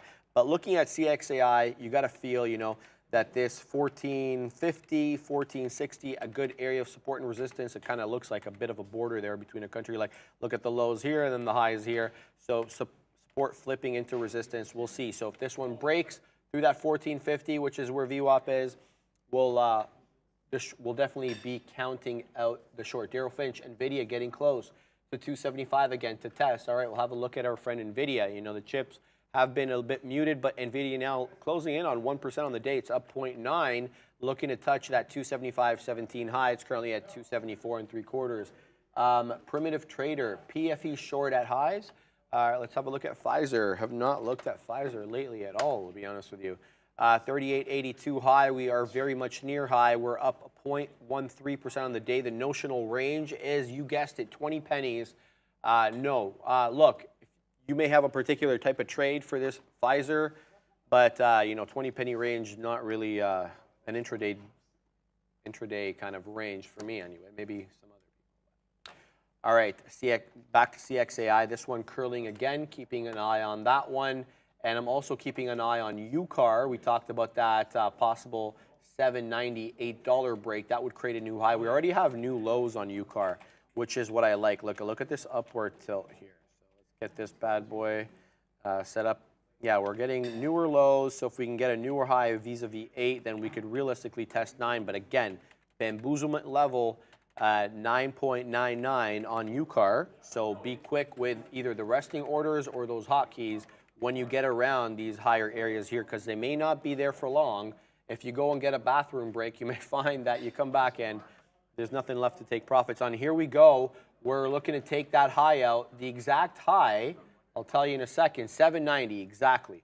The high that we just made, 784. So we're getting up there, close to testing those highs, but keep in mind there's a range afoot here.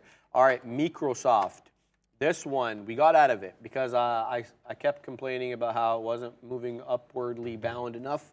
Something like Apple or Tesla, which are all a bit more aggressive in their making higher highs and higher lows, while Microsoft range bound. But now Microsoft looking to curl back into 306, but 306 is definitely still the top of the range. So unless it really breaks through that, you're still within the previous established range going back into basically 11 o'clock. So the last, I want to say, hour or so within that range.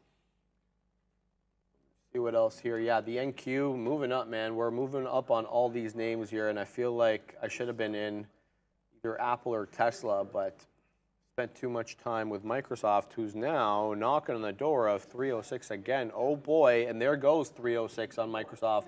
The NQ printing higher here, 12.264. A lot of volume coming in on the NQ as we look to trace back into 13.3. 13.265. Did I say 12? And I don't know what's going on today. How's it going? You know, we're we're getting in positions. I don't know if we're trading today, but definitely in positions. Lots of positions. Like it? In a lot of positions. Do I like it or don't I like it? No. I don't like it. I was not trading. I was just punching positions today. Unfortunately, But then we're not liking it. Yeah. Down pretty bad on the old Amazon. Tilted on this one a little bit. Just kept getting long.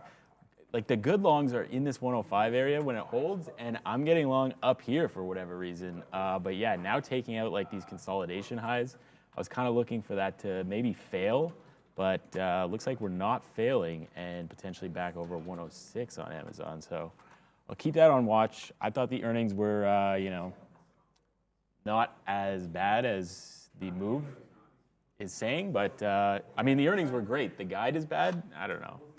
Maybe just a little pessimistic guide so they can beat again web services. on the future ones. But yeah, just traded Amazon, traded XOM today. Got into some good longs, just didn't manage them all that well on XOM. Buy high a day. ES high a day. Yeah, 4180. We're moving. Oh, we are not quite yet on the NQ. We talked about the relative weakness on the NQ today.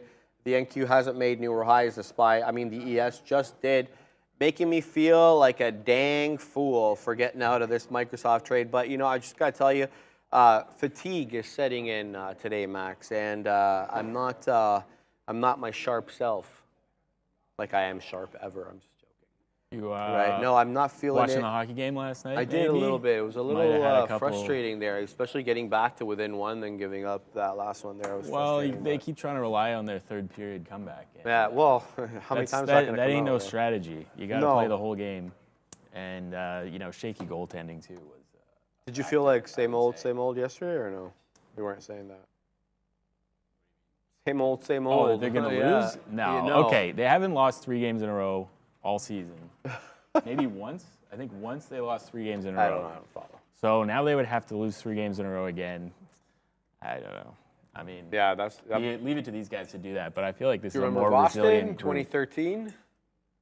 Do I have to talk about that? Buddy, I remember it all. Believe me, I was there for all of it. Boston, 2013. Montreal, what year? 2018? Ugh. What was it? Well, that was just Was it whatever, 2018? It was 2018. Pretty sure. Before No, COVID. 2020. It was after COVID? Yeah, it was during after COVID. It was during COVID. COVID in the bubble. Yeah, you're Yeah, right. that you're right, team, You're right. I The don't- bubble, I I don't forgot know, about the bubble, bro. Yeah, the bubble. The bubble, wow. Wait, no, was that the It bubble feels one? like- That wasn't the bubble. That wasn't the bubble one? The bubble I have one no was idea. You're the hockey Columbus. Columbus. That was brutal. Columbus sucked, and they got slapped by Columbus. They might have been up 3-1 in the series against Columbus.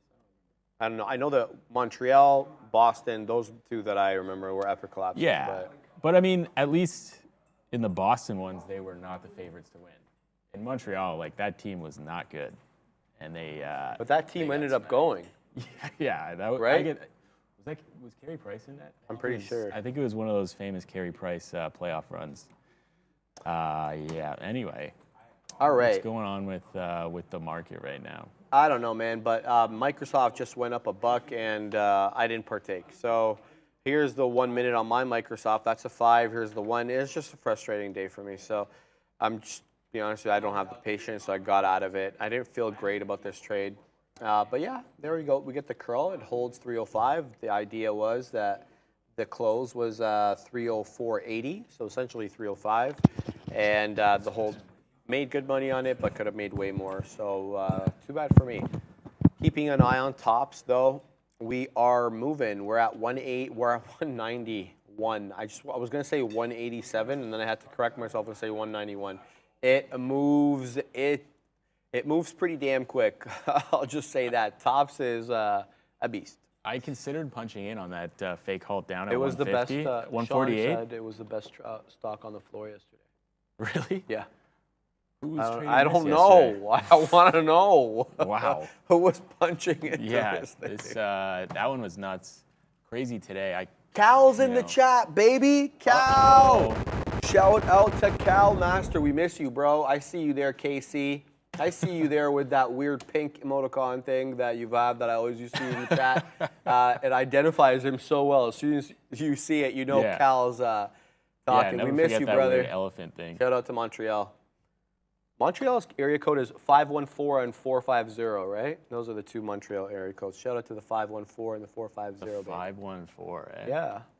One is Montreal and the other is Laval. Laval. Yeah. That's some Canadian stuff for you right there, guys. Max, what's going on over there? Any other trades on the day other than Amazon? Yeah, I had XOM going through all-time highs. Took like the 119 break, mismanaged it a bit, got like 60 cents in the money, but I was going for dollars. I was seeing the dollar signs, and then, ended up losing on that one, but I got it back, coming back up from like 118, I think it was. And that was a decent trade. If we take out 120 today, I will be long if I'm not shut down from one of these terrible Amazon trades that I've been taking. But I am liking the idea of taking an Amazon long here at this consolidation high. We just broke it, kind of went up, coming back down. If I see some bid stacking, I will try one more long on Amazon to try to get back to that 107 level that I think we can get to today. I don't know if you were watching it this morning, but this spike up off of 105 was nuts. It just went like a whole $1 in especially 10 at like 10 seconds. o'clock. At 10 o'clock? Yeah, and then I end up getting long in here at like 105.50, which was the top of this consolidation, and it just shoots right up, like right into the 106.80s. But yeah, so I would be looking for like a move like that, breaking 106 and then flying up. We'll see. It feels like it's a crowded short today, and people are just getting kind of squeezed out as the day goes on. Whoa. And now that we're in this little uptrend, man, Tesla is flying, bro. Tesla's at day high. It's 163.42. We're knocking on the door of 163.50. Where is my Tesla chart, man? All right, let's get rid of this UCAR business here and pull up our friend Tesla. There we go. Up. Yeah, like we said, 2% on the day. 163.50 coming into play here. What does the 30-minute tell us? Let's see. We do have a level coming in right where we are now. There's a bit of action at that 163.50 going back to April 25th. Beyond that level, we're looking at 165, a bit of a gap between 163.5 and 165-ish area, maybe even a little bit higher than 165. You could make the argument for 165.50, 166. But Stresla here, it has a way, and right now it looks very upwardly bound, series of higher lows and higher highs, and it's got that aggressive, 45-degree angle tilt to the high side, but not, too crazy in its ascent, stair-stepping up, escalator rather than elevator kind of style, and it looks good. But do we reject off these levels?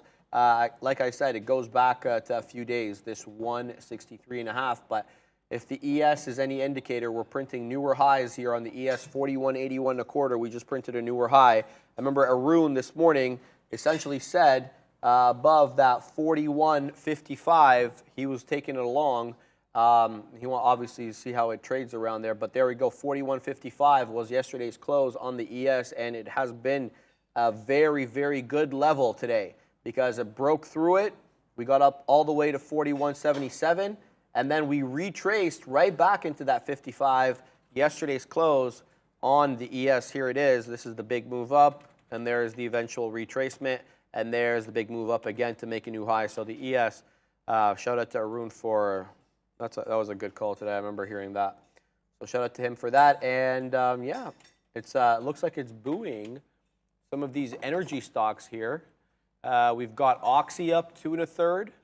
We got, you heard Max talking about XOM. We also have Chevron. It's up 0.5 point, but it's better since the bell, up 1.8% since the bell.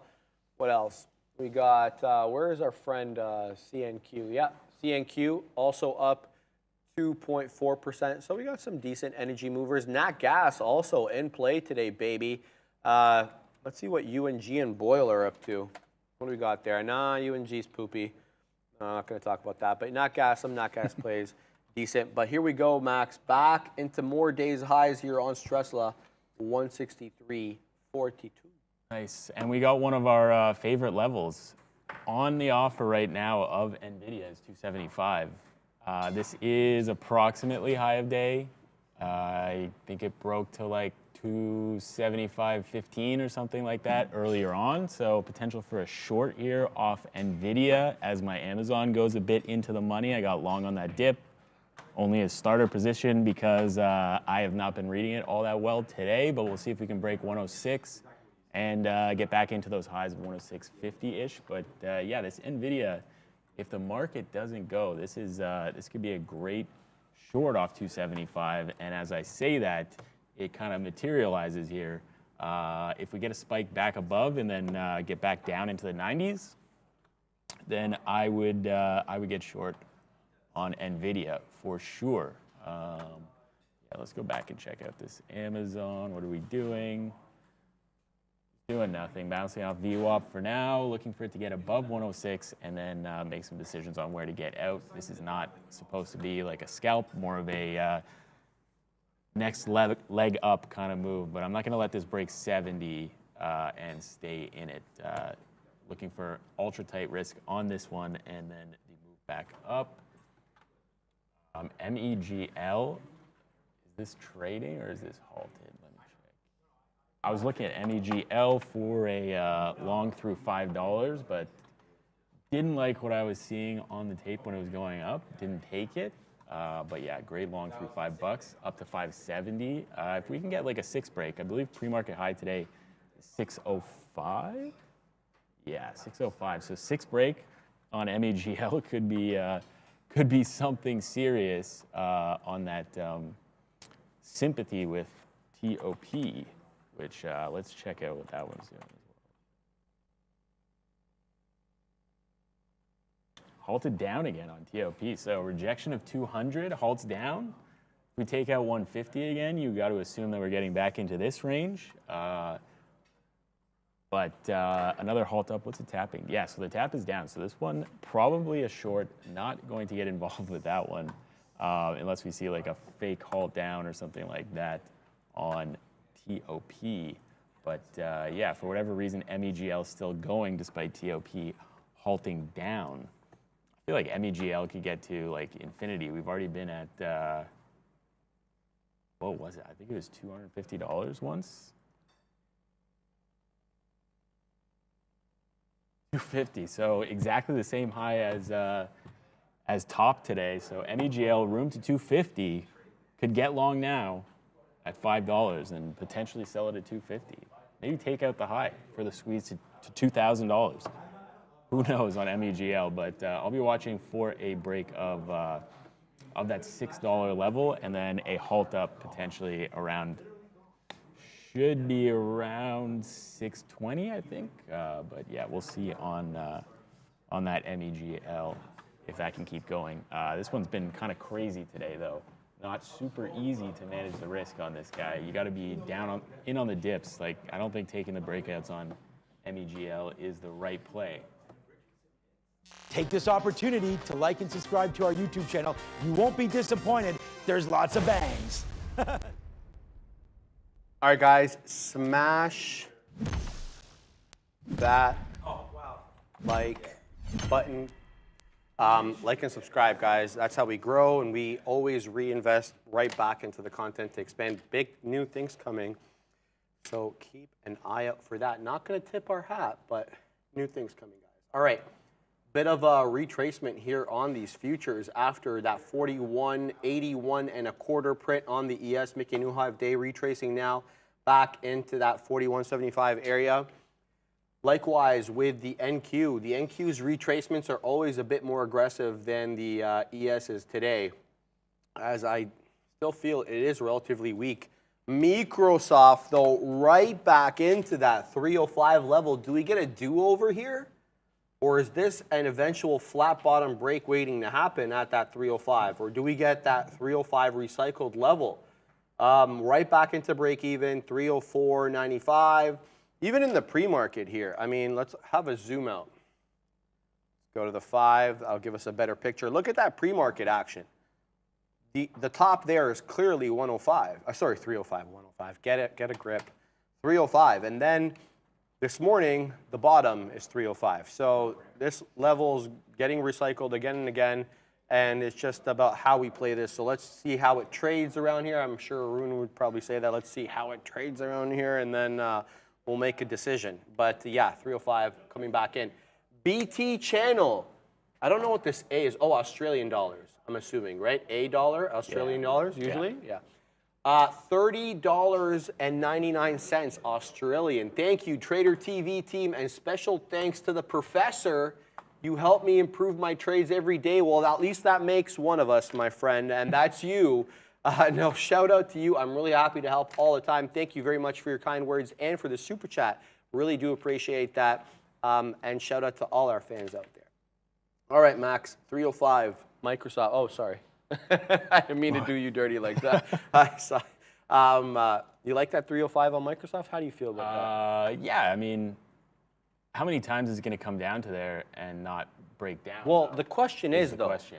Where is the teal relative on Microsoft? We want to know where the teal is. The teal is the all-knowing. The all-knowing teal. Oh, well, look at this. Breaks the teal and slams down $1. So the teal line is the everything. 20 EMA, but it's like created this Look mysterious aura on the midday show. Sharif, all day, man. Like pulls in here, pulls in here, pulls in here, breaks here, it's gone. And then hold on, it rejects the teal. There you go. There you go. Breaks out right here. The teal is. What are we doing? I don't know, bro. We just trade the teal, baby. Just make an algo that trades the teal. I love it, baby. Trade the teal. We need an animation that says trade the teal. That's going up an idea board. You see that idea board? Get Triple on T, it, baby. Triple T, Triple T, baby. Trade the teal, baby. And that is trademarked by me. So what's the teal, Zachary? Have a look. Mahad, can you go to Max's chart? Zoom in on that bad boy. See the teal line there? Yeah. It depends on how your settings are in your monitor. It's bluish, whatever. That's Aqua. Teal. That's teal. Teal, right? 21 EMA. So, yeah, don't know where I got it from, but it seems to work pretty well for a trend trade. If you were long Microsoft from that like 303 level and it breaks down right here at 308, that's a pretty solid solid out right there. And yeah, once again, the out right there is the teal. That 306 breakdown, and now we're going towards yeah, we're quadunking here, low big of boy. day on this. Yeah, I mean, we're now touching the $0.25 here on Microsoft, but you know, it's still within the acceptable range off the breakdown area of 305. Right back into that 75 area. So let's see how it trades here, man. I mean, we start getting a lot of buyers stepping in front of that $0.50. That's going to motivate me to get back into this one and take that 305 a second time around, especially if we continue to see higher lows like we are on both the futures. In fact, you're positive still in the NQ. You bounced off yesterday's close off 13,231. We actually got down to on this last 5-minute candle. We got down to 13. Oh, it doesn't tell me. 13,235. So pretty close to yesterday's close. Bouncing off there, higher low, not necessarily a higher high on the NQ, but you had one on the ES. So let's keep an eye out for our friend Microsoft at these levels. But oh boy, top is halted. Down again. I'm just seeing it now. It probably was been halted for a while. 150, 130. Let me look at the tap. 175.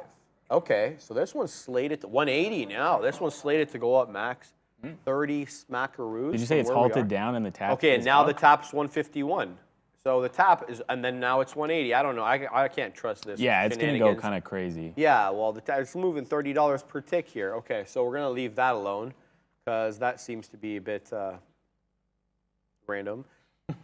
Anyway. I just got long XOM here on this break of this consolidation range. So looking for that all-time high break. I believe all-time high was 119.63. And now we are breaking out of that, looking for the 120 break, which I will add on. And then potential like 120.40, I think, would be the scalp kind of play off of that breakout. And we'll see if we can keep going. Wouldn't want it to break back below like 119.90 after that breakout. But yeah, let's see what happens on XOM here. Not going to give it past like the low of this consolidation at 119.25. Might not even give it that much based on what I'm seeing. But yeah, XOM looking strong as the market goes down. Oil must be going up. I should probably throw an oil chart up for myself so I can monitor that. I don't know about this. But yeah. What are you I'm looking to get into a position, Max. I'm looking at what I like and what direction I like it in. I haven't even decided what my bias is at the moment, let alone what I want to trade. So I'm hands off, and I feel good about that. I don't have to take a trade. But yeah, there we go. We're breaking now below here on Microsoft. We talked about that $0.50 being an interesting level to hold. Broke below it. Now we're bouncing back above it. Now, you know, how many more lows are you going to give this? Obviously, the low of day, it should be noted, 303.31. That's an after the bell low. We did make a lower low than that in the pre-market. Looks like around 5 a.m. we got around to 303, but you know, on much lesser volume, much less important. 304.50 is where we're trading at now. I'm not ready to call it either way on this one. I don't know. What's the chat up to? Google setting up for long, says Wayne Walters. So Google, interesting here situation on our friend Google. Let's load it over here. We'll talk a little bit about this. The 5-minute chart is more appropriate for my analysis here. This is the top I'm talking about, 106.80. We don't have that top quite yet. We haven't made a higher high. We're at 106.68. So let's see if we get that continuation through and make a higher high. Ultimately, though, even though it was done in the pre-market, you're looking for that 107 3/4 break. That's the top over here. That was done obviously on pre-market action, but yeah, wow, Stressla continuing to make newer highs, man. 163.71 up 2.12%. Go Tesla. It's Tesla's day today. I feel it's been getting punched around lately. Yeah. I'm like, look. I said to myself, you're at a meta now. You don't have, even though cash is good right now, a lot of people saying cash is not a bad position. Yeah. Like, you got to be on the hunt. Talking to myself, right? So, what's next? I'm like, all right, how did Tesla and Intel look? Both, given current price action, have good potential upside. And so I threw out a question to the mystical character we call Alfred. And I said, Alfred, here it is. What do you think about Tesla and Intel right now? And then he sent me a picture of some portrait because he's in Prague and he's doing that whole thing. So Prague, nice. He's city. like, Intel is not clear. You are betting that they can turn it around and make the foundry business work. The good news is that they are platform agnostic, so do their own way and the ARM way. Tesla is a buy under 150. Even now, you can dip your toes in, but not for trade, for hold. Alfred, these are Alfred's words, right? So we'll have to ask Alfred. Alfred just dropped some hot lines here, man. Yeah, there we go. Neil was listening. All right, yeah, he likes Intel. He likes the fact that they are platform agnostic. And they do their own way, and it's called the ARM way, I guess. And then he says Tesla under 150, but dip your toes in now, not for a trade, but for a hold. Yeah, I like Tesla. I think it's got probably more upside potential than Intel, but obviously more risk. But yeah, I think Tesla at these levels is probably a buy. I would rather it at like 245 though. That's kind of the gap fill to the downside on this big move up. 245? What are you talking about? 145 on Tesla. Oh, okay. Yeah, wow. Okay, well, here comes 164, Max. This thing is pumping to the high side now, up 2 1/3. All right, we're going to have to talk like levels on this bad boy because we are really moving here on Tesla. Let's go. This is getting going. Let's zoom out. Let's go to the half an hour here and go maxim. Eyes, that's no good. I hate these wicks. Let's zoom in a little bit. All right, okay. We're going to have to get a different shot. So we're going to bring in Stressla over like this, and we're going to go like that. And then we're going to go like this. I like how I'm giving like the play-by-play. That 165, that's the level we're looking at here. That goes back to April 24th and April 21st. A lot of price action in and around 165. First it was support, then it was resistance on the 24th. So let's see what happens when we get up there. The level after that you want to say is 67. A lot of action at 67 on April 20th. But that day was a bit like, wow, look at the range on that day. on the 20th, you had a low of 63 and you got to a high of 71 on Tesla. So you had a bit of a rangy day, kind of like what we're having right now. We've got a 57 low and a 64 high. So yeah, you know, very similar day to what we had on the 20th with Tesla, but we had it that day to the downside. Today we're having it to the upside. Anyway, 165, the level I'm looking at as a possible resistance area. That 163 was, I want to say, the first area. In fact, it actually ended up playing that way. Look how many times we wick into 163, reject, and then we break it on the second time. This is the half-an-hour candle, by the way. Yeah, now we're done with that 163. We're looking at 165, and that's really all there is on Tesla. So if we get continuation, I think, on the indexes, you're looking for dip trades and to get in. I mean, that's how I'm going to look at this, and I don't know how you feel about that. Tesla, what do you got up there? Like, you see these consolidation highs from 2 days ago, then consolidation lows from 2 days ago, and where do we dip into off the open? 50. Right there, those consolidation lows, and explode up. So Yeah. pretty easy, relatively speaking, easy trade on Tesla off the open. If you were looking for a long, you just go straight to those consolidation levels. And, Did you just say easy and Tesla in the same I mean, sentence? you don't get those very often, so what an opportunity that I wasn't even looking for today. I wasn't even looking at Tesla at all today, just Meta, Amazon, XOM. So, yeah, missed that one, but what a good trade. And shorts guy, I guess, getting squeezed on the old Tesla today. As, like, the market doesn't even go up. It's in the same way that it's going up. So those are the days when you can really get caught offside shorting a stock, a big tech stock that's going up like crazy when the market is not, and you're saying this one's way too strong, relative strength, all this stuff. Right. It needs to pull back. Well, it's going to pull back when it feels like pulling Here back. comes 165, And bro. you're probably- 164.30. Like, Crazy. Jeez Up. Louise. I mean, it's only 3%. I know, but it's like But quite strong on a weak and straw. quite obviously strong. Yeah, why do I have the 30-minute up here? Reliable Rudy at Alfred. I'll put money down over the next 5 years. Intel outperforms Tesla. We can have Trader TV moderate the bet. All right, we're not going to get into all that, but yeah, that's the whole thing. Well, no, I asked Alfred about both. Right? I asked Alfred about Intel and Tesla, so he's just saying one is going to outperform the other, right? What about Intel, bro? DD asking. Yeah, I mean, Intel's been doing its thing all day. Obviously, where was it? It's up 6% still? Yeah. Where is Intel? No, it's up 4.19. It's retraced 2.5% to the downside since the bell. It was up well over 6%, almost 7%. I think it might even hit 7 in the pre-market. 32.57 high, essentially 32.50. Now retracing into that $31 area. We got a 31.09 low.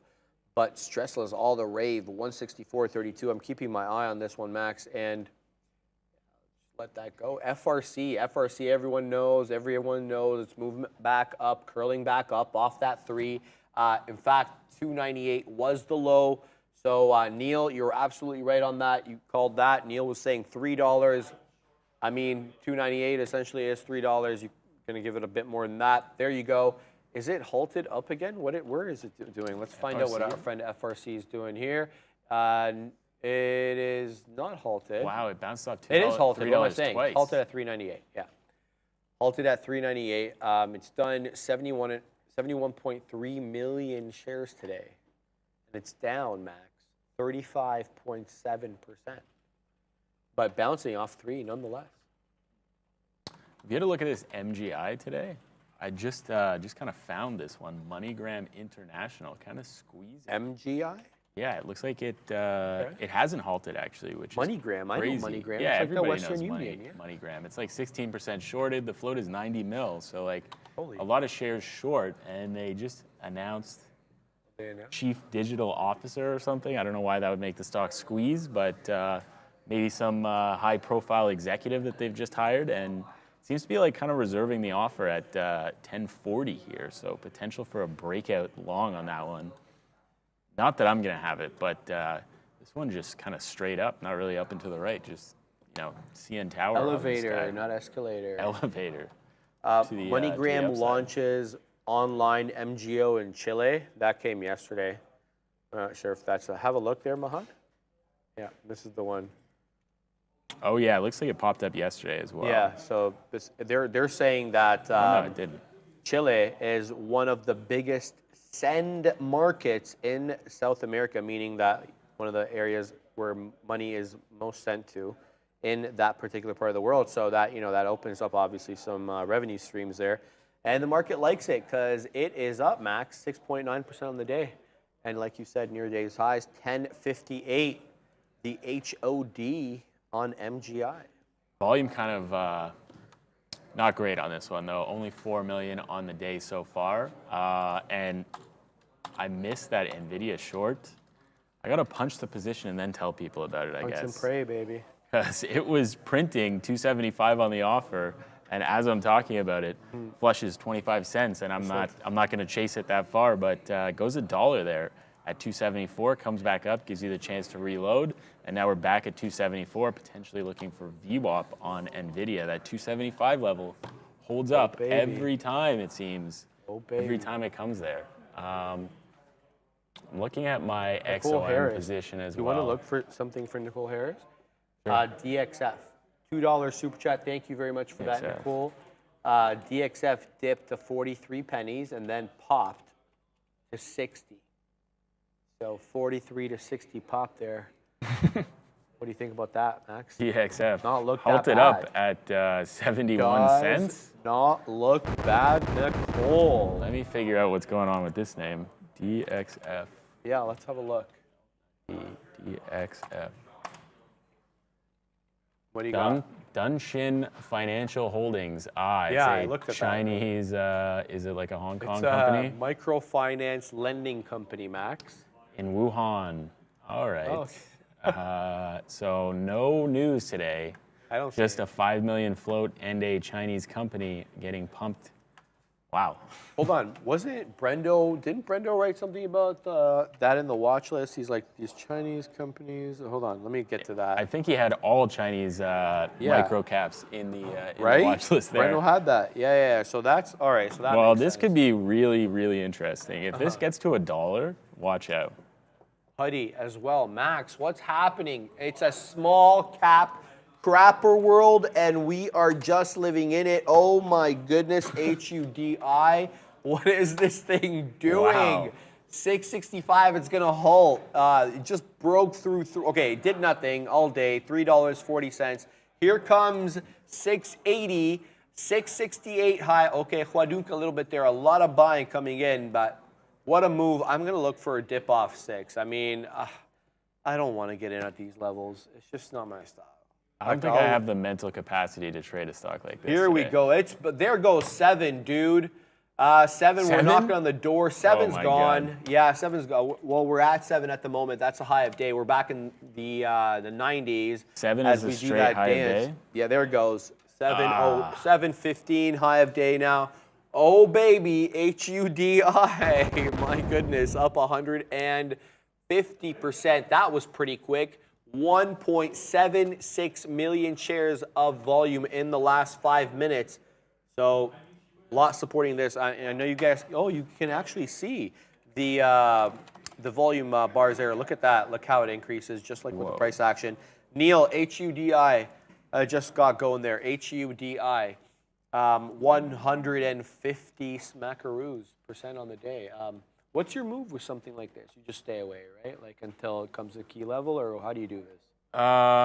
What's the move? Yeah, you would want this to do this exact thing right here that it did before. So consolidates higher lows here on the 1 minute, and then it spikes down, can't go anywhere, and spikes back up, and you can get in like at this 585 level. You get in at 6. Yeah, I guess like the 6 break would be the cleanest way to do it. I kind of prefer to get in like here as it spikes back up, and then you can just risk down to here. But yeah, that's $1.50 almost that you would be up on that trade and looking to take out that that $7 level again. 715 high. So this one could definitely halt up. I'm amazed that it hasn't halted up yet.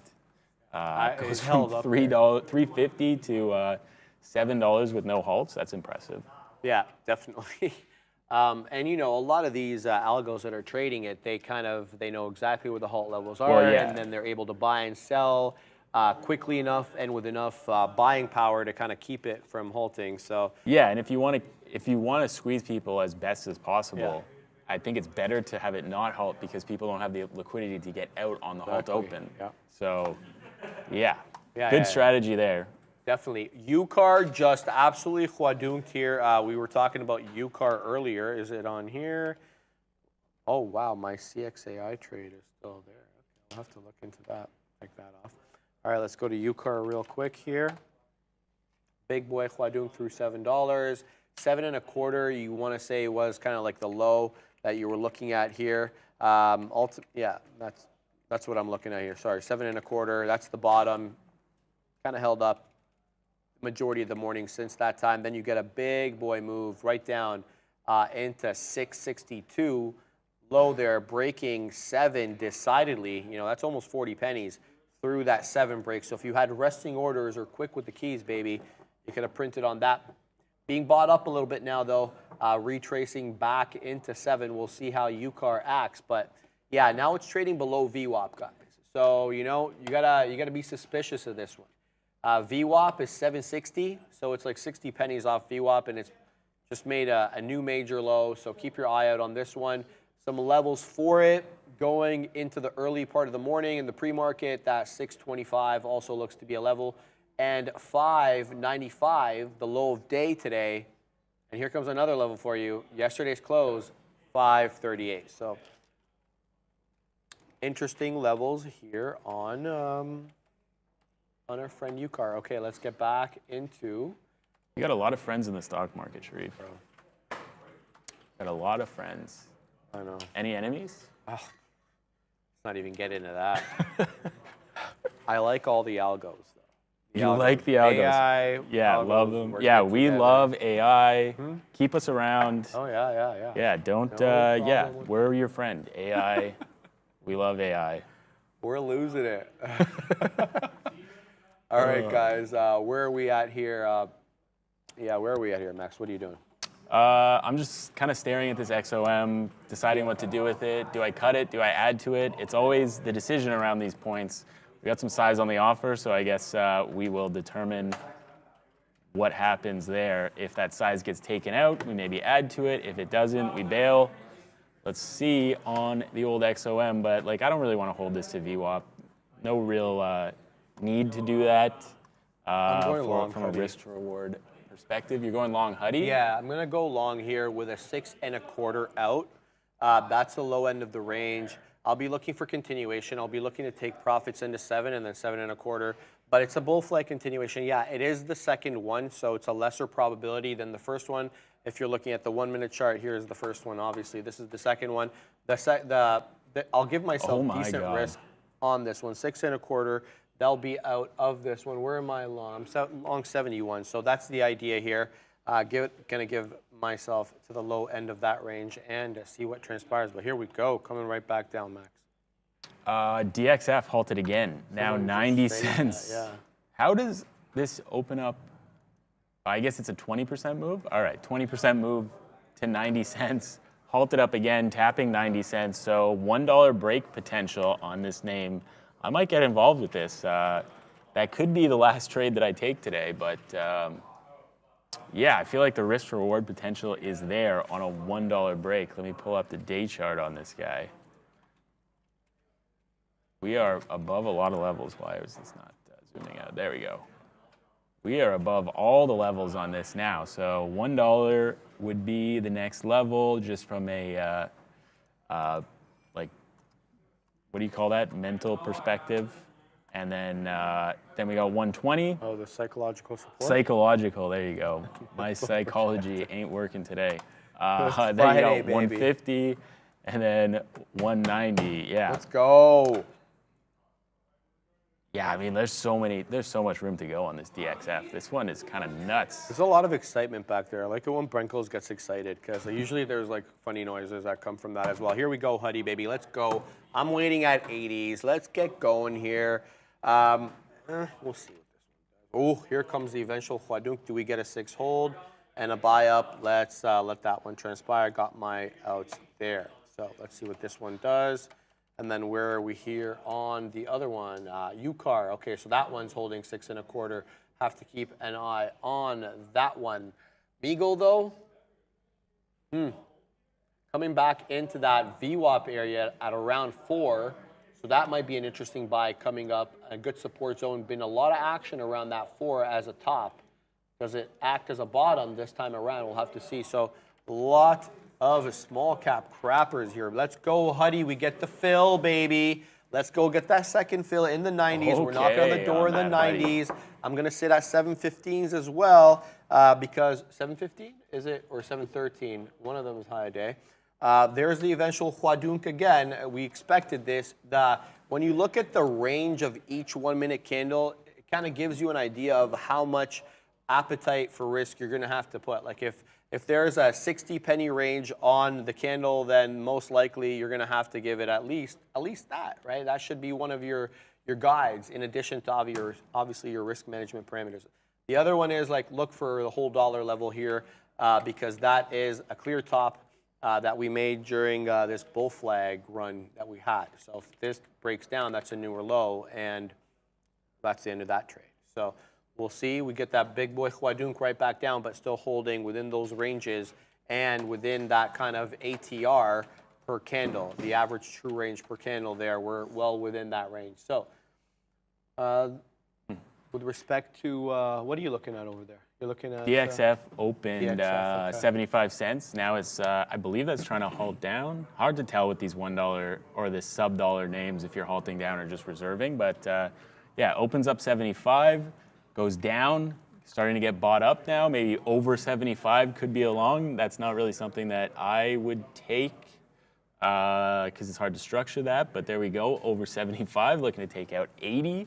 And then I guess it would just halt up at the same price again. So that could be interesting to get into a halt there, but not going to do that. Is it halting now at 85 cents? I guess because it dipped.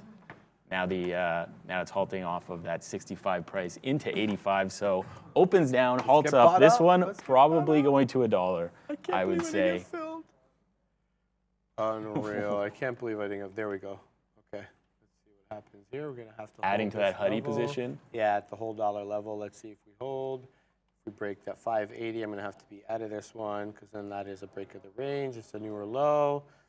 So we're in a half position here, quarter position, actually a little bit less than half because we got some out at the top. So here we go with the 580. If this breaks, we are out, holding, holding, holding, still holding, still holding. 580 level holding, and then the spread's really opening up here too, and that's a bit of an issue. But the buyers are winning at least at this this whole dollar level. So let's see if we get that bought back up through the $quarter, and there we go, right back through the $quarter. We have to break through the $half and really continue. Our cost base is 16, so we're back in the money on this one. So let's continue to the high side here. We're going to look for some more outs at the $half. You got to be quick on the keys or use resting order here, guys, because this one is a quick one. Here we go, back into the $quarter. Let's go. Holding above 6 for now, but this one might be a tough one, Max.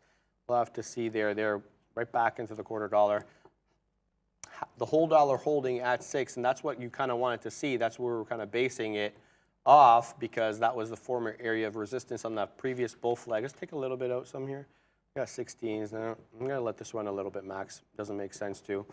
But 580 and I'm out. So looking for that 580 6 stop, pretty obvious spot for that one. Yeah, that's looking for that six hold and a continuation. Otherwise, it's kaput. I would say you're in the right spot on that trade, and you have the right stop. Good ad there down at that. Where was that, $6 it might be or whatever? kaputs on this trade, man. We are trending down. Here we go.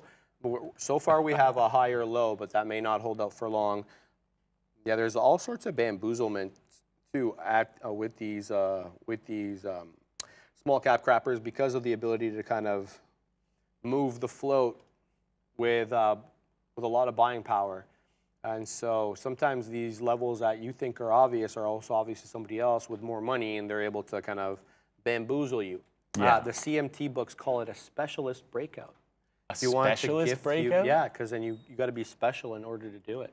Really? Yeah, otherwise you're not special, bro. That's it. Kaputs for you and me. Specialist breakouts. You have to be a breakout specialist to take this. Well, I don't know specialist exactly breakout? why the term was coined, but that's what they coined it. And it's basically the idea. There we go, baby. Let's go, Huddy. Does it Holding mean- 6. Never mind, actually. What's up? No. No, go for it. No, I was going we to make a can't joke. do it on the and, show. Yeah, probably shouldn't If say it's that YouTube on the or- air. Never mind. All right, we'll give you that one. There we go, baby. Huddy coming back up here into the $0.25, but the spread, poopy. Not loving the spread. Look at the illiquidity there. I just tried to get out small sizeage. There we go. Through the 40 level, can we get some more out there? We're getting some sizeage out here, guys, so not bad. Not bad as we hold 6, and that was the idea. So let's see if we continue to hold or we get the Huadunk. And so far, so good. There we go. Some out in the 30s. Where is that? Did I see that there? There we go. Some out in the 20s as well. Let this one run. And then maybe through the $0.50. You want to take over for a little bit? Just Sure. Have a look at this. Yeah, just waiting on this DSF to open. We'll see if we can take out that 90 level and then the $1 break I may take, depending on how it looks going into there. I want to see liquidity. I don't want to get stopped out by 15 cents on a $1 stock. So if there's liquidity there going into that $1 break, I may take that on DXF. Congrats if you are long. It sounds like there are a number of people in the chat who are long on this one. Hopefully it's somewhere in this 20 to 30 cent range. But yeah, this one actually holding the teal a little bit too. If you, I don't know that it might be a little crazy to try to take teal trades on a stock like this. You would want to take this one right here, where it's holding that 50 cent level, breaks down slightly, and then gets right back above 50 cents. That's where it really took off, because this is where you trap all of the shorts, most likely, and take out the high. And now it is gone. But yeah, any traders who shorted in here are now probably sweating a little bit and probably going to stop out at the 90 cents level unless they are have a higher appetite for risk. Oh, yeah. Or are potentially cognitively impaired due to losses that they have taken today. Or the fact that it's Friday, or there could be a whole. Yeah, bunch of I mean, reasons, could but be like drinking and trading or something. Oh, that would whoa. that would be nuts. So we opened down again. We've had drinks on the show. We don't get hammered. But Yeah, we you guys have a like one drink or beer, two. right? Exactly. Like you can't, if you start drinking more than one beer while you're trading, Yeah. I don't know, good luck. Yeah. But yeah, so this DXF, there is some liquidity. It's still kind of crazy though. But trying to take out that top, it opened down again, which is interesting to note. I wonder if, I mean, we're up like 500%, so that's probably probably why people are just taking profit up here. But yeah, it looks like that 90 cent breakout could be the way to go on this one. Can't really dip much further though. Yeah, so now if we go back up, we're going to halt up below 90 cents, I believe, if my calculations are correct. And we're halting down now. Fake halt to the downside. If we print 68 right now, that could be a decent long, and there it is. Going right back up. Wow, should have taken that one, eh? That would have been nice. Yeah, going right back up into 75. You could have had, what was that, 68 to 75? That's a 10% move. Oh, baby. On this. Yeah, and now looking to go back up. I believe the halt price would be like that 85, 86 area again if it were to halt up. But yeah, DXF still on the move. I'll be looking at it for $1. And NVIDIA just took out that. NVIDIA, why is it not saved on here? I was just looking at it. Took out that 275 level. And now new high of day for NVIDIA. So NASDAQ must be ripping if I take a look at my NQ chart here. But yeah, so if you were shorting, I mean, you still get this like $1.20, $1.30 move on the short. And now you stop out for 20 cents. That's a pretty good play there on that NVIDIA. And realistically, like if you can get this closer to 275, you got like 5 cents risk and a $1.20 reward. That's, I don't even know how to do the calculation on that one, but pretty good. I guess 24 to 1 risk to reward. Well, that's I nice. would take that. I would take that Any for day. sure.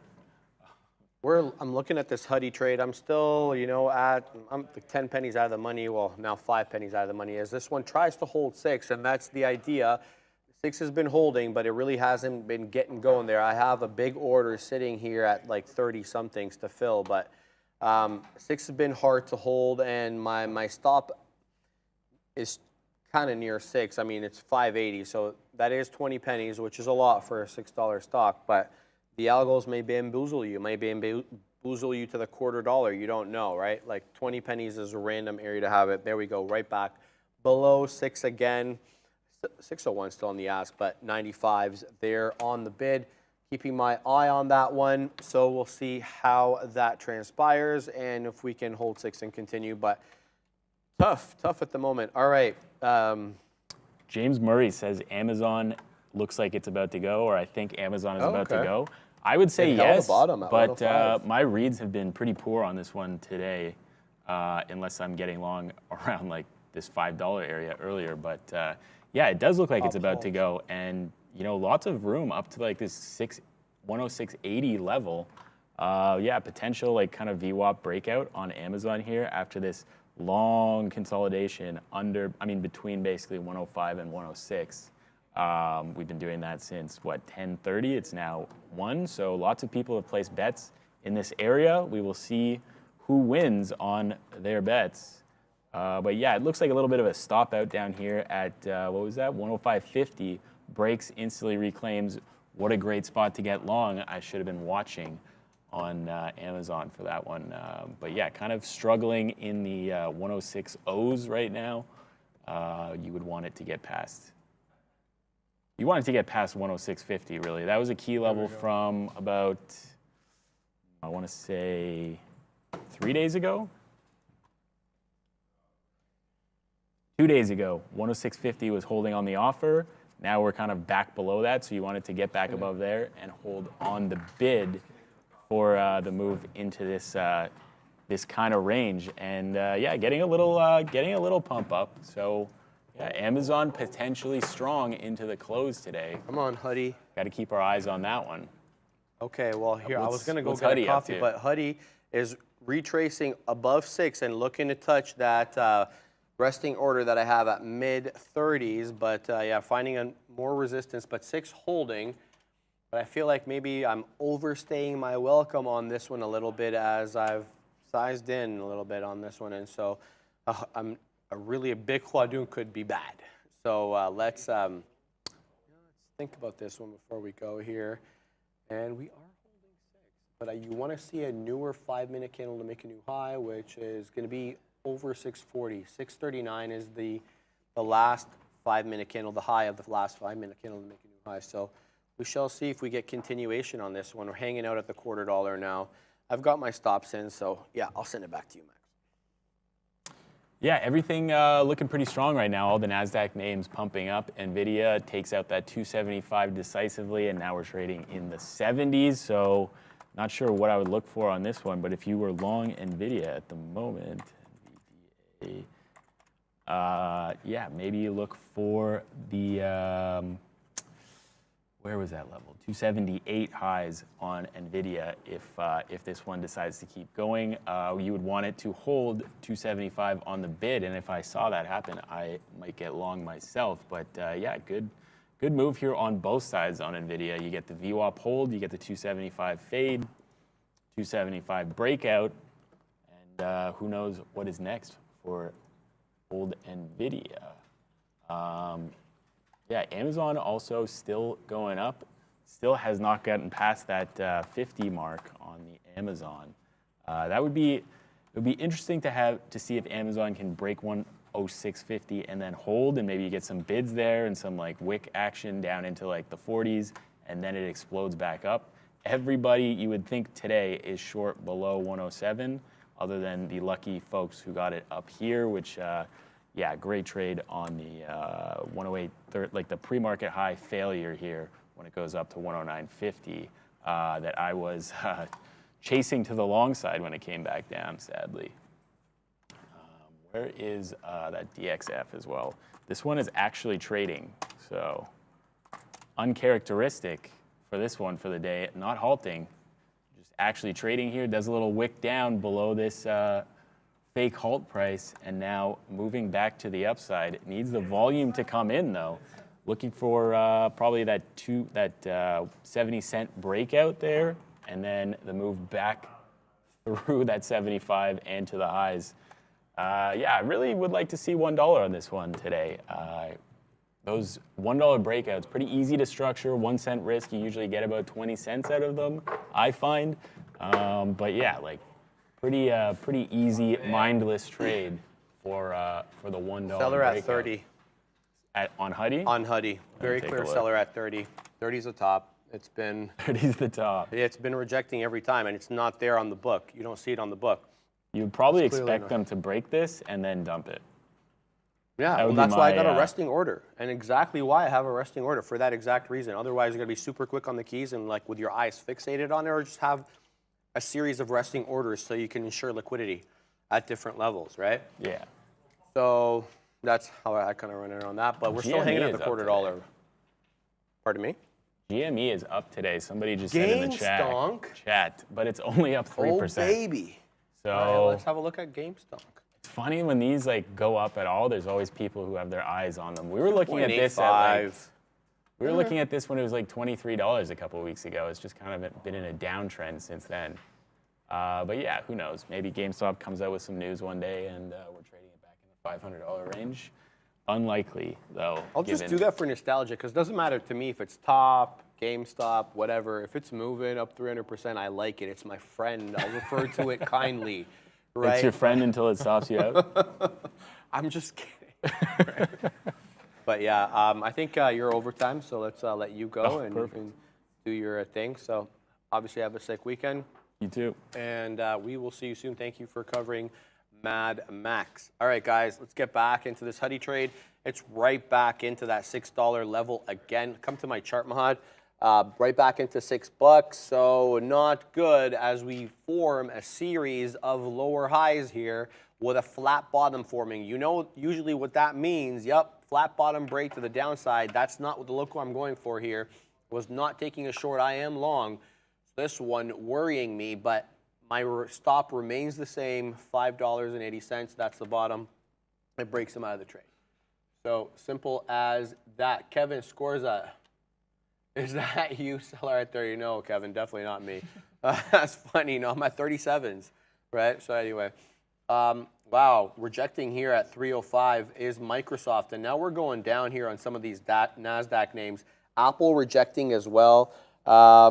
And surprise, surprise, Tesla found a top at 165. We were talking about that was the gap between the 163 and 165. Flushing, though, off 165 for the moment, coming down back into 164.40s. But yeah, exactly high of day right now, 165 on TSLA. We make a newer high on the ES, not so on the NQ. 41.85 3/4 the HOD on the ES, 13.293 the HOD on the NQ, but we didn't quite make it up there last time around. We got up to 12.287. So lower high for the NQ, higher high for the ES. That kind of sums up what we were mentioning earlier about that. So Tesla retracing like I was talking about here. Huddy now back below $6, but not, decidedly below. My stop's at 580, and yeah, I trust it to trigger, so hopefully it does trigger if it makes its way down there, Sean.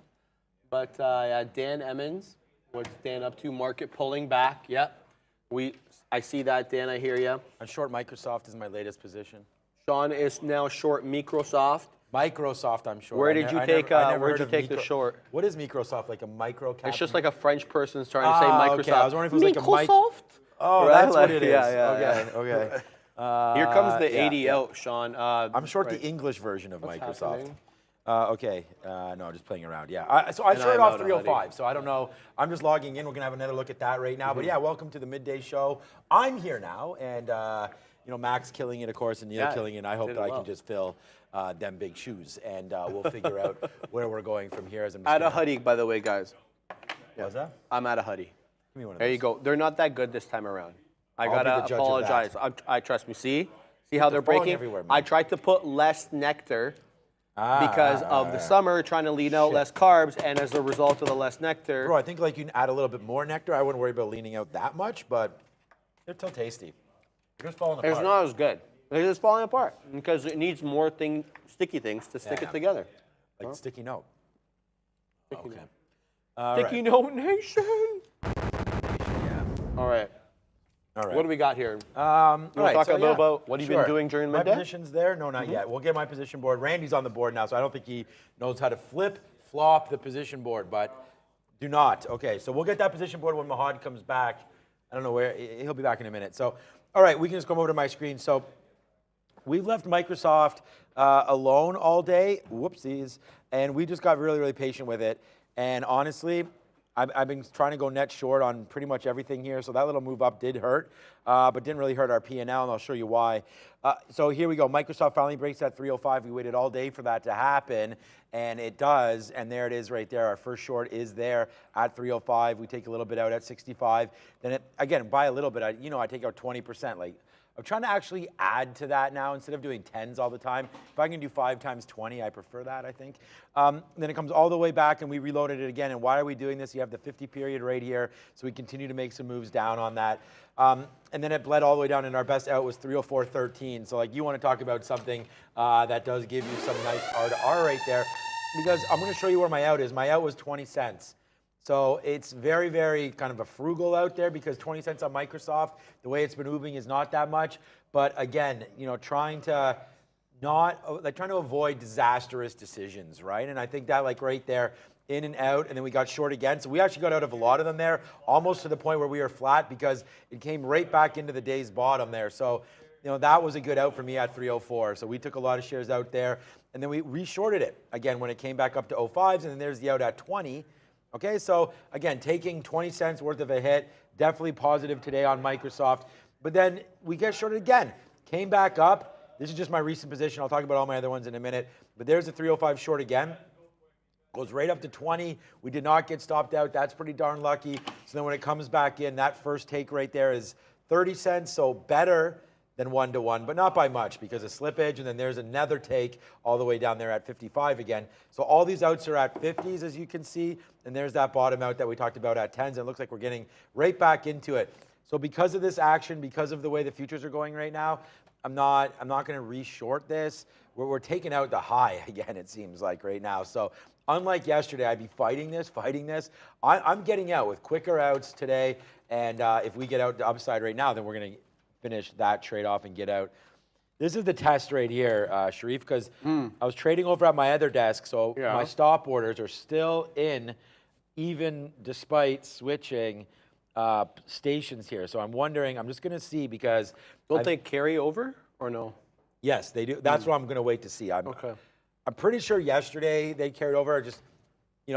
So part of the problem is that when you're averaging into positions and sometimes you got to change your stop order, adjust for the share sizes, adjust for the different prices that you're seeing. And as the 50 period moves or the teal period, the 21, isn't it EMA or SMA? Trust the teal. It's an EMA. He uses the EMA. Okay, yeah. So as that changes, you do need to adjust your stop order if you're using that as your trigger. So, all right, so that's what I'm doing right now is waiting for Microsoft to break. No. This one I'm trading here is Microsoft.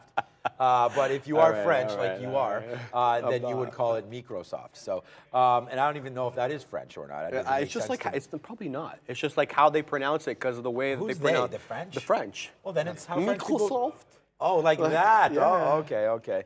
All right, so have you been to Paris or anything? Oh, yeah, of course. I lived in England for 2 years for school, so I used to take Ryanair to go everywhere. It was awesome. That's quite the gorgeous city. Yeah, it was. Shout out to Paris. Way too expensive, though. I mean, it was. Like, to get, it's ridiculous. Okay, so this was, when I went, it was 08, end of 08, okay? Last time I was there. And a double rum and diet, whatever, you're looking at 25, 30 euros at that time. At that time. All right, so. What? A lot. Yeah. Wow. Yeah. You're at two bougie places, man. Not really, bro. That's just go anywhere downtown. Everything, unless you go and you get like the local wines. The local wines there you can get for super.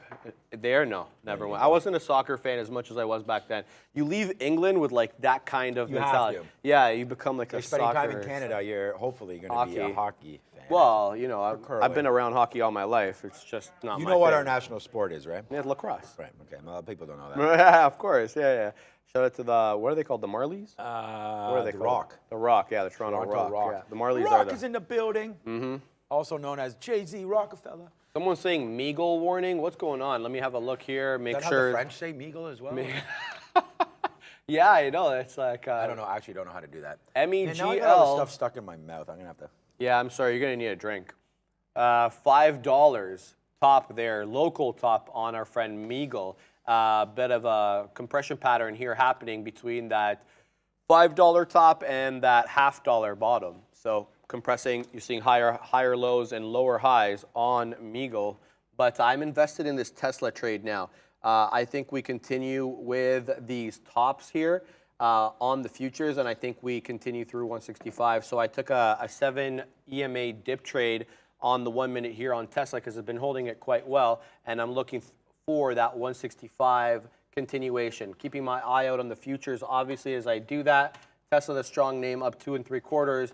You could say it's extended here, or you could say it's just getting started. I know you're. Where are you? You're short. You're long Microsoft. I switched short it up. Meta. So I Okay. just switched it up. Okay. The Meta, we can talk about that. I'm going to go over that in a second. But right now, yeah, we're not. Like I said, man, we're not.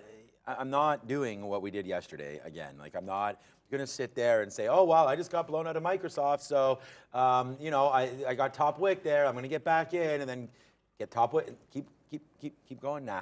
I'm going to pass on that strategy right now. And we're just going to take right here. It's a nice 15-cent winner. We're going to see if it goes a little bit higher than that. See if we get something in the 60s right now. So we are now long in the 30s on Microsoft. So there it goes. Right now it's 20 cents in the money. I'll take it again if we can get that 54 level. But I just put it there and it ran away. So right now, again, let's just slow down a little bit here because the main thing that we're trying to do again is we're trying to watch the futures. And we're in the middle of the day here. We're trying to take out some of these highs. Is this going to be the high?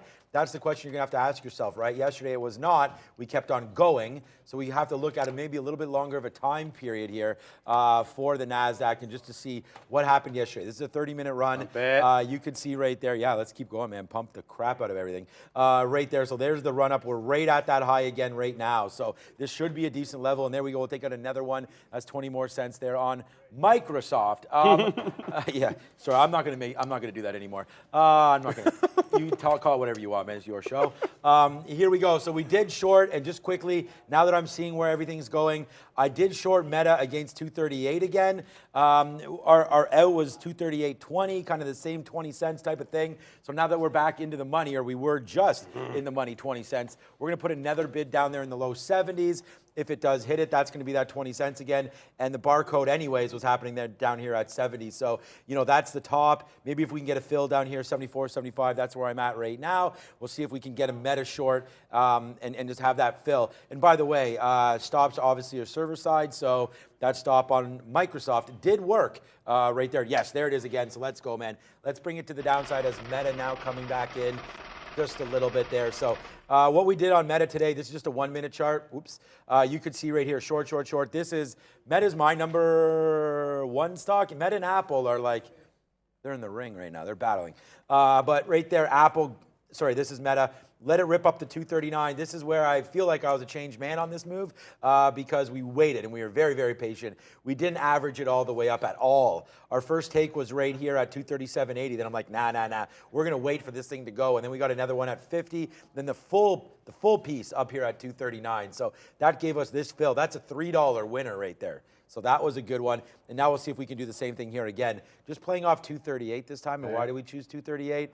It's just, you know, it's a level, and I just didn't think we'd get to 239. So let's see if we can short this back in here with Meta back down, and it is moving in the right direction. And, you know, you could win on one and lose on the other. So with that being said, I'm going to take one more fill here on Microsoft, see if we can't just finish that with another 20 center right there. I'm going to punch that 44 level, missed it.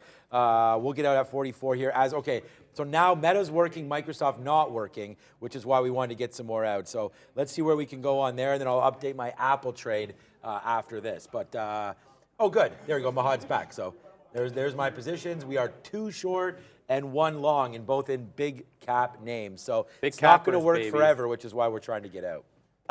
We had several rejections there off that 165 area on our friend Stressless. So that 165 area holding up for now. But the good news is we're continuing to stay near highs here, on these futures.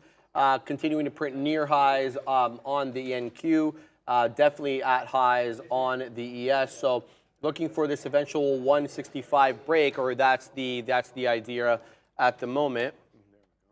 So we're long 58, taking some out there, and now really just kind of waiting for this thing to work and to get going. So let's leave that. We got that meta fill. Wow. You got the meta fill. Where'd you get it? It Went all the way down to 40. I just put a bid there. I was like, wow, okay, we'll take that. We got a 51. It's not incredible. It's just it looked pretty good because that wick right there. So I was like, wow, what did we get? But it was just 51 there. So yeah, and there it is there. So look, this is. Wow, honestly, man, what a difference a day makes. Maybe we have to eat more of those protein things. Like right there, we're winning on the long now for Microsoft, and somehow also banking on the short here on Meta as well. So we're doing both of those. But all the rage today has been that top. I was just talking to the trader back there today, and he's like, he actually got, I think it was 170 up to 2 and change. But did he get 1,000 shares for like $55? No. Fake money? That was real money. I only think he had in the decades of shares, 20, 30, 40 shares, something like that. It's just a wild name. Dude. Well, that's what I was going to say, is that if you're trading a name like this, when you have halts all over the place, and I saw Remember what you said to me yesterday? What did I say to you? Yeah, you said don't trade it. Yeah, no.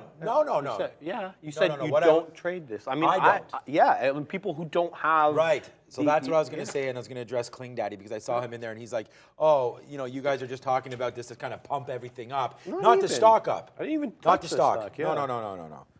The excitement levels. Because, and I think that when you're looking at a stock like this, there is a lot of FOMO that's involved. But I just want to show the chart here, if you can, Mahad. Like halt, 2, 3, 4, 5, 6, 7, 8, 9, 10, 11, 12, 13, 14, 15, 16, 17, give or take.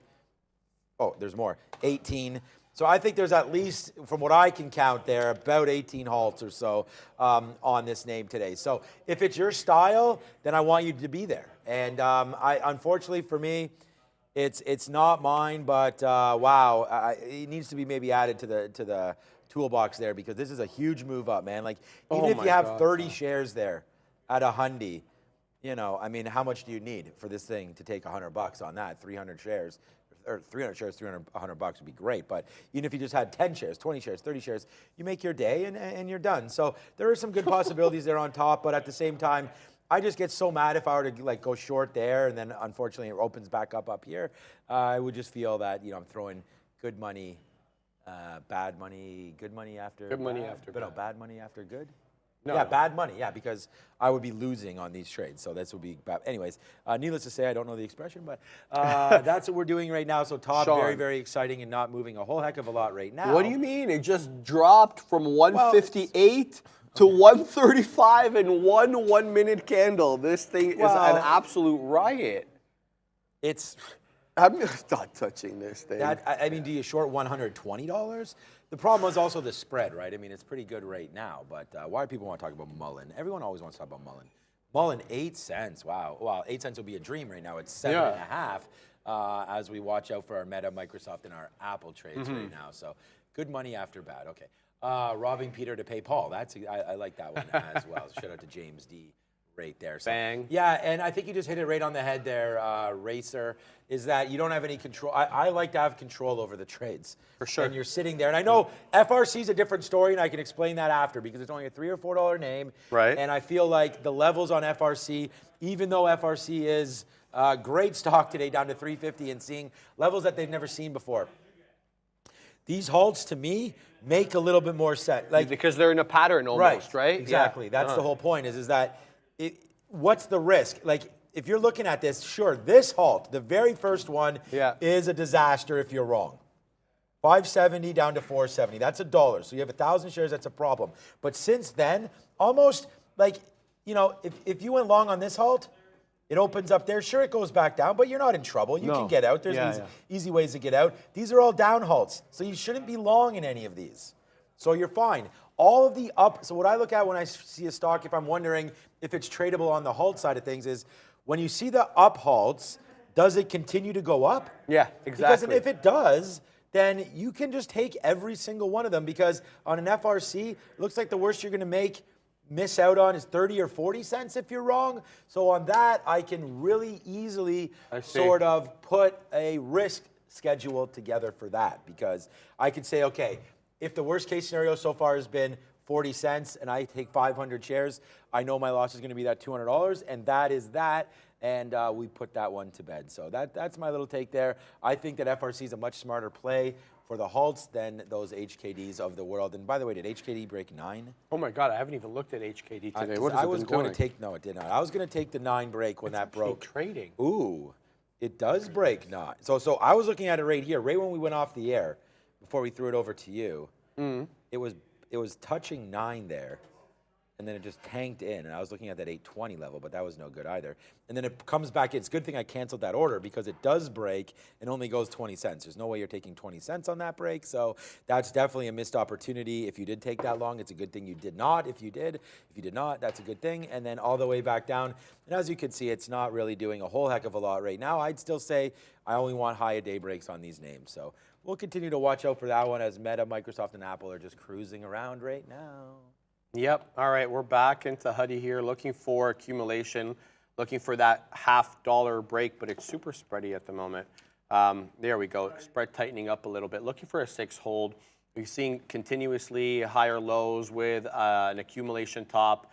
You want to say the top's at 40-ish area. That's where we got some out last time. That's where it's topping out again this time. So we want to see continuation through there. Let's take a second shot at this bad boy here and see what is popping. But the market finding a bit of a top here, so we'll have to keep an eye on our Tesla trade as well as that materializes. There we go. Nice little move on Huddy to the upside, and we'll take some out as it pops through. But this is the area where we have trouble every time, that 40 area. Look at that. Look how we're not passing through that on the ask, moving back down into 36, even though you don't see too much in the way of size on the book here. But yeah, it should give you an idea that it is an iceberg that's showing up at that area. But with respect to the Tesla trade, looking to defend that 164 area, we'll be looking for a hold around there. But honestly, the level on Tesla, you have to say, is about 163, where you're going to find support. That's where most of the action took place. So 164 is just a hopeful area for a stop. But the technical level, I would have to say, is at that 163 area. All right, back to Huddy here, because we're invested in this one as well, and this one's more fast acting. Looking to take some more if it should break 40. In fact, here's what I'll do. I'll sit at 42s to see if we can get action above there. But here, 35 is accumulating at that top again, Sean. But I don't know if we can get by that 40, that seller stepping up. Yeah, I know. I was looking at your chart. Yeah. No. Hey, I mean, look, all you're trying to do is play probabilities on all these every single time, right? Stepping up. Remember that commercial? What was it? Stepping up. Stepping up. No, I don't. Yeah, it's where like they Step took by Step by New Kids on the Block. That was a bang, man. Sean, we just broke 40s on Huddy over here. Gonna get to you, girl. Oh my God. We're probably younger than the Backstreet Boys, by the way, right now. Oh, no, we're not. New Kids on the Block. No, we're not. Yeah. New Kids on the Block. We're not. Look it up, Neil. Yeah. We're pumping high here on HUDI. Sean, here we go on Huddy, baby. There goes that 6.5. And it's Print City on this one. Finally, this one bamboozled us early, but now revenge is had, Sean, on Huddy, as there it goes. To the high side. That's a big win right there. Okay, so we're gonna go ahead and we're gonna end the trade right there. Just about enough. Let's take out half for the position right there. There we go. So we're still holding sizage on this one. Sizage. All right. So if we can get an 80s print, I'm going to take out the other half at 80s, because we have a flatten key, and the flatten key allows you to take a percentage of what you have remaining, not of the original, of the remaining. There we go. So now where are we here sizage-wise? Yeah, I'm going to have to let this one run.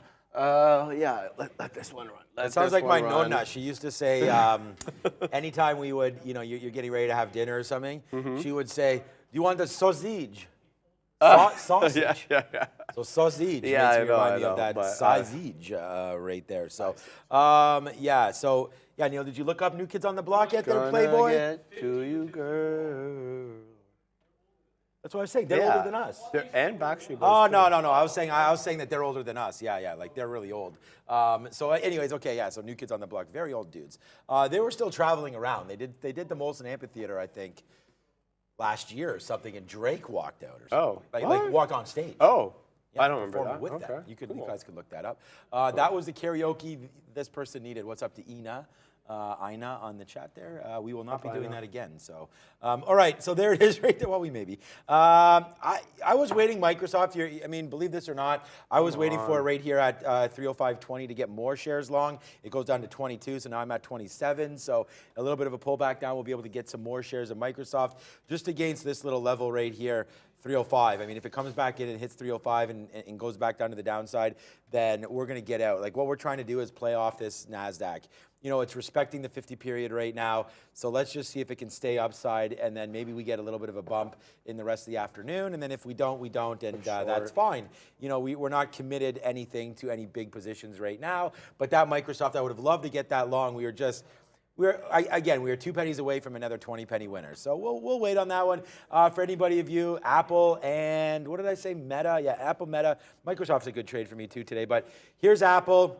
I mean, we can't do any more than this on Apple. It rips all the way to 170 right there. We shorted. I mean, if you're wondering why this is, you know, my #1 stock, and because I haven't traded in a while, that's why right there. It does take down the 200 period a little bit, so we only had 20% left. So we're doing better holding on to bigger shares into a move. So that was good. So all the way down, we came back into 168.50. So we sort of took that based on some of this down there. But then look, it does represent that bottom there and holds it. The thing is, like 168, if it continues to go down, then you're looking at this 167.80 and then maybe into the pre-market down here. So you can't tell if that's going to stop or not. So always take something out. We took it out when it broke back through the 200 period right there. And then I didn't. It just was too choppy here. Goes all the way up. 169 could have been a sell, but again, I'm trying to be patient. If it doesn't come up to levels I want, then I'm not going to take it. And then rate, especially in the middle of the day. Like at the open, you got to take some risks, I feel like, because Unreal. You know, sometimes the levels aren't there. What's up with Huddy? Huddy,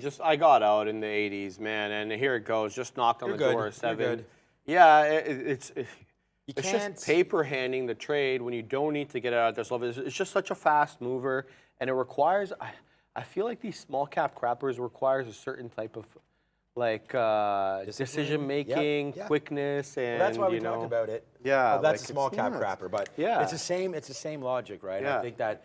I mean, the same trader that I was talking to over there is focusing specifically on those stocks. Small cap crappers, yeah. Earnings and small cap crappers, basically. Yeah. And the thing is, that's another thing that you've coined. So, we'll steal that from you again. I actually like. You know where it came from? Was that Luca or? Was no, it that's mine. It's yours. Yeah, Okay, no. Small cap gappers. That's what because they were gapping up on the day. Right. But because they're so garbage and they never show up again, or they're You're either gapping or you're crapping. Right there you go. So small cap crappers.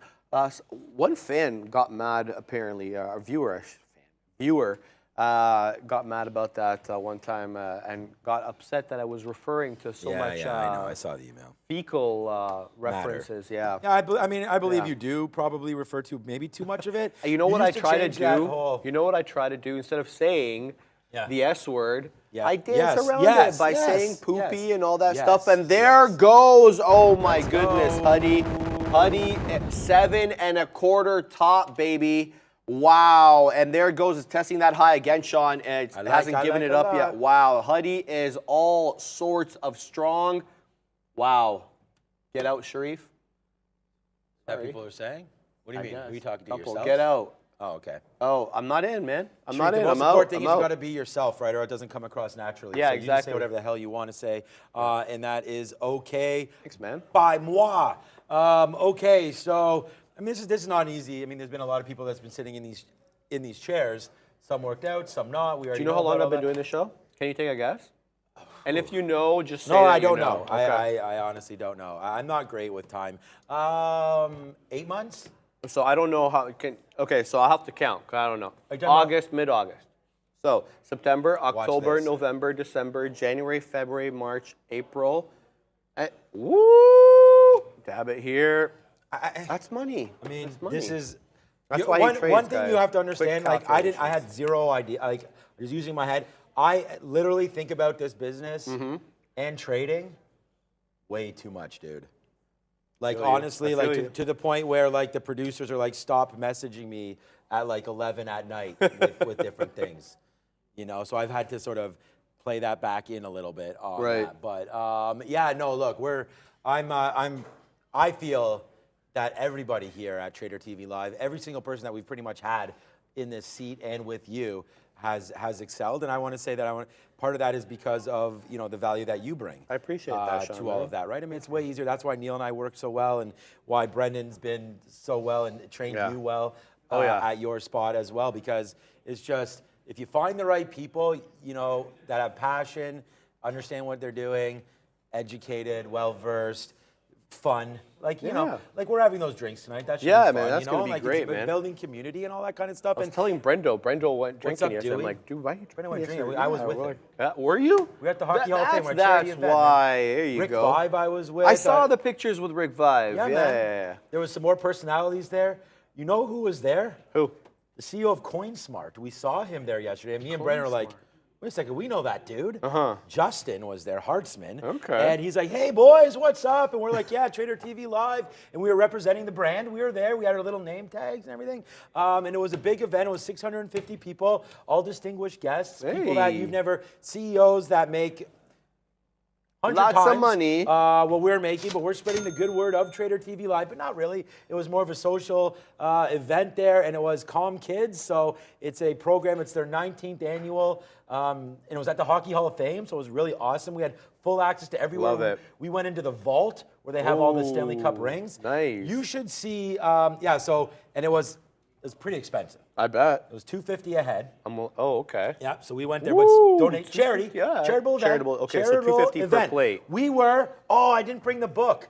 Brendan, we should have, did you grab a book? It said Trader TV Live as a sponsor is in that book. Let's So go, I'll get Brendo. Marissa to take a picture, we'll send that out. But we sponsored it up, you know, in there, sponsoring Comms for Kids, and that's computers into the classroom. Okay. So it's helping sponsor, brought to you by Hewlett-Packard, and it was bringing computers into the classroom. So Trader TV Live, that. giving back, baby. Oh, And, you guys were there for that. Love it, man. yeah, Good, good, yeah, man. Good, man. It was a Good lot of stuff. fun, and we definitely had a great time doing that. Next time, Hey, you man, wanna I'm go, man? always It was- down. okay, Yeah, good. yeah. We'll do that next time, and it was just one of those things. So kind of came up, and it was a good idea. So Damien it was a lot of fun. Oliveira. Sharif is starstruck sitting next to Don Sean. You gotta be part of the family. You know, so it's You all can get good. away It's with all that good. 'cause you got the Italian The funny thing roots about too, you, right? and it's a true story. You were in our chat every day, man, day. sitting at home, trading during COVID. Harassing and I was like, you this to Sharif guy's spend the telling me to money. do this every time. Here we go, baby. And then when you sat down here, you sort of, I don't want to say you geeked out or anything, but you were like, oh my God, I can't believe that I have a Stream Deck, your own Stream Deck now, with the money on there. Totally. It's full out geek, and I'm totally fine with saying that it geeked out. Yeah, man, absolutely. yeah. It was So- always like an ambition of mine to come on the show and trade. Hell yeah, man. I'm gonna Especially find because that website for that. for Go what? ahead, keep going. Yeah. I want to show that thing that we were at. that the event last night. Yeah. Yeah, Okay. yeah. All right, guys. So I think Jay Lee asked me in the chat not too long ago. He's like, Sharif, do you think it's time to short right now? And you know, I don't know, man, because I'm seeing a lot of accumulation tops here on both the ES and the NQ. Look at this accumulation top at 13. Why do I keep saying 12? 13,287. This is a 5-minute chart here. Look at that accumulation, okay? Same thing we're having, which is a series of higher lows and not higher highs though, but look at that accumulation on the ES. Likewise as well. To me, that's yelling flat top breakout, go long on these dips, especially in the less liquid time of the day, because once we really get going, we're going to get going. At least that's how I see it, okay? I'm not telling you to take the long, but if you're asking me what I see accumulation and I see a top breakout. Now, I haven't done enough homework at these levels. Let me do the homework right now. I'll do it live. So let's go to the hourly chart and see if the area we're at is a key area where we've had a lot of resistance. So we're talking about 41, you know, this should be 41.90 because this is a random level that we're at now, 41.85. We do have some action in and around that. That goes back to April 19th. And then again, that same level back on April 14th in and around this 41.87 area. That's the hourly chart. Let's go to the 4-hour and see what we can glean on this bad boy. Nice word. All right. Again, you know, we're very much near tops here, Sean, right? Very much close to tops. Not at tops. The top there, you'd have to say, was made April 18th, and that was around 41.98, almost touched 4,200, not quite. But we're right there, man. We're 15 points away from that big 4,200, and you got to assume, you know, as we stair-step up there, we're going to encounter some resistance. So I don't see any specific level on our friend the ES for this area, for this top area of accumulation that we're currently at, but you got to assume, you know, we're accumulating in pursuit of that 4,200. We'll see if we can get really going. We have another 25 minutes left on the show, and then you guys got 2 hours left in your show. 2.5 hours minus 5 there for a big move. What do you got over there? I'm going to get some more short meta, but here, this was the website ComKids right here, and it was just, you know, this is what they do. Donations, you guys can go comkids.ca. We're not affiliated with it. This is just what we're doing, and it's giving back, right? And the event was yesterday, so you go to events here, annual celebrity sports mixer. So right here, whether or not, I mean, I was with Brendan, so I was with a celebrity, so that was really cool. And then it was right here, 19th annual, so it was great at the Hockey Hall of Fame, all of this. So it was just a great time. So that's what that was. I just wanted to find it. All right, Microsoft, we are back in this name right now on the reload, but it's not going to be reloaded for very long. We talked about where we're going to get out if it takes down 305. Actually, even just 305 flat. Look at the NASDAQ. It is starting to pull back. Here it is. Starting to pull back a little bit right now. So watch out here for that 305 area. My stop is right here, so if it does come back down, it's got to make sure it's in there. Yeah, so just a little break of 305, and we'll be out of Microsoft off of a long 22s. It's just 20 cents. It's a little 20, 25 cent hit right here if that does happen to come in. So we'll watch out for it and see if we can get it back up there. You know, realistically, a 20-cent hit on this means we need to get something. Now it's coming back. We need to get something out, you know, in the 40s if we can do that. So we'll see if it rides back up there and take it 1-to-1, but not great. Like, this is the problem. When you're averaging in, probably should have waited a little closer to 305, but you never know where you're going to go with all of that. So let's wait for Microsoft. And then just looking at Meta, Apple's really going to the downside. So that's the one that's printing the most right now for me, which is fine.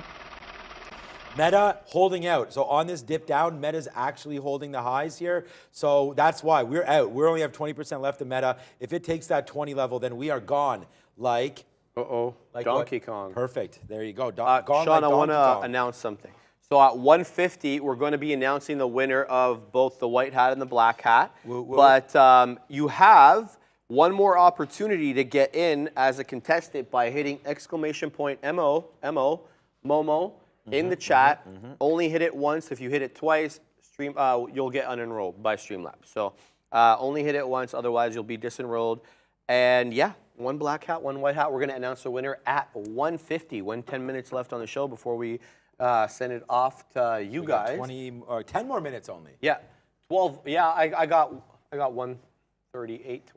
So let's go. There we go. The chat lighting up with Momo. All right, how are we guys. gonna, I guess Streamlabs picks that winner. Is that how that works? I think. Yeah. Okay. Cool. Yeah, there we go. So Tesla holding. Meta just went back up, so we got out of that one. Okay, yeah, Meta's looking to trace. Is there news or something? This seems I'll keep my eye out. Here we go, Meta. Let's see what's popping. I think it should be. No. Okay. We got a super chat. Oh baby. Oh baby, I saw that. What was that? Okay, I gotta pass overdose. $10 super chat. Thank you very much. You tell me Will about NASDAQ ride the fib on the daily? Like, what fib are we talking about here? I'm not sure what that means. You know what ride the fib on the daily means? Well, like, you have to go. Fib? I mean, you have to pull down the. Okay, so but where is the entry of the right? fib? So that's I think from the high of the day down, right, or from the bottom up. I mean, isn't that how you use Fibonacci? From intraday? Okay, sure, let's do it. I mean, I don't know. Let's do it, baby. Last time I put Fibonacci's on my oh yeah, chart, you couldn't get rid of it. I'm not doing it again. So you tell me. All right, let's do it. I'll do it on my chart here. Microsoft on there forever. So low a day, LOD 13,169. We're gonna do a fib from 13,169. We're gonna do it up to 13,293. There we go. And we have the 2/3 retracement at 13,245. The 50% retracement at 13,231. So we've got a ways away. But I don't know, dude, or whoever. I'm not really into using fib on these lines. I really Just pass like over those. Just super chat another dollar and explain what you mean, and then we can read it. Sure. And we won't miss it, right? Yeah, So if that happens, exactly. or Bears, or message it, and then Bears versus Bulls. Sure. You know, we don't. That's what I'm saying. $1. Like you don't have to super chat. I mean, we're just trying to get better educated, and I'd love to see more reasons for. Holding things, or if there is a technical something that maybe we can improve on. So unfortunately, my e-signal's at my other desk, so we are working on. The problem is when you log out over there and log back into here, especially when you have the data provider. Yeah, like, and then tells I gotta, you. Yeah, I got to close. Yeah, and then it will freeze Same up. thing with my I mean, platform. Yeah, you you can gotta figure it log out. out. You can definitely Yeah. figure it out, but it's Yeah. just we didn't do that. So I'm going to get on that very soon. and Meta's have- retracing to the high side here. yeah, it's looking we to go took green. a Meta short at 238, but got out at 238.20. So we took a 20-cent hit on that last piece of Meta. But the only thing is here on the 3-minute Oh my chart. God, hoodie. Yeah, Unreal. this is what I mean about being patient and waiting, right? Like when you sort of look, 1-minute chart is what it is. When you're looking at like a 3-minute chart, probably better to do that around 2 p.m. than a 1-minute chart. But that's the 200 period right there is at 238.50. So that's looking a bit better, and you could almost use that against this 239. So now you're seeing that there is a 239 top here in Meta. But the thing is, I think, and Meta's a good stock for me, man. Meta is my number one. No, Intel, yes. Oh, I forgot about Intel. Meta's my number one stock, Intel's my number 2 stock, and Apple's my number 3 stock, but they're dollars away from each other. But this is the thing, like Meta, I felt like Meta was gonna crack. Once we cracked this level right there, this 237, that's where we started to go short. You're gonna see that on my here. Maybe if I put on the fills, you'll be able to see them right here where we started. Let's see if it happens on the 3-minute chart. Yeah, so like we didn't really get excited until this level right here, break of 237, but we didn't have that many shares, so it was fine. But it did go back up, and we wound up taking a little bit of a hit on that. Then we averaged it up, and we're like, you know what? We think it's going to retest that level down there, and that actually wound up happening. But we did not take the shares until it came up into here, man, like 238.50, 239. That's where we put on the bigger trade. So then when it came back down, like you could see me taking little pot shots at this thing right now. And what we're doing is, when it comes to the downside, man, it's like this trade is a 239 short. This fill right there is 236.15. So like that's $2.70. So when you're seeing like just sort of diddling around right here, I don't even really like that term either, but once you're doing that and I'm taking 20, 30-cent hits, sure they add up, okay? But when you have these kind of winners there, it's kind of like all you're doing is throwing money back at this point. For multiple dollar winners. Right, too. $3. But I still think that it's worth trying so that I mean, we're traders, and I don't think you need to sit on your hands all the time. But if the trade's not there, you need not make it. So I'm not, I'm not back into anything yet. But here it is. Here it goes right now. My goodness, Funny thing Meta. is, Apple is hanging out lower. So I was debating getting out of that one. But Meta, this is what I mean with the news breaking here. I don't know what's going on. It seems like it's just heading back up to the upside right now. really? Meta screaming to 239 goodness, yeah. right now, and the market's not doing a whole heck of a lot right now. So let's wait to see. There it is, man. There's a nice move back up. I'm going to exit my Apple trade. You see what I'm saying? This is the discipline that we're talking about, because now the market's starting to go back up. We're seeing that potentially Apple has made too many bottoms here, almost always at 168 and change. Now Apple's not going. This is how I get carried away sometimes, because I'm noticing Apple right here hanging out. So what I would think about doing would be shorting right now, because it's not going up with the market. It's just hanging out. But much better to wait. Much better to wait until you get up here, 168, 169. You could easily just start floating up there. We saw what happened yesterday. The NASDAQ was 2%, then it was 2.5%, then it was 3%. Yep. And if you kept on waiting, you would have been able to find some shorts at key levels. It's just right now, to take a short right now doesn't make much sense, so I'm going to wait till up here. But at the same time, I'm going to respect these wicks. That's 168.51. If we take that, then I think we could probably get out of this. We're short at 169.70, so we're $1.25 in the money. If the market really wants to go here, fine. But if not, let's re-short if we get up here to 168.80, 168.70. So for right now, my stop's going to go to 168.50 here on Apple. Hoodie, it just won't quit, guys. $8.99 the high. Not Where were quite you making. This should be there should be a paper hand trade of the month. and this should be like chief among them. You see that whiteboard over there? Yeah, I don't know if I want to do that. Why not? Yeah, paper hand No, trade of the month. This would qualify as paper hand trade of the month. What are we trying to do here at Trader TV Live? To get better. Right. So Got you. All right, Ian Rispetto. Could you look at Pan W? Thank you for the $9.99 super chat. Could you look at Pan W? A few weeks ago, it was the $200 range, and it's been sliding back since. Any news or reasons that you can see? Have a look real quick here. PAN Dub. Paolo Networks. This was in the news not too long ago. I remember this. Cybersecurity company. Big boy moves down. I remember there was something in the headlines for this not that long ago. FRC I'll have to look. I can't look right now while we're live on the show, but I'll have a look here. Let's look at the chart though. That's the most important thing. Where is that chart? There we go. There we go. Pan Dub. Meta. Let's remove this What's up with that? bar. Remove bar. There we go. Now we see. And that is the daily on Pan Dub. Yeah, it's an interesting top. You have 200 retracement. You've got a good level here. You got to assume you've got a decent level here at that 180, 175 area. You get 3 touches, uno, dos, tres, and then you get the breakout on the third, and then you come in back into support. So look for maybe a 180 hold, a 175, be looking in that region.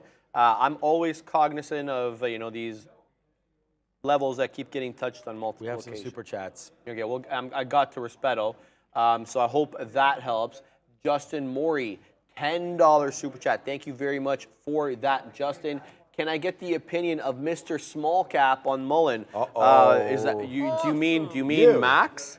Because I'm not Mr. Small Cap. You are. I suck, bro. You are. All right, MULN, man. Let's go, Sean. This is just. You don't want my opinion. Yeah, look, it's lower lows. It's continuously lower lows, guys. It's continuously lower highs. The long-term trend is very bad.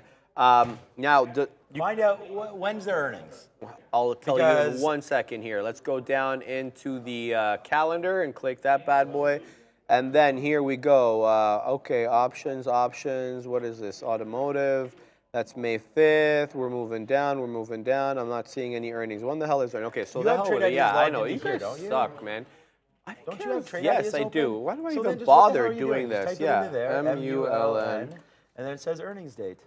ULN. There we go. We got the bad boy earnings date. No, it doesn't have it either. What? I don't think they announced it, Sean. Oh, yes. why. Okay. I remember reading a little tidbit, and they said they hadn't announced the date yet. Yeah. I like that tidbit. That's a good one. Okay, so my opinion on Mullen, just real quickly, you don't even have to look at the chart. It has nothing to do with the chart.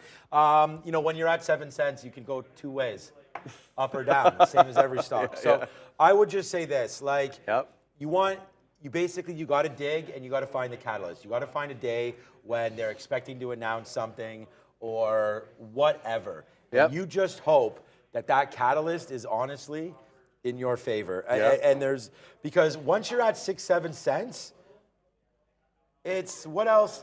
There's going to be a delisting date for sure. You can't stay under $1 for that long. No. The NASDAQ will boot your ass out. So they're going to get booted out at some day. Maybe that's the day. Maybe that is enough of a move back up to the upside as people either try to get that back above $1. Now, I don't think from 7 cents to $1 is going to happen, but could rally it. We've seen names go down to the pink sheets like SIVBQ, where it's gone down there at 60 cents, opened up at 60 cents, and ripped to $1.40.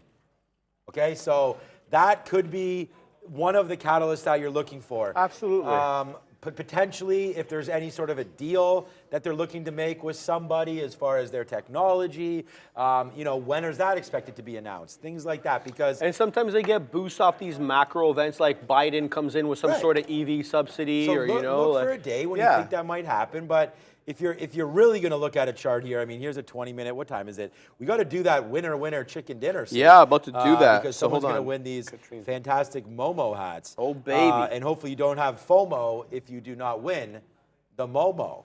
But so the other way to play it. So one thing is you buy it and you hold it and you hope that something like this happens. This was only 3 days ago. We were at 12 cents or. I don't want to say that exactly, but that's the 24th was the open. So 10 cents on the 24th. It's the 28th today. Okay. Happy birthday to Baxter, by the way. Oh, Baxter. As it is his birthday. Him in a while. Yeah, he's in Waterloo, man. He's chilling out. He's back at school. So he'll be back kid, here man. in the summer as he looks. Well, I got to talk to him. He had a couple different opportunities for a co-op type of thing. So I'm going to find out. Okay, we got some do winners. this. All right, guys. Where does it say that? We've got in my chat with Katrine. good. Philip Wiren, W-I-R-E-N, and Mr. Long Shorts. You two are the winners of the black and white of the black and white hat. Please send a screenshot of your YouTube homepage logged in so we can see you're a sub, and your shipping details, please, to marketing@tradertv.live. I will copy that email right now and put it in the chat. Marketing@tradertv.live, and send Bears versus Bulls, if you can repost that too. Fake draw. Yeah, that's what we're doing. We're doing fake draws Fake for draw. these hats. Calm down, Mike J. Oh my God! What's up, Ponzi Fonzie? Mick J or whatever. Yeah. So who Philip was it again? Wiren and Mr. Long Cut and Shorts. paste the names in the chat, man. Yeah, I will. I'm gonna copy and then both shout of them. out to Bears vs. Bulls. If you could maybe keep repeating that, or wait until one of these people sees it, because I haven't seen them in the chat yet. Because remember, if you had hit it the last couple days, you would still have. If I'm gonna hit it for sure. you know what, we got to find this out, because what if I hit #Momo yesterday, and then hit it again today when you get asked? de-enrolled. That's why I said you so have many said it. times. You have hit said it only once every single time, because Katrine I just warned wonder me. if people were hitting it every day. Well, Like, I you hit it told, yesterday and today, I then you're said, deact. do not hit it more than once. I actually have news for everybody too. Do we have more hats? got Let me more see what the Momo hats. situation We got hats. more. What this hat Attention, we have more situation Momo here is, hats. baby. We have more. Trust me. Yeah. I know we have more. Oh yeah, we got more. Oh yeah. All right, so maybe we'll do this again next week. We'll talk to the guys from Momo. We'll see what they're going to do there. Oh yeah, he's really good. I've been talking to him by email. Box full of hats, guys. So Well, it's not a box full of hats. There's a couple of hats in there. there's 4, 2 of each color. Yeah. Left. Yeah, 4 hats left. Yeah. Yeah. Four So hats. we'll do some of that. I mean, I know you want to wear one to the club tonight, so maybe Woo! you keep one for yourself. Am I hitting the club? You tell me, bro. Bro, I'm in a spandex golf shirt. I ain't going Exactly to the the club. reason to go to the club. So that would be the reason. So yes, sir. It's 1:52. I hope you've enjoyed a little bit of what we're doing here as Microsoft's back up to 305.40. Congratulations to those winners in Huddy. the chat. Huddy's profits are doing the Houdini because they're going bye-bye, baby. To the south side. Come to my chart, please. Oh, There's baby. Mr. Long Shorts. He's Yeah, in the there we go. building. All right, we got another super chat. Get to that in a second. 970. Where do we get to the top there? 970. And then it's a big boy Huadunk all the way to the low of this candle, which was 730. And only then? $2.30, baby. Not that much. Not a big right. deal there on a 1-minute candle. Ah. And there it goes. Continues to go to the south side. But all right. we're now in the money on our Tesla trade. So happy about that, letting that curl. And, looking for that 165 break eventually. We just made in a low. New trade alert. What's up? M to the E to the A. It's meta. Short? You can take it as short as you want anymore. I have no feelings That about was a this sick stock trade, anymore. man. That was. Thank I'm you. not doing that. No, I actually didn't even So, think about. Sean, I need to get your opinion. Okay, please don't. Yes. I'm obviously, I'm in the hunt. The trade with the Meta is next one. over. We're on the hunt for the next one. I was talking to Neil about that this morning. So are you on to the next? On to the next. I love it. Yeah. Why not just Hold take... on. Let me propose to you a Go couple ahead. of things. Okay. So I'm liking Tesla at these prices. I'm also liking, wait for it, Intel. Macy's. Oh, I know. I heard. I don't know why I said. Your Macy's. thoughts? Isn't that Alfred? No, I asked Alfred about those two. I wanted his opinion And on he both was of them. liking both of them, He wasn't he? liked both of them. Yeah. Well, he likes both. He thinks he's a value investor, right? So he's Is he? always Okay. looking for value, right? Is that why you got Square? That doesn't seem like good value. Dude, everything was value in March 2020. Everything. He should have got. That's when. That's part That's of when why he was I'm buying. up 400 on Tesla percentage. Like Tesla at that point, because it was also there was days when it was being added to the NASDAQ. Yeah. and then added Yeah. to Do you the remember S&P. that? That was a monster. If Remember I that? could. That was everyone summer sa- 2020, August 2020. Won't forget that. Like everybody is like, if you could just refresh, like that Tesla, I think it was 600 or something, and it tanked in the last hour down $60, like straight down. And we all knew on the floor, we were literally sitting here, and like people had to run to the bathroom. They were so nervous and Wow. anxious, and it was nuts. And we were all kind of loading into it. but it just kept going down. Like we knew it was rebalanced higher. And there was something like, honestly, like $1 trillion worth of stock had to be bought. It was the most, that's too much. But it was, a lot. The balance was Yeah, literally in the hundreds of millions of dollars for this one stock. Wow. And we're just like, okay, let's go. Because we had playing the crosses, we were playing the closes. Anyways, so like everyone, you were just getting longer, but it just kept on tanking. It's actually, I have a tweet out about it. I have to find it. I can probably figure out how to go back 4 years or 3 years, whatever it was. Whatever, yeah. Yeah. So anyways, it went all the way down, straight down $60. And then in the last, like, once the imbalances came out at 350 and it was a buy, it was just rocket ship up, baby. Straight up Starship. to the upside. It went up like, honestly, $100 or something. Ridiculous because it came out the right way. Yeah. So that's the thing. So if you're doing the research and you know that there's a rebalance coming, Exactly. you got to figure out, is it going to be rebalanced up or down? This one was obvious because it was an addition. Exactly. And then when it came out, like basically, just like how we look at those imbalance locators, which I mean, I have it up here. In case you guys are wondering what he's talking about, this is everybody- a certain type of trade we have on the floor. It's called a rebalance trade. Yeah, I'm not going to it's right get much here. into it, but So yeah.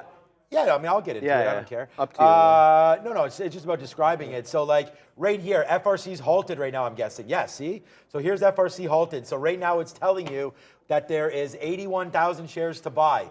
There was in total on this halt, this number plus that number. So 110. See there, now it's paired off. So now it's going to open up very soon, probably, because this paired off has come out, and now it's going to be done, and then it's going to open up. Very interesting. Because they've been able to figure this out. The market maker figures out, or the DMM, depending on what market. So what you mean by that is they're trying to pair buy and sell orders. If you have an imbalance in one, you're looking for others to pair so it like with. me and you would match. Exactly. And they would just figure out a fair price. And if there's a way bigger buy side, then we would match it higher because the buyers are. See, there There's it is. more buy. There so it is. pairs off, Mahad, and then it comes right in there right now, and then that's it. So it pairs off. You could see it getting paired off, and then so there must have been 5,000 shares left over on the buy side. So that's what that is. But anyways, when it was Tesla day, Tesla came out here and it said like buy. Honestly, I wish I had a screen cap of it. Buy, baby, buy. Maybe Neil remembers how many shares it was, but honestly, it said like 60 million shares or something ridiculous. Yeah, Neil just said a bajillion, so I think we might have had a problem with that. Yeah, you're right. I think it was 60 with a B there, which meant bajillion. So that was, and it was just like, oh my God. And everyone was just layering it in. We had traders make 20 grand. It was a disgusting day because you couldn't, in a good way, you couldn't have been wrong. You know what I mean? The only way you were wrong. No, because you're expecting fat-fingered a buy. Yeah, exactly. Well, yeah, you know it's an keystroke. addition. It's going to be an upward addition. Yes. You're going long. That's the trade. It's like imagine earnings were that simple. Yeah. You know, like they Remember come out I and they tried- say, we beat, and then you just go long all day. You know, the bank, some of these stocks beat, and it's like, Yeah. The Booyaka. uggos. Thank you. Thank you anyways, for a ride. So You know what's going for a ride right now, Meta Sean? just went like 60 pennies in the money, by the way. Yeah. Well, but cancel. why? This is flying. Tesla's flying. Oh, I I thought was you were spinning doing that it for for the Meta Tesla. trade. No, we're in at Tesla at the $0.25. We Then just took out that's some at the $0.75. Sick. But yeah, we're looking for, again, guys, 165 test. Tesla was curling up at the time the market was retracing south. So it's secular at the moment. Does that make it weaker? Does that make you more suspicious of it? For me, kind of does. I like to see the market and Tesla kind of move in the same direction.